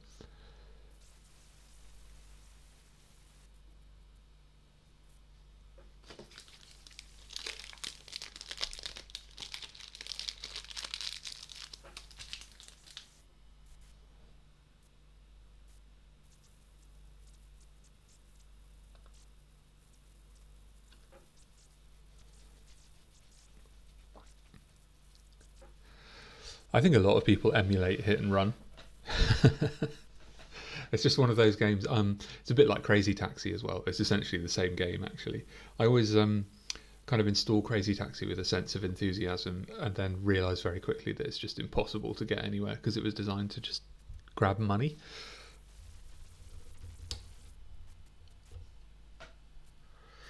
Oh, you think the complete Lego Star Wars saga on PS3 and 360 had online multiplayer? Maybe, but I think we were playing it on like an Xbox Series S, and it didn't seem to support it for whatever reason. The original Soul Blade on the PS1, I put so many hours into that. I was like an expert.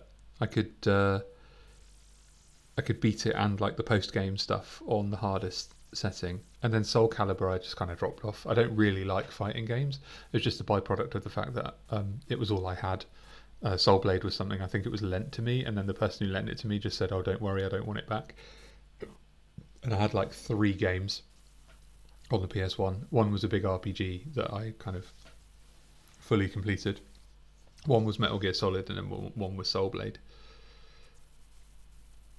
That RPG was good though. Has anyone heard of the Breath of Fire series? It was called Breath of Fire 3. It was about a boy that could turn into a dragon, and it was kind of like a Final Fantasy game. And it took a long time. It took a long time to beat it, especially without a guide and stuff like that.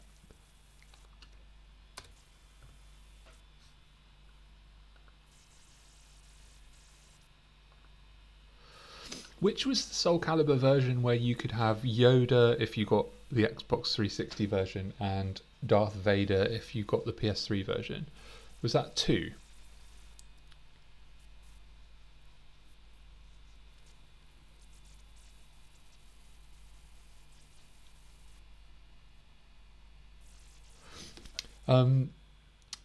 Looks like we've got a few people who've joined. Hello, welcome. If you're new to my channel, my name's Adam Pucky. We have been live streaming now for 5 hours and 20 minutes while I install Baldur's Gate 3 on the PlayStation 5.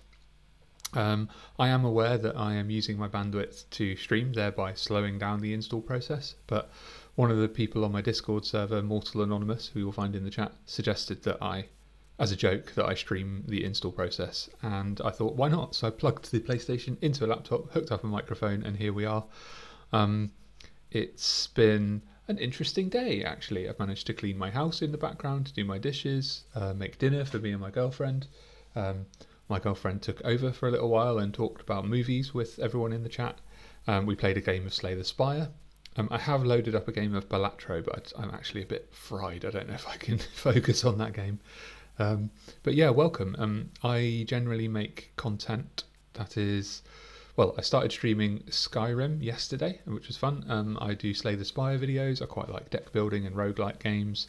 I'm also doing a series of, like, I guess you'd call them tutorials, but they're not aimed at the general public. They're aimed at me on learning to use the Godot game engine to make games, and then I record the process of learning, and then I watch it back.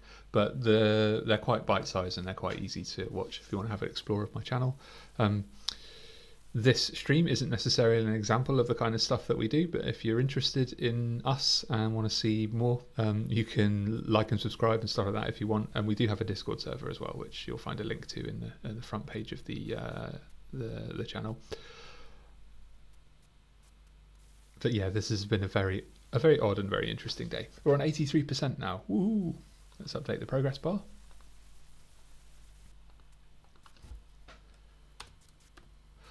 We should take bets on what time it's going to be, or how long it's going to take to get to 100%. I mean, we could just use a calculator and break it down, but you know, bit rate, peak usage, time of day, all that stuff's going to affect the speed.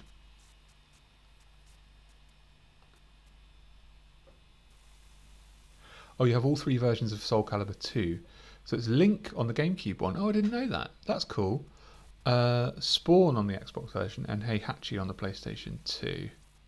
So maybe it was Soul Calibur 3 or 4 that has Yoda, Vader, and then I don't think there was a Nintendo one. What emulation platforms do you use, Mortal? You think it's going to be 11 p.m. that it finishes, Josh? We're on 9:34 now, so I don't think you're too wrong. I'm going to say 11:15 just to play devil's advocate or whatever it is. So we'll see who wins. I'll put it in the chat. I guess 11:15 p.m.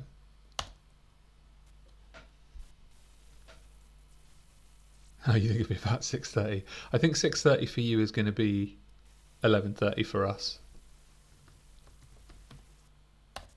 What time is it there now? Oh, so it's Soul Calibur 4 that has the Star Wars characters. I see. I wonder if Soul Calibur is available on PS5. It probably is. I feel like a lot of that promotional content gets kind of lost, you know. I think I'm going to close down Balatro. I don't want to actually play it.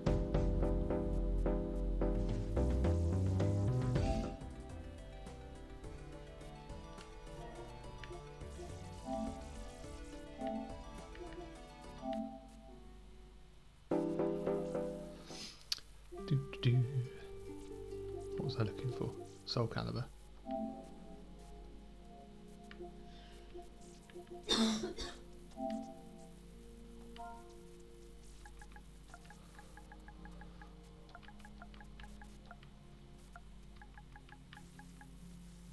Oh, they're up to 6 now, look.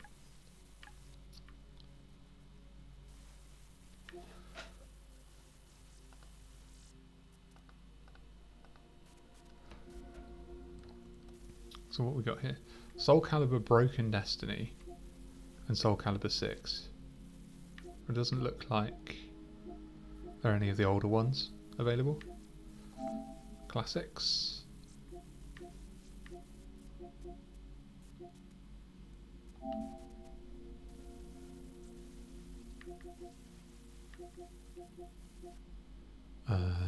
Nah. Street Fighter though. Street Fighter 30th Anniversary Collection.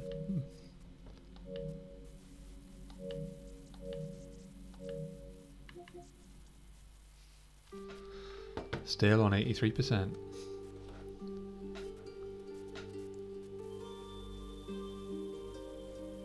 Oh, so it's so you're saying Mortal 10:30 p.m. So you reckon in 53 minutes.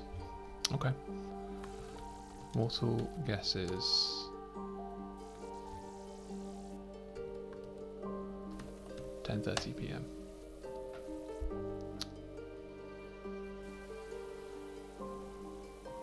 There's a PlayStation 5 Soul Calibur game, but it's a port of a PlayStation Portable game which has Kratos. Oh.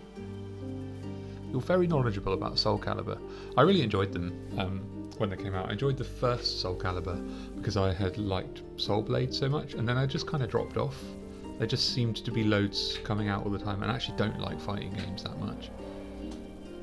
Like, I do, but it just takes... Every time a new fighting game comes out, it takes a long time to get good. And I increasingly just didn't have that time, I think, as they were being released.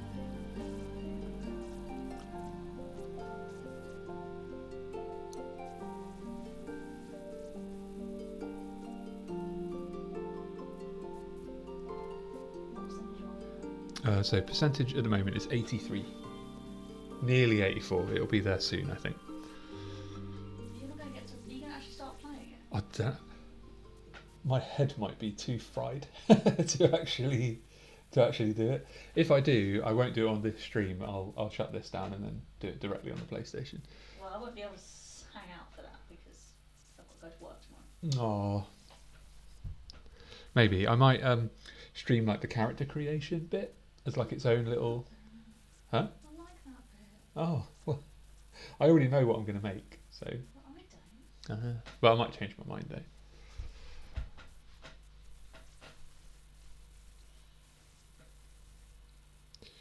Oh, there actually is a Wii Soul Calibur game. I feel like you probably had to use like the GameCube style controller for that, because using the nunchucks for a fighting game is kind of frustrating, I bet. All right, we're on 84%.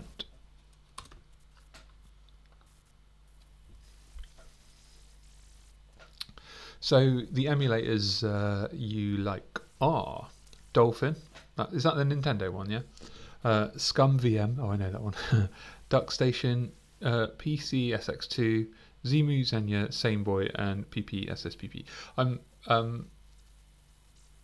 familiar with PP SSPP, PC SX2, Scum VM, and Dolphin, I think, but not the other ones. I think I've heard the name Duck Station. I've used RetroArch on my phone just to mostly just to demonstrate to my son how to get old games up and running that you can't get hold of and that sort of thing. Lots of fun, very technical sometimes, and sometimes you get weird artifacts from emulating, but that's kind of part of the charm. Oh, you'd get Tekken 8, would you, Josh? You all right? Got some water? Okay.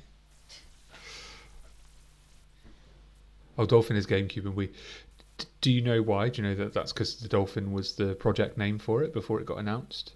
It was going to be called Nintendo. It was called Nintendo Project Dolphin, and everyone thought the console was going to be called the Dolphin. And then they released the GameCube, which was frankly awesome.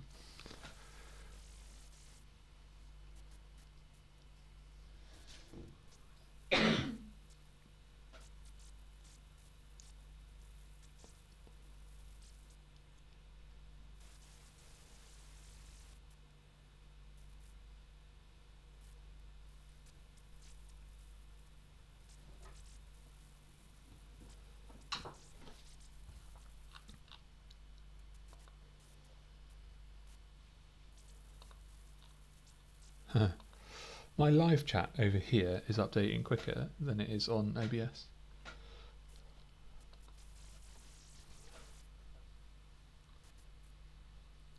Ah, the Pokemon Ranger series. I feel like, is that the one, are those the ones where you play as the little Pokemon and you can there's a really weird auto run where it will run until it hits a wall, then turn, then turn, then turn, and kind of keep turning?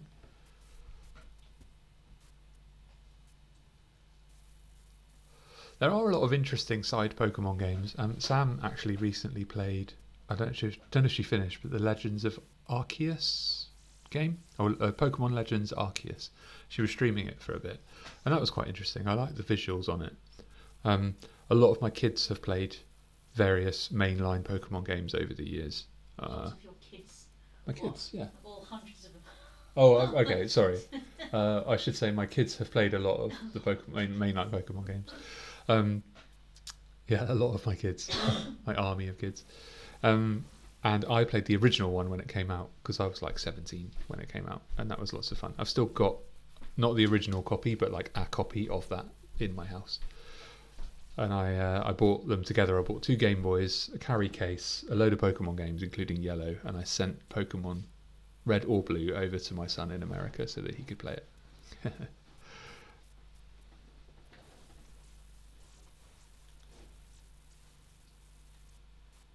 Never trust OBS. You're not wrong, Josh.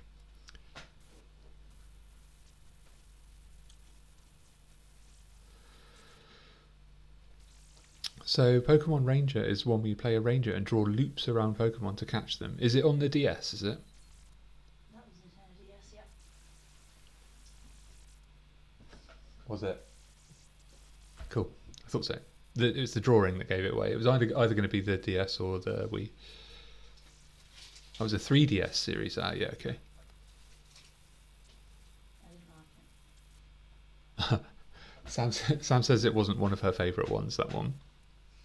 I didn't like You're just muttering in the corner about Pokemon now. I didn't like it because it gave you your Pokemon. If you played a boy, you got Minun. If you played a girl, you got Plusle. Oh, okay. And that's bad.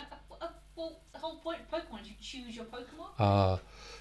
Sam's upset with Pokemon Ranger because if you play a boy, you got Minun. And if you played a girl, you got Plusle. Yeah. Yeah, which apparently is unforgivable. Well, it's just that the whole point of Pokemon is you choose which Pokemon you want to have with you. They did remove an expected level of customizability. And that is a fundamental principle of a lot of design, is you cannot justifiably subtract what people are accustomed to. You can only build on it. It works with audio design quite a lot. Making things quieter often doesn't work.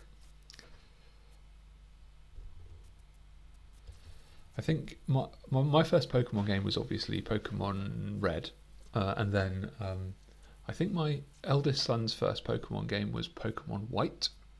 We also had White 2, and I think he had X and Y and Sun and Moon and a variety of others.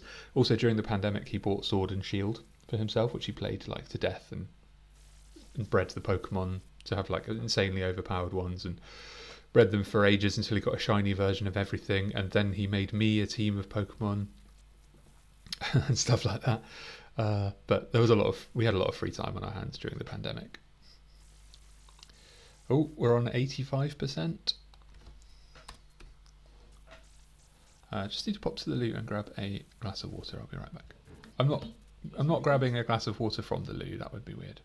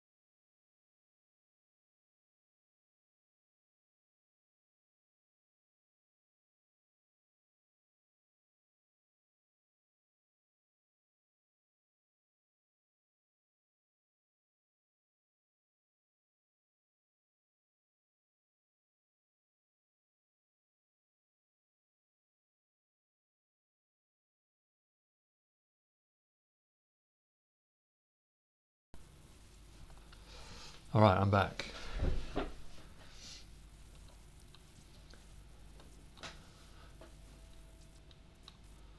What are we talking about?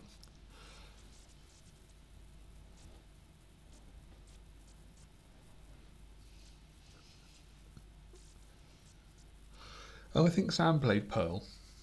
Yes. So Diamond and Pearl. Yeah. Mortal says that you got the choice between 3 starters as usual. Maybe there were like multiple Ranger games. I don't know. I'm not familiar with those ones. I liked.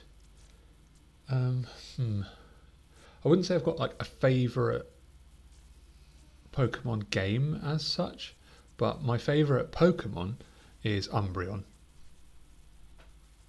But I also like Raichu. My favourite Pokemon used to be Raichu, and then it changed to Umbreon, and I'm not sure exactly when that happened, but it just did.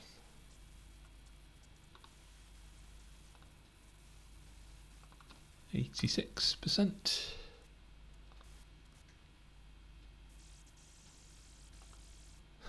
Everyone else say hello if you haven't already.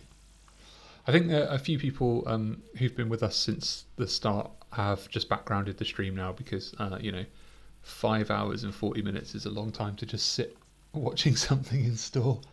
It's only us 3 that are still insane enough to carry on.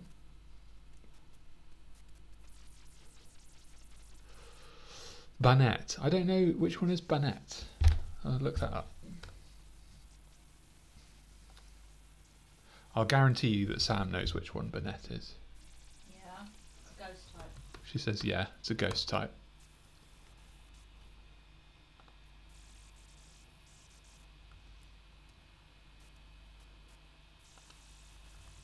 This one. Yeah. It's like supposed to be it's like a puppet. Oh, I see, yeah. It's like puppeting some Pokemon here. Pichu and I don't know which one this is. Like Clefairy or something.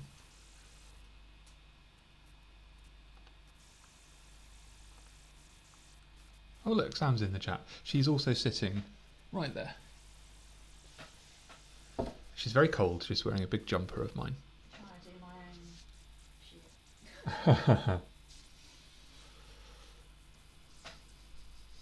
Oh, Logan, you're playing UFC. Is that as in a video game, or are you actually beating people up in a fighting ring? 87%. Come on.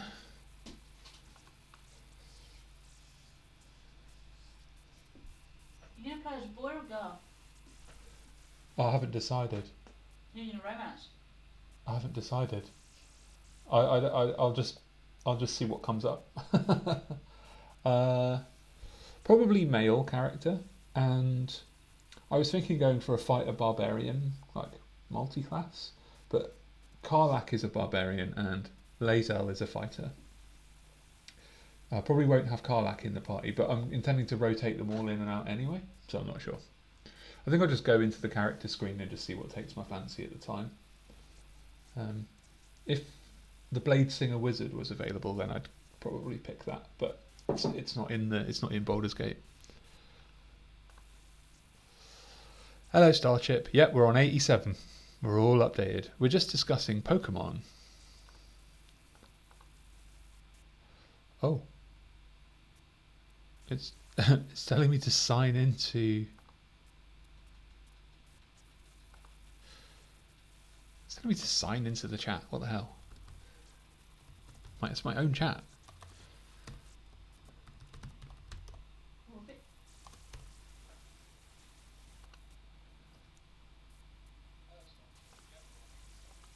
bit delayed. Yeah, I know, yeah.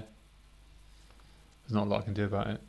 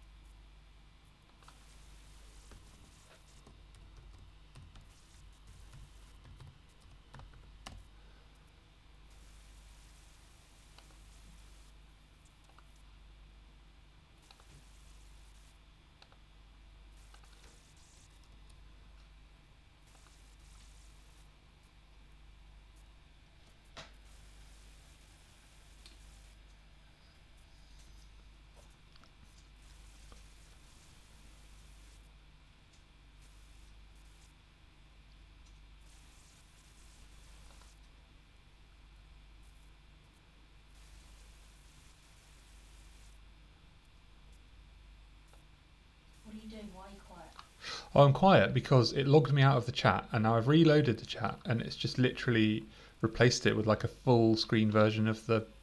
Alright, well, I'll tell you what's going on.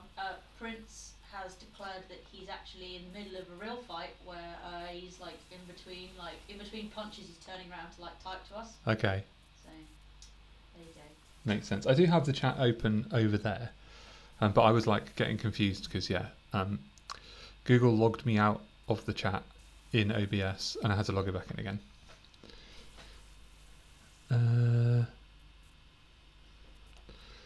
Umbreon's Japanese name is Blackie. I think that's what people nickname their cats, if I'm not mistaken. I think black cats can get called that, yeah. Not sure where people might call their cats that. Certainly not where you're from, says Mortal. I've known someone who has a rabbit called Blackie.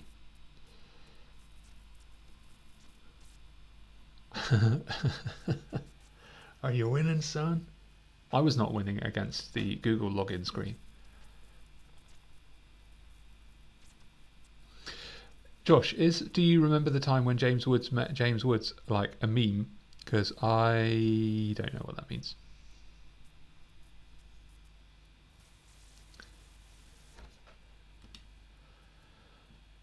Oh, we've just hit 88. 88 miles per hour.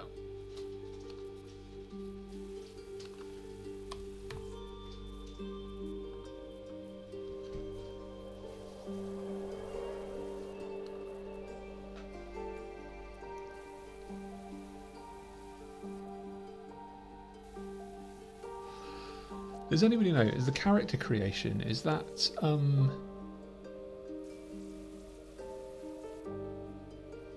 does that happen before you do the prologue? Is it like the first thing you do? Or do you have a little bit of like story first on Baldur's Gate?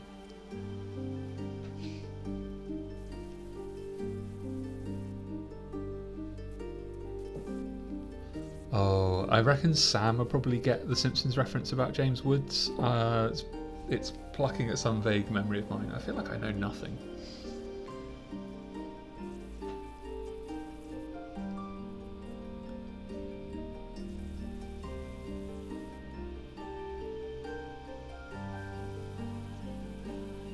It's 10 PM in the UK. My gosh.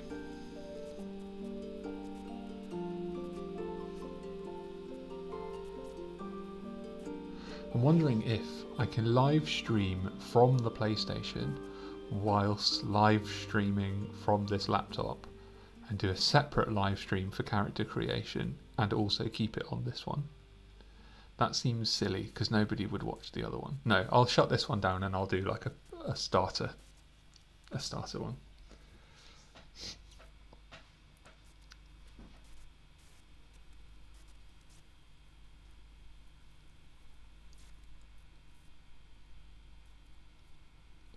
How did you spend your Saturday night? Well, doing one of my favourite things, which is just watching a game install.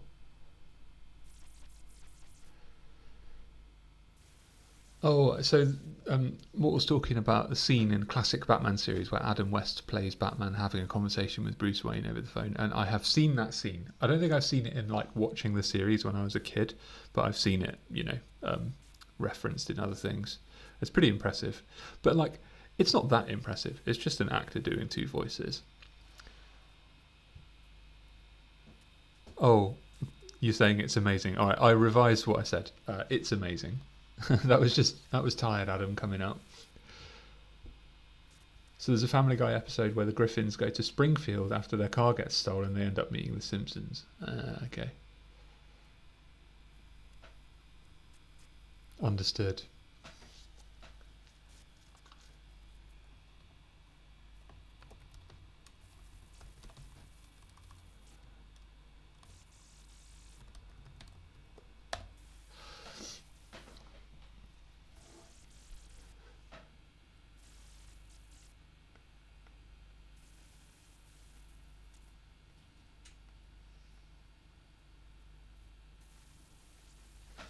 Well, Sam, if you've got to go, because I might have a break from this before I fire up that. like while you're walking down the hill, I could fire it up and you could watch I'll probably just do like an hour. Oh, I didn't. I did hear that. I'll probably just do like an hour setting the game up and getting it started, and then like do the proper one tomorrow. So you could watch that, or do you have to go to bed? Do you mean me watch it while you're walking down the hill? No. Or while I'm walking down the hill? I'll have a little rest while you're walking down the hill, Okay. and when you get home, I'll start. But unless you're going straight to bed when you get home. I'm not going to go straight to bed now. No. Alright. Yeah. Because I won't want to finish this and then go straight on the PlayStation. I'll be like, bleh. Alright, will you... Or do we need to wait until it's 100% though? Yeah. Well, I mean, or you could go now. But no, if I go now, you're still going to be on your stream until like... I might as well go when it's 100%, but then you get your rest. Yeah, true. That is true.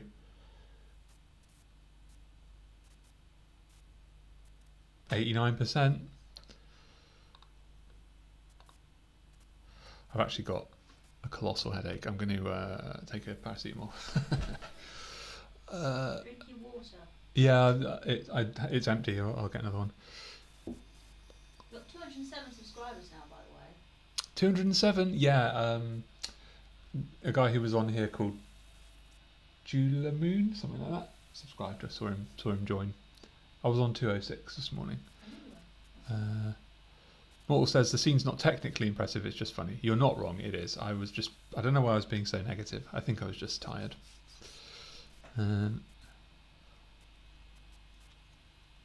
What's Casey Kasem? What's that about? Because I feel like I recognise that too. Is that something to do with Leslie Nielsen and like the Naked Gun films?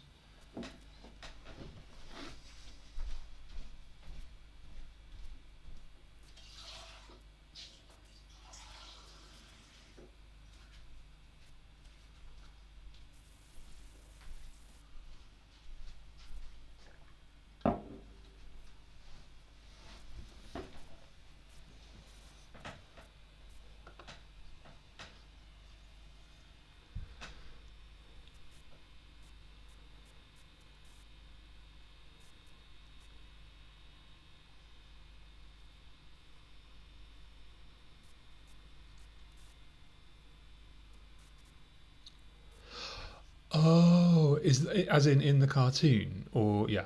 Okay, now I know who he is. Yeah, Zoinks.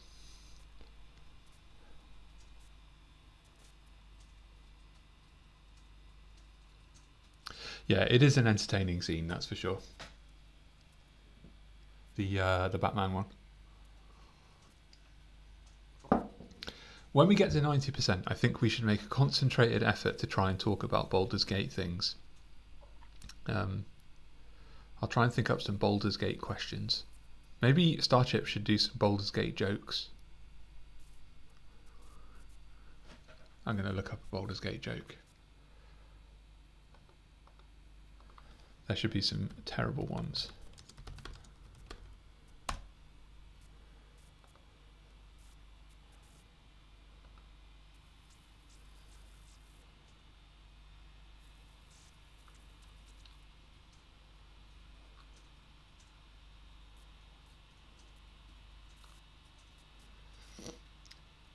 Yes. The problem with that is I don't understand the context for any Baldur's Gate jokes. So I just read them and didn't understand any of the punchlines. I probably won't do that.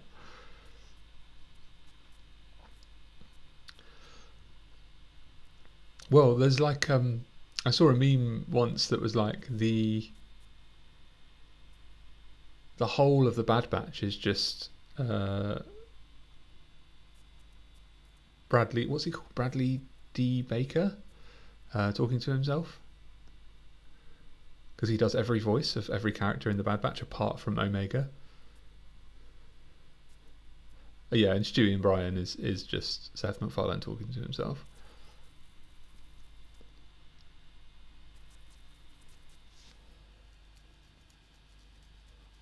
Mountains aren't just funny, they're hilarious. Okay, Starship, that's good. You get an inspiration point for that.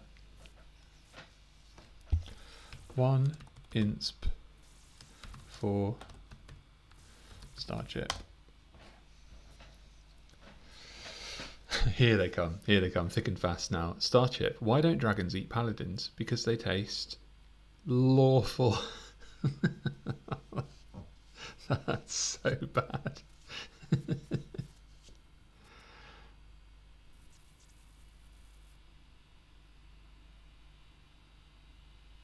D. Bradley Baker, that's it, not Bradley D. Baker. I was confusing him with Billy D. Williams, who played Lando Calrissian in Star Wars. He also voices Klaus in American Dad. I mean, he voices something in everything, doesn't he? We were watching something the other day. Was I playing a game?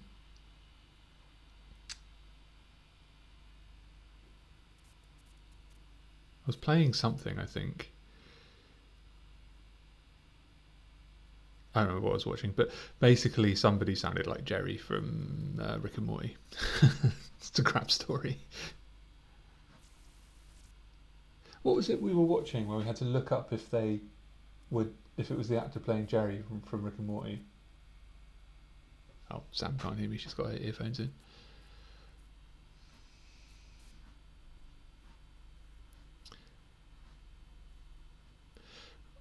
D. Bradley Baker played Perry the Platypus, but I don't think Perry the Platypus speaks, does he? Agent P. I always thought that OWACA was the coolest name for an organisation ever. We've hit 90. We're on 90. 90% people. There we go.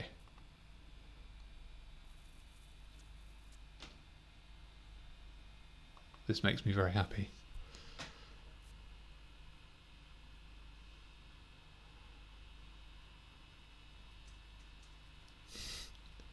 So as a warm-up in my old band, we used to play the Perry the Platypus song to warm up. He's a semi-aquatic, egg-laying mammal of action. Oh, I can't remember the next line. Something do.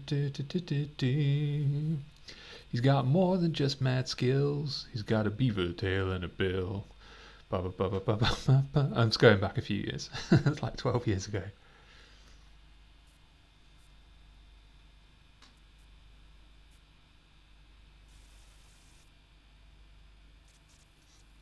Oh, Sam's listening to the stream in headphones that are so loud that she can't hear me.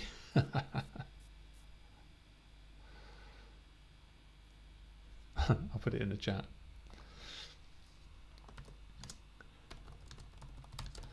I was asking what the show was we saw where we thought the voice actor was Jerry from Rick and Morty, but he wasn't. Great story.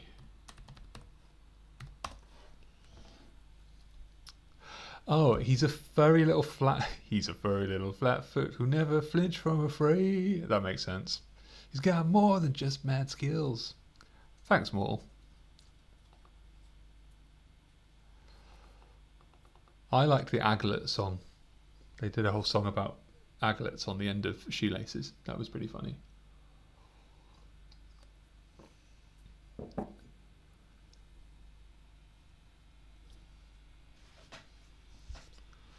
We're about to hit the 6-hour mark on this live stream.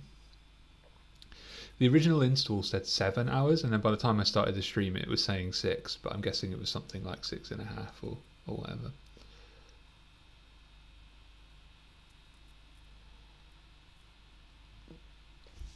I can actually do the maths on that, assuming it's at a constant rate.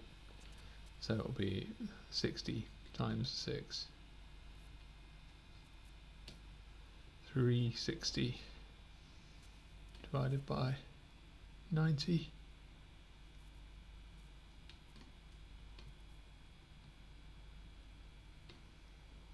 So it should be 40 minutes.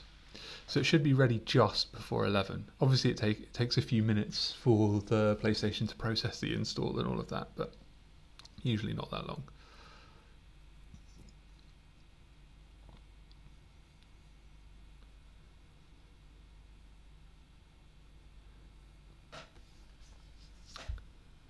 I remember watching like 5 seasons of Phineas and Ferb back to back over the course of about 2 weeks once.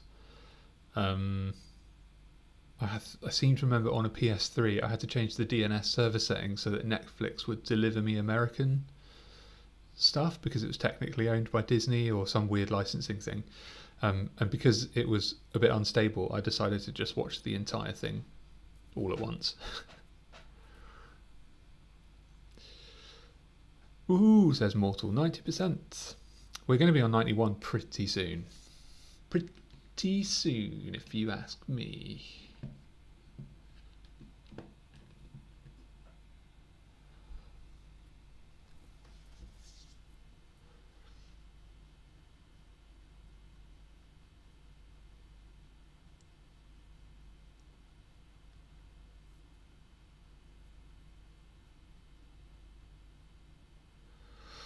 Does anyone on here know anything at all about what I should, like any particular encounters I should just straight up avoid in Baldur's Gate?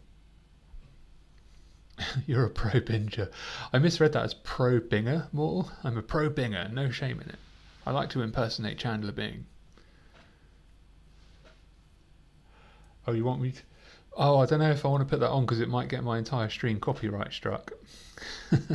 I had to manage a copyright strike on my Skyrim stream yesterday because on a period of time where I walked away to like go to the loo or whatever, it played a song and that for 50 seconds and that copyright struck an entire 4-hour stream. I ended up muting it, but yeah, it was pretty annoying.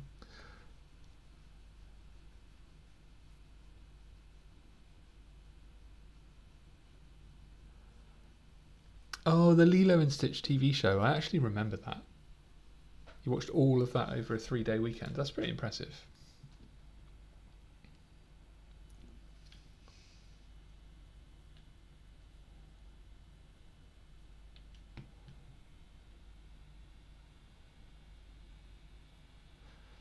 Oh, so Mortal, Chandler Bing is a fictional character from the TV show Friends. He's the comedy relief. That's what I briefly thought binger meant. I'm a pro binger.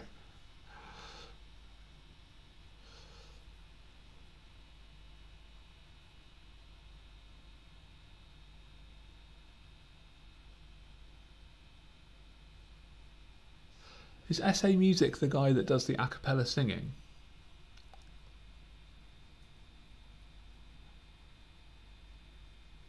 Hello, Talion. Just as you arrived and said 90%, we reached 91.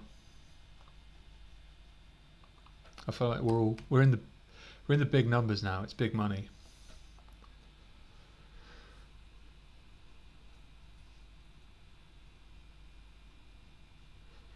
Yes, English spelling could be slightly strange because binger would probably be more like spelled like that, which would make more sense, but really it should be spelled probably like that, which makes no sense.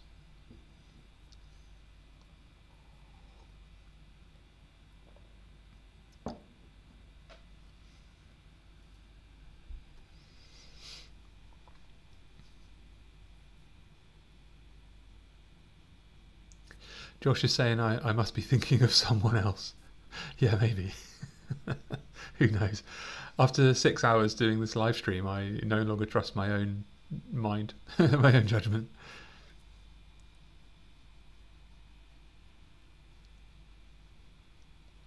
Some people do like 24-hour live streams and stuff, and I feel like that's probably something that you have to really build up to get used to.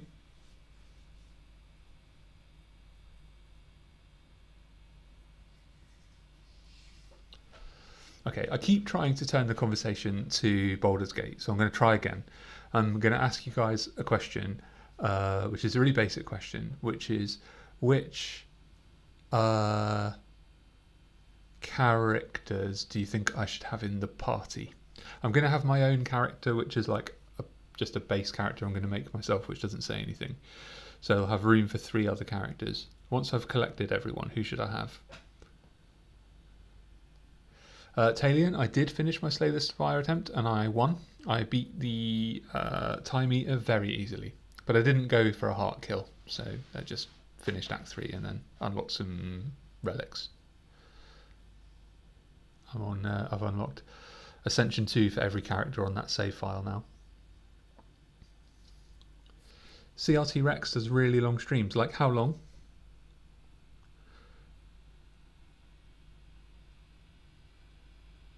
I mean, obviously this one is a little bit of a strange one. It's not necessarily representative of the kind of content I want to put out, but I really enjoyed the one I did with Skyrim. That I reached about the 3.5 hour mark, and that felt like time to stop.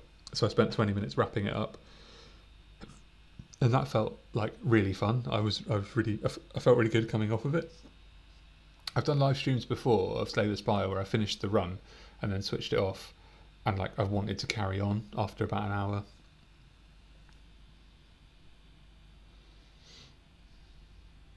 All right, Josh, thanks so much for stopping by and supporting the Baldur's Gate install. I'll put some notifications out into the Discord when I'm actually going to stream the game and stuff. And if you're interested in coming in, hanging out, you're more than welcome. See you again. Well, the characters in Baldur's Gate 3, Talion, are you've got a snake lady who's very angry. You've got a vampire who is pictured at the front of the picture here with cool hair, who is very posh and camp. You've got a wizard who needs to eat magic items in order to survive, otherwise he'll blow up. You've got a warlock who's made a pact with like a tricksy devil demon lady, and if you try and break the pact, he ends up turning into a tiefling with horns. You've got a barbarian who is already a tiefling. She's red, and she's got a funny English accent, which is kind of cool. Who are the other companions? I can't remember. Oh, you got Minsk and Jaheira from the original game, from Baldur's Gate 2. They show up in it, but I don't know how. I think they're playable, but they're like kind of like secondary characters, like cameos almost. But you can play as them. You've got some druid guy whose name I can't remember, who turns into a bear. Who else? The playthrough I watched, I think some of the characters got killed off. There's a guy called the Dark Urge who likes to kill everyone. I know there's a bard, but in the playthrough I watched, she got killed before they even got to use her. So I'll probably try and grab that character actually, because I didn't get to see how she plays. And there was a character called Minthara who's like a paladin or something, which I think they just missed on the playthrough I watched because I didn't even know who it was. I've just seen memes about it and stuff. I think that's kind of it.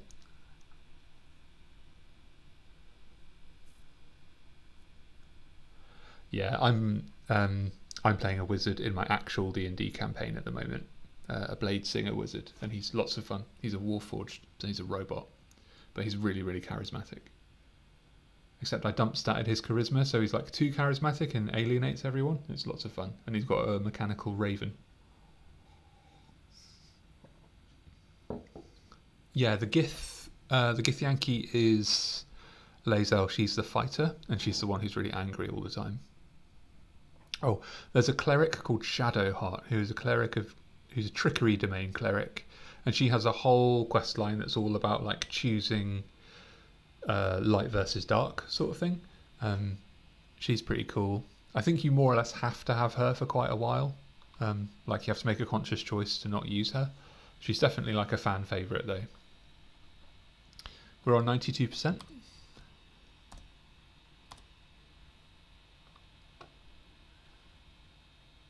Very uncouth. Yeah, for my main character, I kind of want to do like a Gish.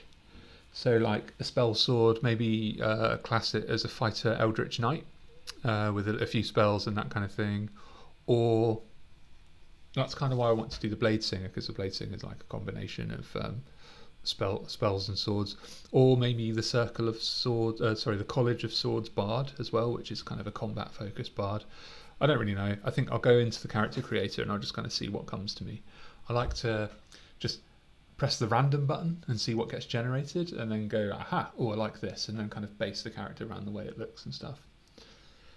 Played enough IRL D&D now that I just can I don't get too attached to an idea of a character, just kind of like run with whatever appeals to me right at the start.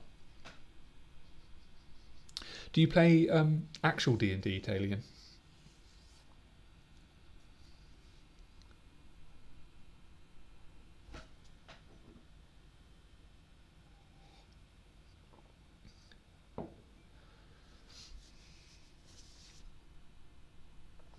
I'm just going to...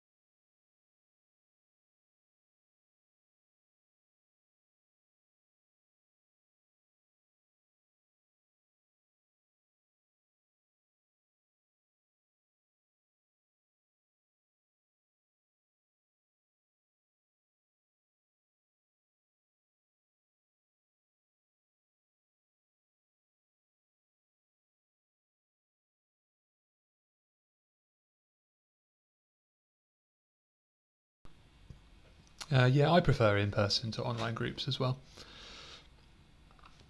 I guess you're not actually there.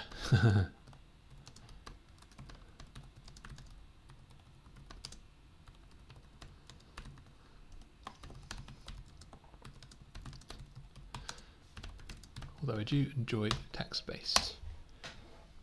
Oh, looks like the PlayStation is gone dark. There we go. All right, 93%.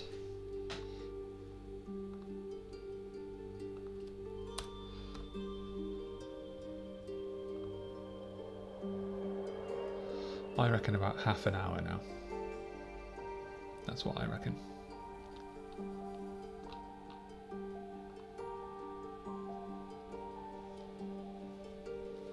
Might just go have a look around the PlayStation store while everyone's gone.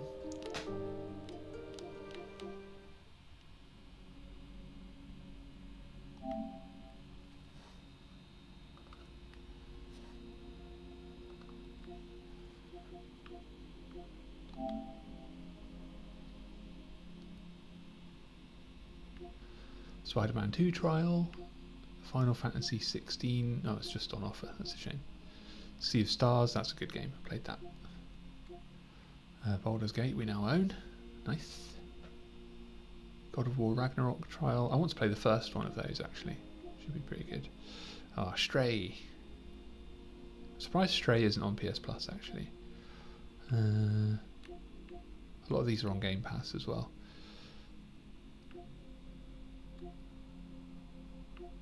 Oh, Yakuza Like a Dragon. $54.99 for Yakuza Like a Dragon. Oh my gosh. I don't think it's worth that. Hogwarts Legacy trial. I might stick that on for Sam actually. Ratchet and Clank. I gave that a try, but it seemed a bit aimed at younger players. Demon Souls. My son likes that. Resident Evil Village. I tried that. Too scary.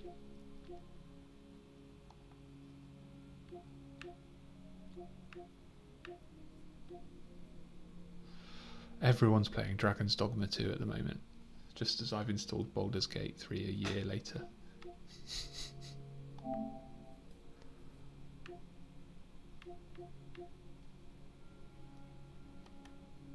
I don't really know what kind of game this is, to be honest.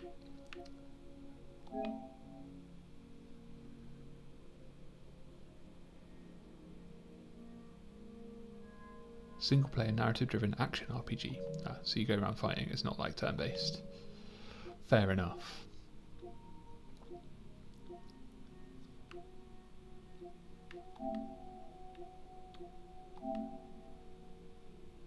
Monthly picks. Oh, I'm not. I've just realised I'm not in the PS Plus thing.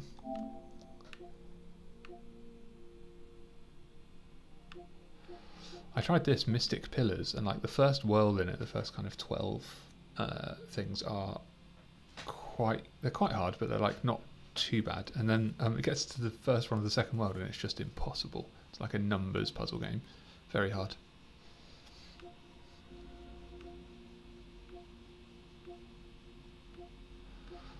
Might have a look at the Spider-Man 2 trial at some point. Played Miles Morales and the remaster of the original Spider-Man. We tried Wizard with a Gun the other day. It was kind of basic. I've always been interested in War Thunder. I just forget it exists quite a lot. And so Taylor and Yoak, hello. I'll be playing Baldur's Gate 3 on the PS5, yeah. I don't have a PC that's powerful enough to handle it, unfortunately.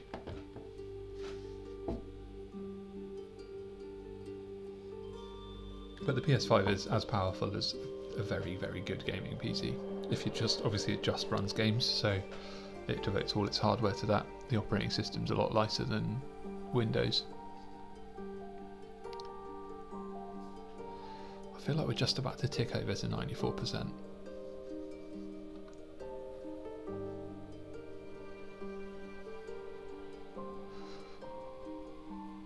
How long did your last in-person D&D campaign go, Talion?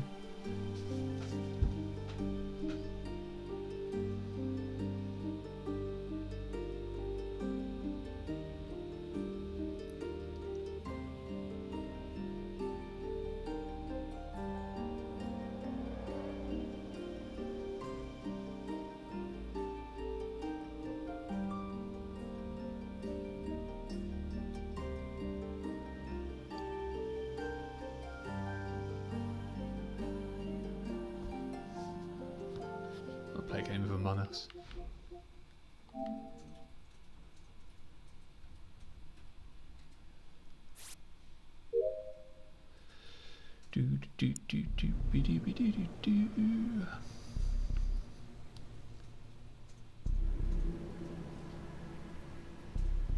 Oh, actually, playing an online game whilst installing a game might not work that well. Potentially not. Oh, there it is.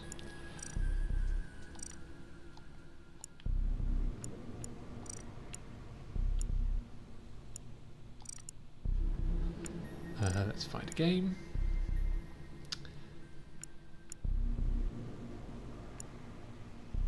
Oh, can I play Among Us with you?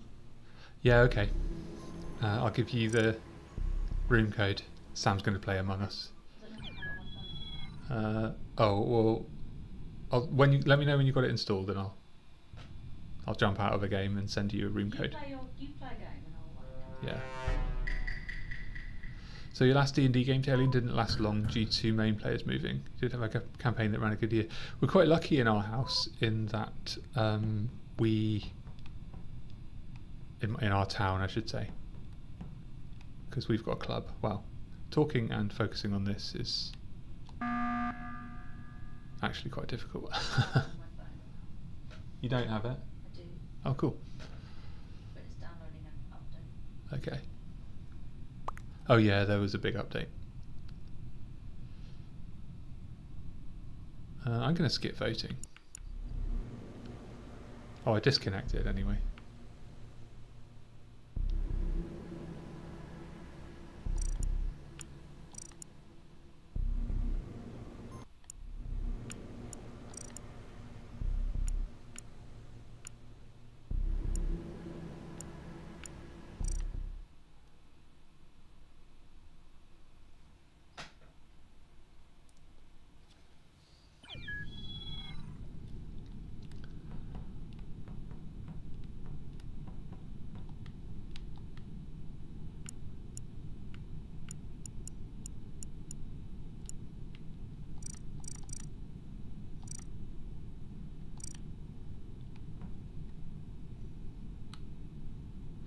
Right, let me know when you're ready for the room code. I will be in a sec. Okay. It's okay, I had to host my own one and it's not filling up just yet, so. Do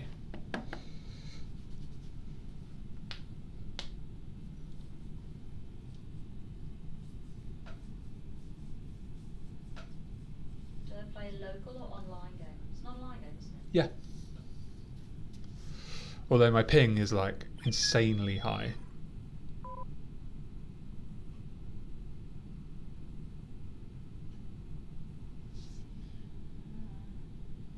Dismiss. Yeah. I'm gonna sign it. I'm just not gonna sign it right now. Sign it later.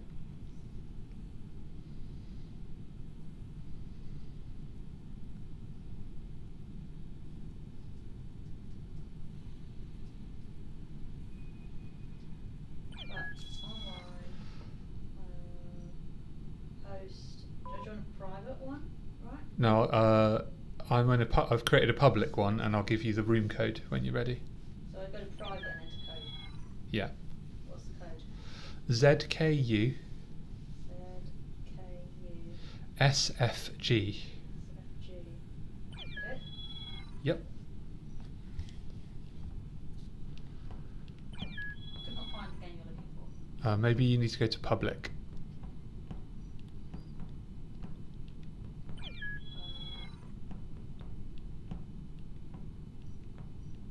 But that's just finding a game. Is there not an option to put a room code in?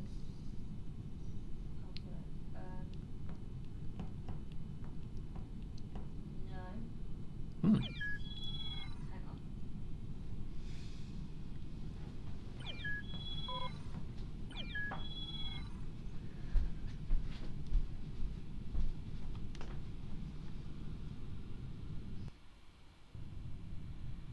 Is it find game? Oh, yeah. Oh right, I don't know. I don't know. Can I not join on my phone? I think so. I would have thought so. Just not sure how you do it. I thought you just enter code.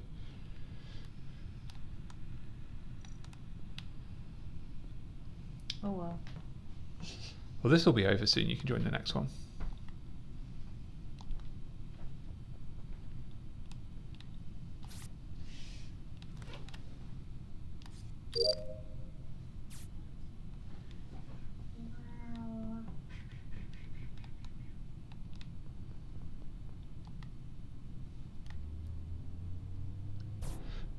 Uh-oh, dead body reported.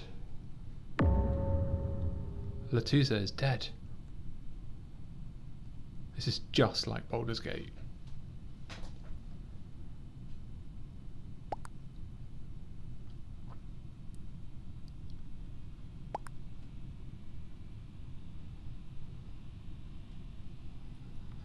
I'm skipping this vote.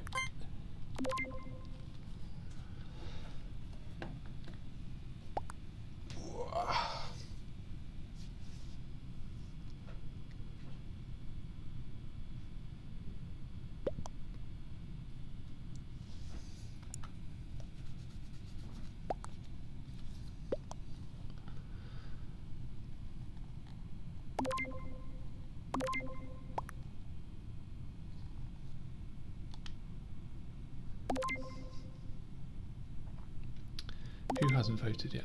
T-Proud. Ria Proof and Dad haven't voted.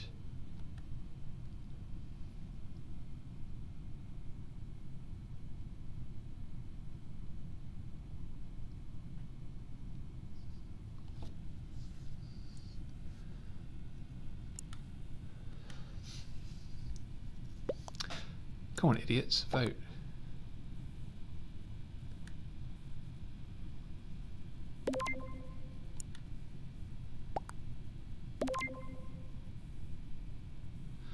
Ah, it's a draw.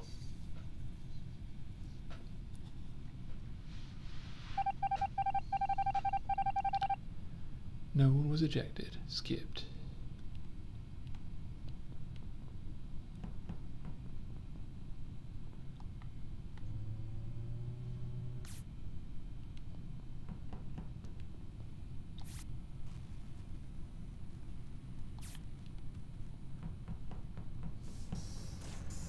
Let's go and sort this out up here. Refuel.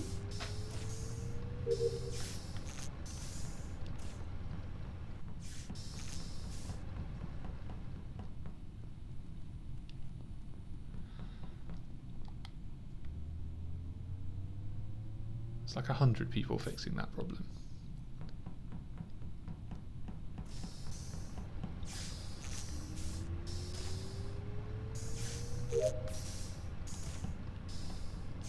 What's my next task? Electrical.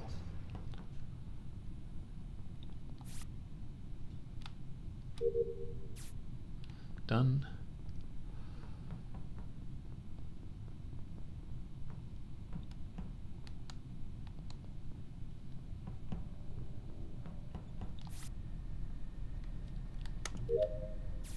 Task completed.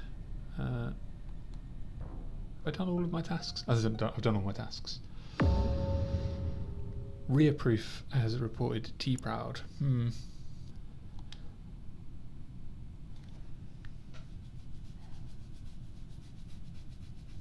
want to go. It's 20 to 11. What? Yeah. Oh yeah, you just look upset. Well, yeah, I don't really want to go, but Oh. I have to go to stupid work. You don't have to. You could stay here. I could make you a sandwich. It doesn't change. I have to go to stupid work. Oh, I see. Right, yeah. Well, whatever you want to do. I'd also then have to take all this to work with me tomorrow to take it home. Oh yeah. It's not that. Have you got your uniform? Oh, I see. Right. Who are we voting for? I'm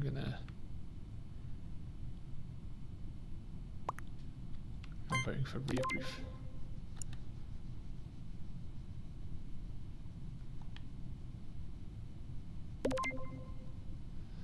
Worthpout has been voted out.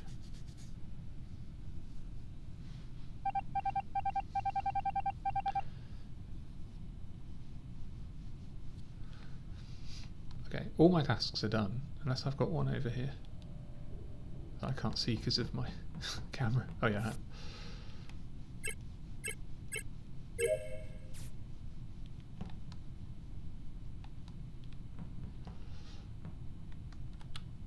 Yeah, all mine are done. Now I just have to not get killed.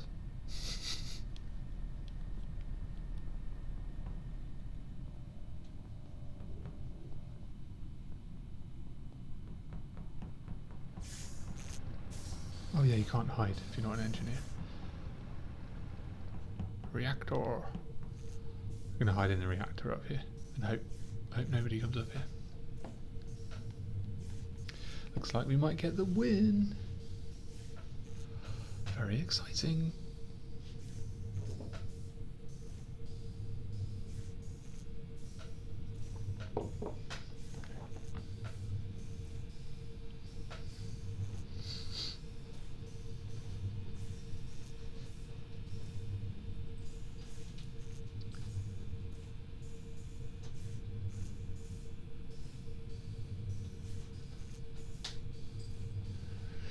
Literally just going to stand in my character here and wait. You can take the hoodie if you need it. Don't know how cold it is out there.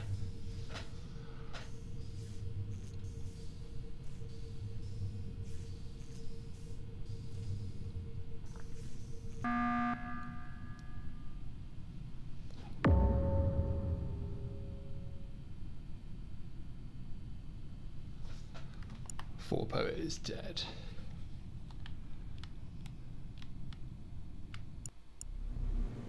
Oh, I got disconnected. Oh, now that is heartbreaking. Can you believe it? Let's close that. How's Baldur's Gate coming along? 96. Yeah.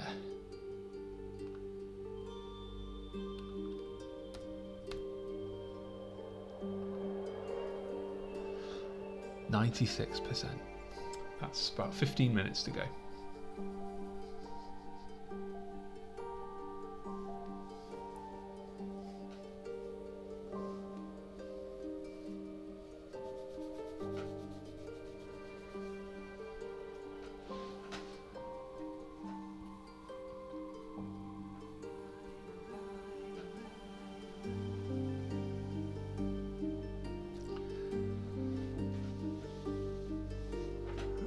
If you're going to head off, I'll just mute this and say goodbye properly. Okay. Okay.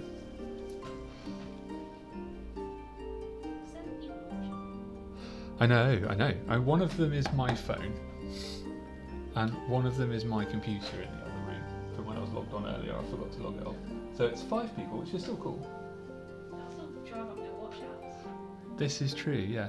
The chat rate went down, which apparently is a statistic that matters. Hello, Josh. Yeah, we're still downloading. We're on 96%, so I'm reckoning about 15 minutes. 15, 16 minutes. It's about 4 minutes per percent. It probably doesn't help your download that you're also live streaming it and cutting your speed in half. Yeah, I did mention that. I mean, it is fibre, so it does have like an allocated bandwidth for upload, but I don't care what they say, it still slows it down. But I think the projected time, it went from 7 hours to 6 as soon as I started it, so I think it must have been like 6 hours 50 minutes it's supposed to take, and it looks like it's on course to take about 6 hours 47 minutes, so I don't think it's affected it at all.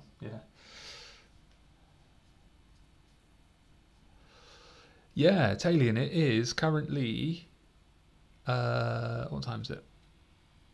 11:15. It's not that late for a Saturday night. It's fine. You have to work, stupid Sunday. Yeah.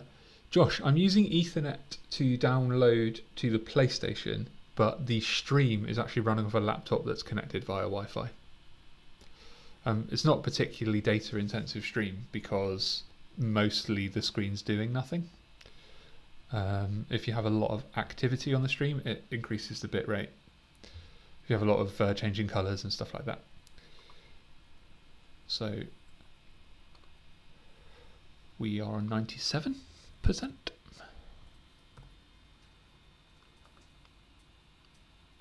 King, you're back. Mortal, you're back. You have nothing to contribute about the actual game. That's fine. Well, Mortal, if you want to watch some of the stream when I actually start it, then you'll learn lots of stuff about the game. Yeah, welcome back.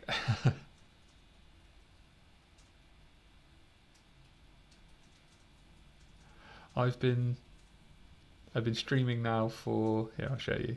Look, 6.5 hours. Look what happens to your mouse when you. It's like a visual feedback. I'll probably crash my computer if I do that, so better be careful. Yeah, 6.5 hours. But we've been doing like having lunch and having dinner, and my girlfriend Sam, she took over for a while for about 45 minutes and chatted about movies and stuff like that, and doing housework and what have you. I wasn't planning on going out anywhere today anyway, so it's fine. Oh, you never left, Mortal, I see. This is like New Year's Eve, let's go. I know. What I'm going to do is get it installed, have a little like decompression, say goodbye to everyone, shut this stream down, have a break. Actually, I meant to take some paracetamol earlier and I forgot. Have a little break while Sam walks home. And then when she's home, I'm then going to fire up the actual stream and do like maybe an hour and a half. Do character creation and like the prologue with the Nautiloid and getting through that first bit. Maybe up to like where you meet Asterion. And then I will probably cut it off and go to bed. I think you should romance Asterion. I would romance Asterion, but he's just like, having watched the playthrough and stuff, he just seems like a lot of fuss. It's just like a lot of like. That's why I sort of picked Lae'zel. She's very straight down the line. I hate her. Yeah, Sam hates Lae'zel because. Because you like her. She's a snake woman. She sounds very interesting. I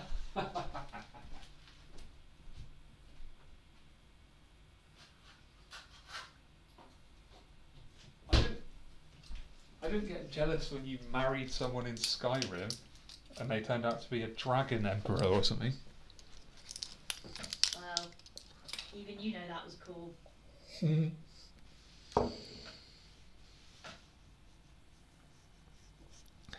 Talion has waved at you and says, Sam, have a great night.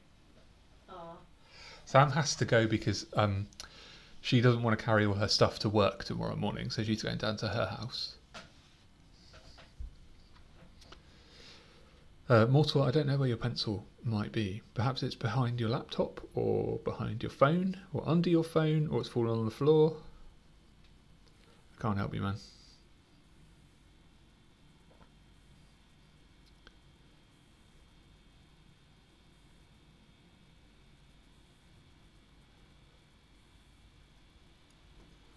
I'm just watching that downloading bar now.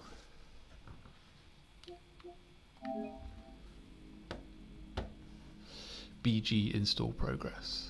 Wah, wah, wah, wah, wah. Oh look, we can watch it in micro here. Let's zoom right in.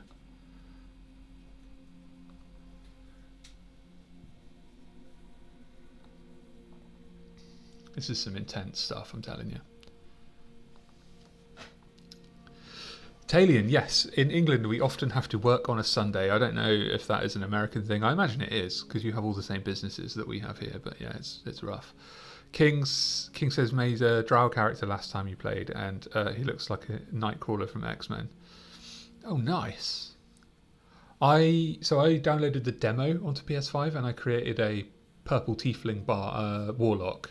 But I don't want to play a spellcaster. I kind of want to play some sort of... I want to play a Gish, so I want to play like a spell sword. So I'm either going to go Eldritch Knight, Paladin, or maybe I'm not really sure what the other options are. But I'll think of something. Maybe a cleric, but probably not. I think Eldritch Knight might be the way to go, with a bit of barbarian. Do you normally work Sundays, Mortal? What is your job? What's your actual job? Oh, we're on 98%. Yeah, Josh, you are a fan of physical copies, aren't you? I have a few, but generally everything's digital. If you bought physical Baldur's Gate, you'd still have to go through this process here, because it's just all patches. There's like 12 hot fixes. It's like one a month. 5 minutes left, yeah, not bad.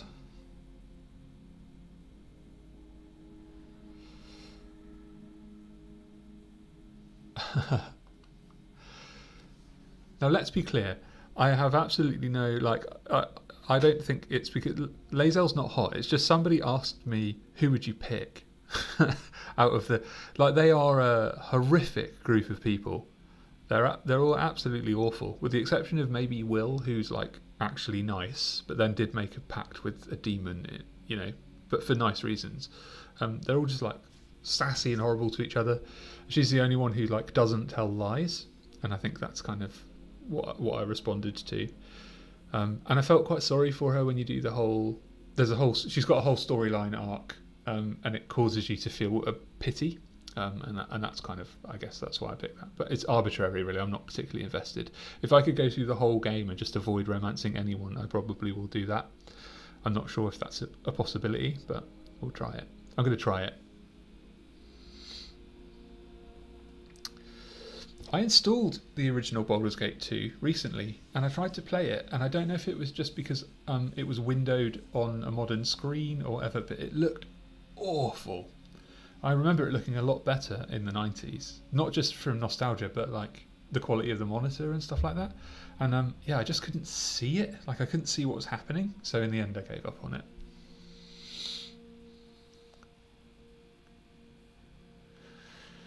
.1080p Blu-ray is definitely better than 4K streaming. Yeah, because you're not sacrificing any bitrate whatsoever. Whereas if you're streaming, you're always getting compression artifacts. Always. It's the final countdown.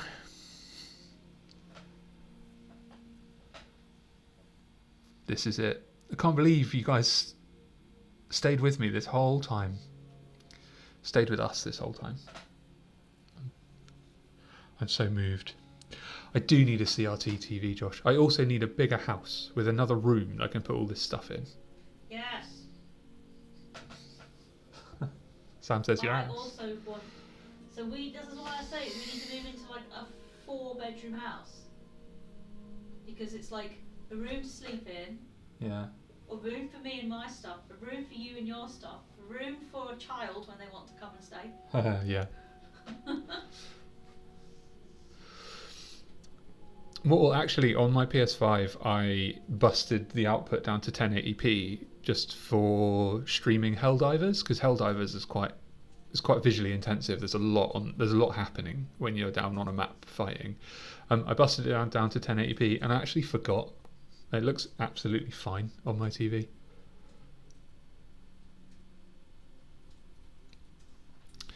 One of my sons watches Crunchyroll. It's like anime stuff, isn't it? Crunchyroll's just like Netflix. Yeah, but for anime, yeah. I had it for a bit.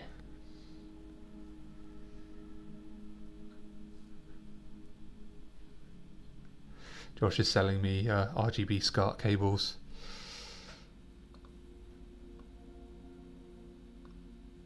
So, just resize this to get it back in the screen properly.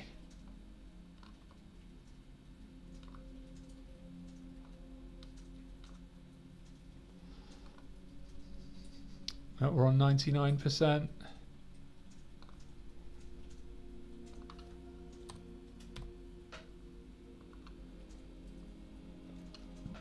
Imagine if the stream crashed now.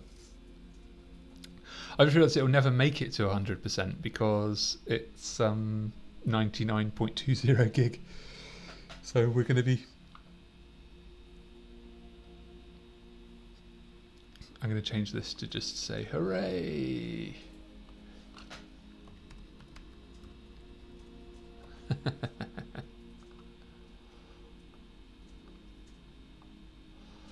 Hooray! It's installed. Ah, here it is, everybody. Installed. Aww. So that means I need to go. So you can lie face down on the sofa. Yeah. For 20 minutes and then do a bit of streaming. Yep. It's loading the title screen. Happy New Year! Happy New Gate!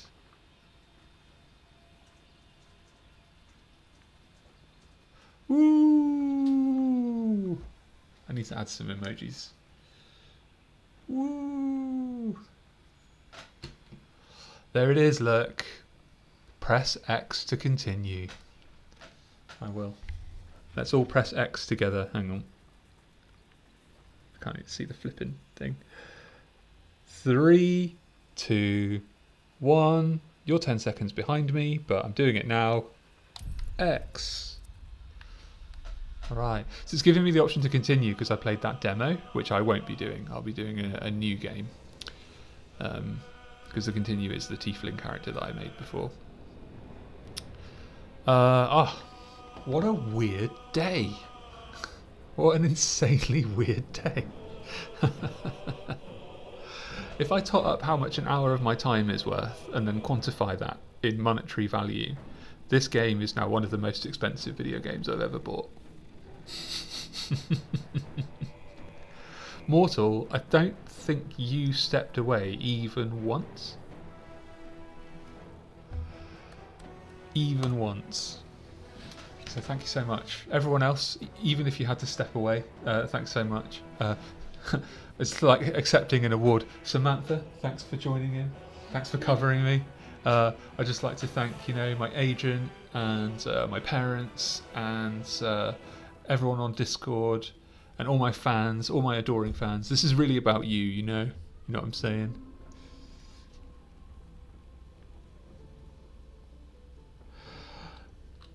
Logan, you need to celebrate in this moment. We have installed the game.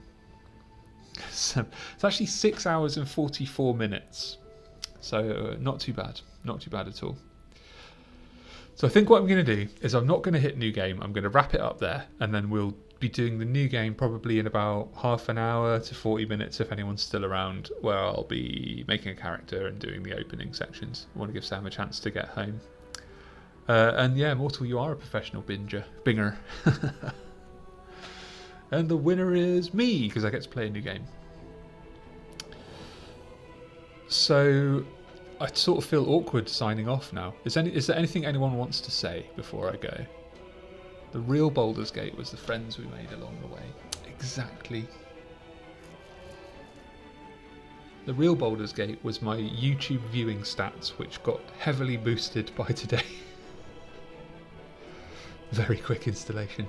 I think it would have been quicker if I had just set it going, put the PlayStation in rest mode and walked out of the house rather than doing a live stream, but what can you say?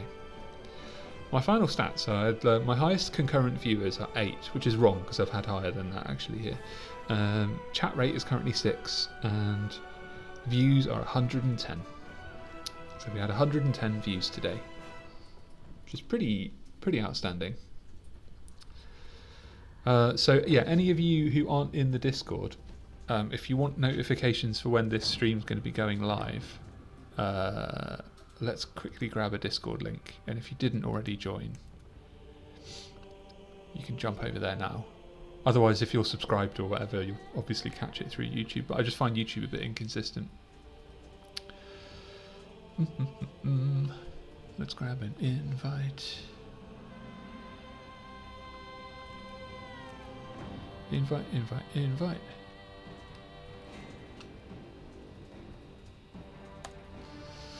Nitwit, Oddmund, Blubber, Tweak. Thank you. I don't understand that reference, but... Oh, that's the Harry Potter reference. Oh, okay. Sam says that's a Harry Potter reference. King, if you didn't already join the Discord, here's a link for you, assuming you want to join. If you don't, I don't mind. I won't be offended. So, yeah, well, next time, Talian's going to be in about 45 minutes, where I'm going to jump on and actually stream the game. But if you can't join, I understand. It will be available on Catch Up if you're interested in seeing how it goes. So, yeah, see you all shortly. Bye.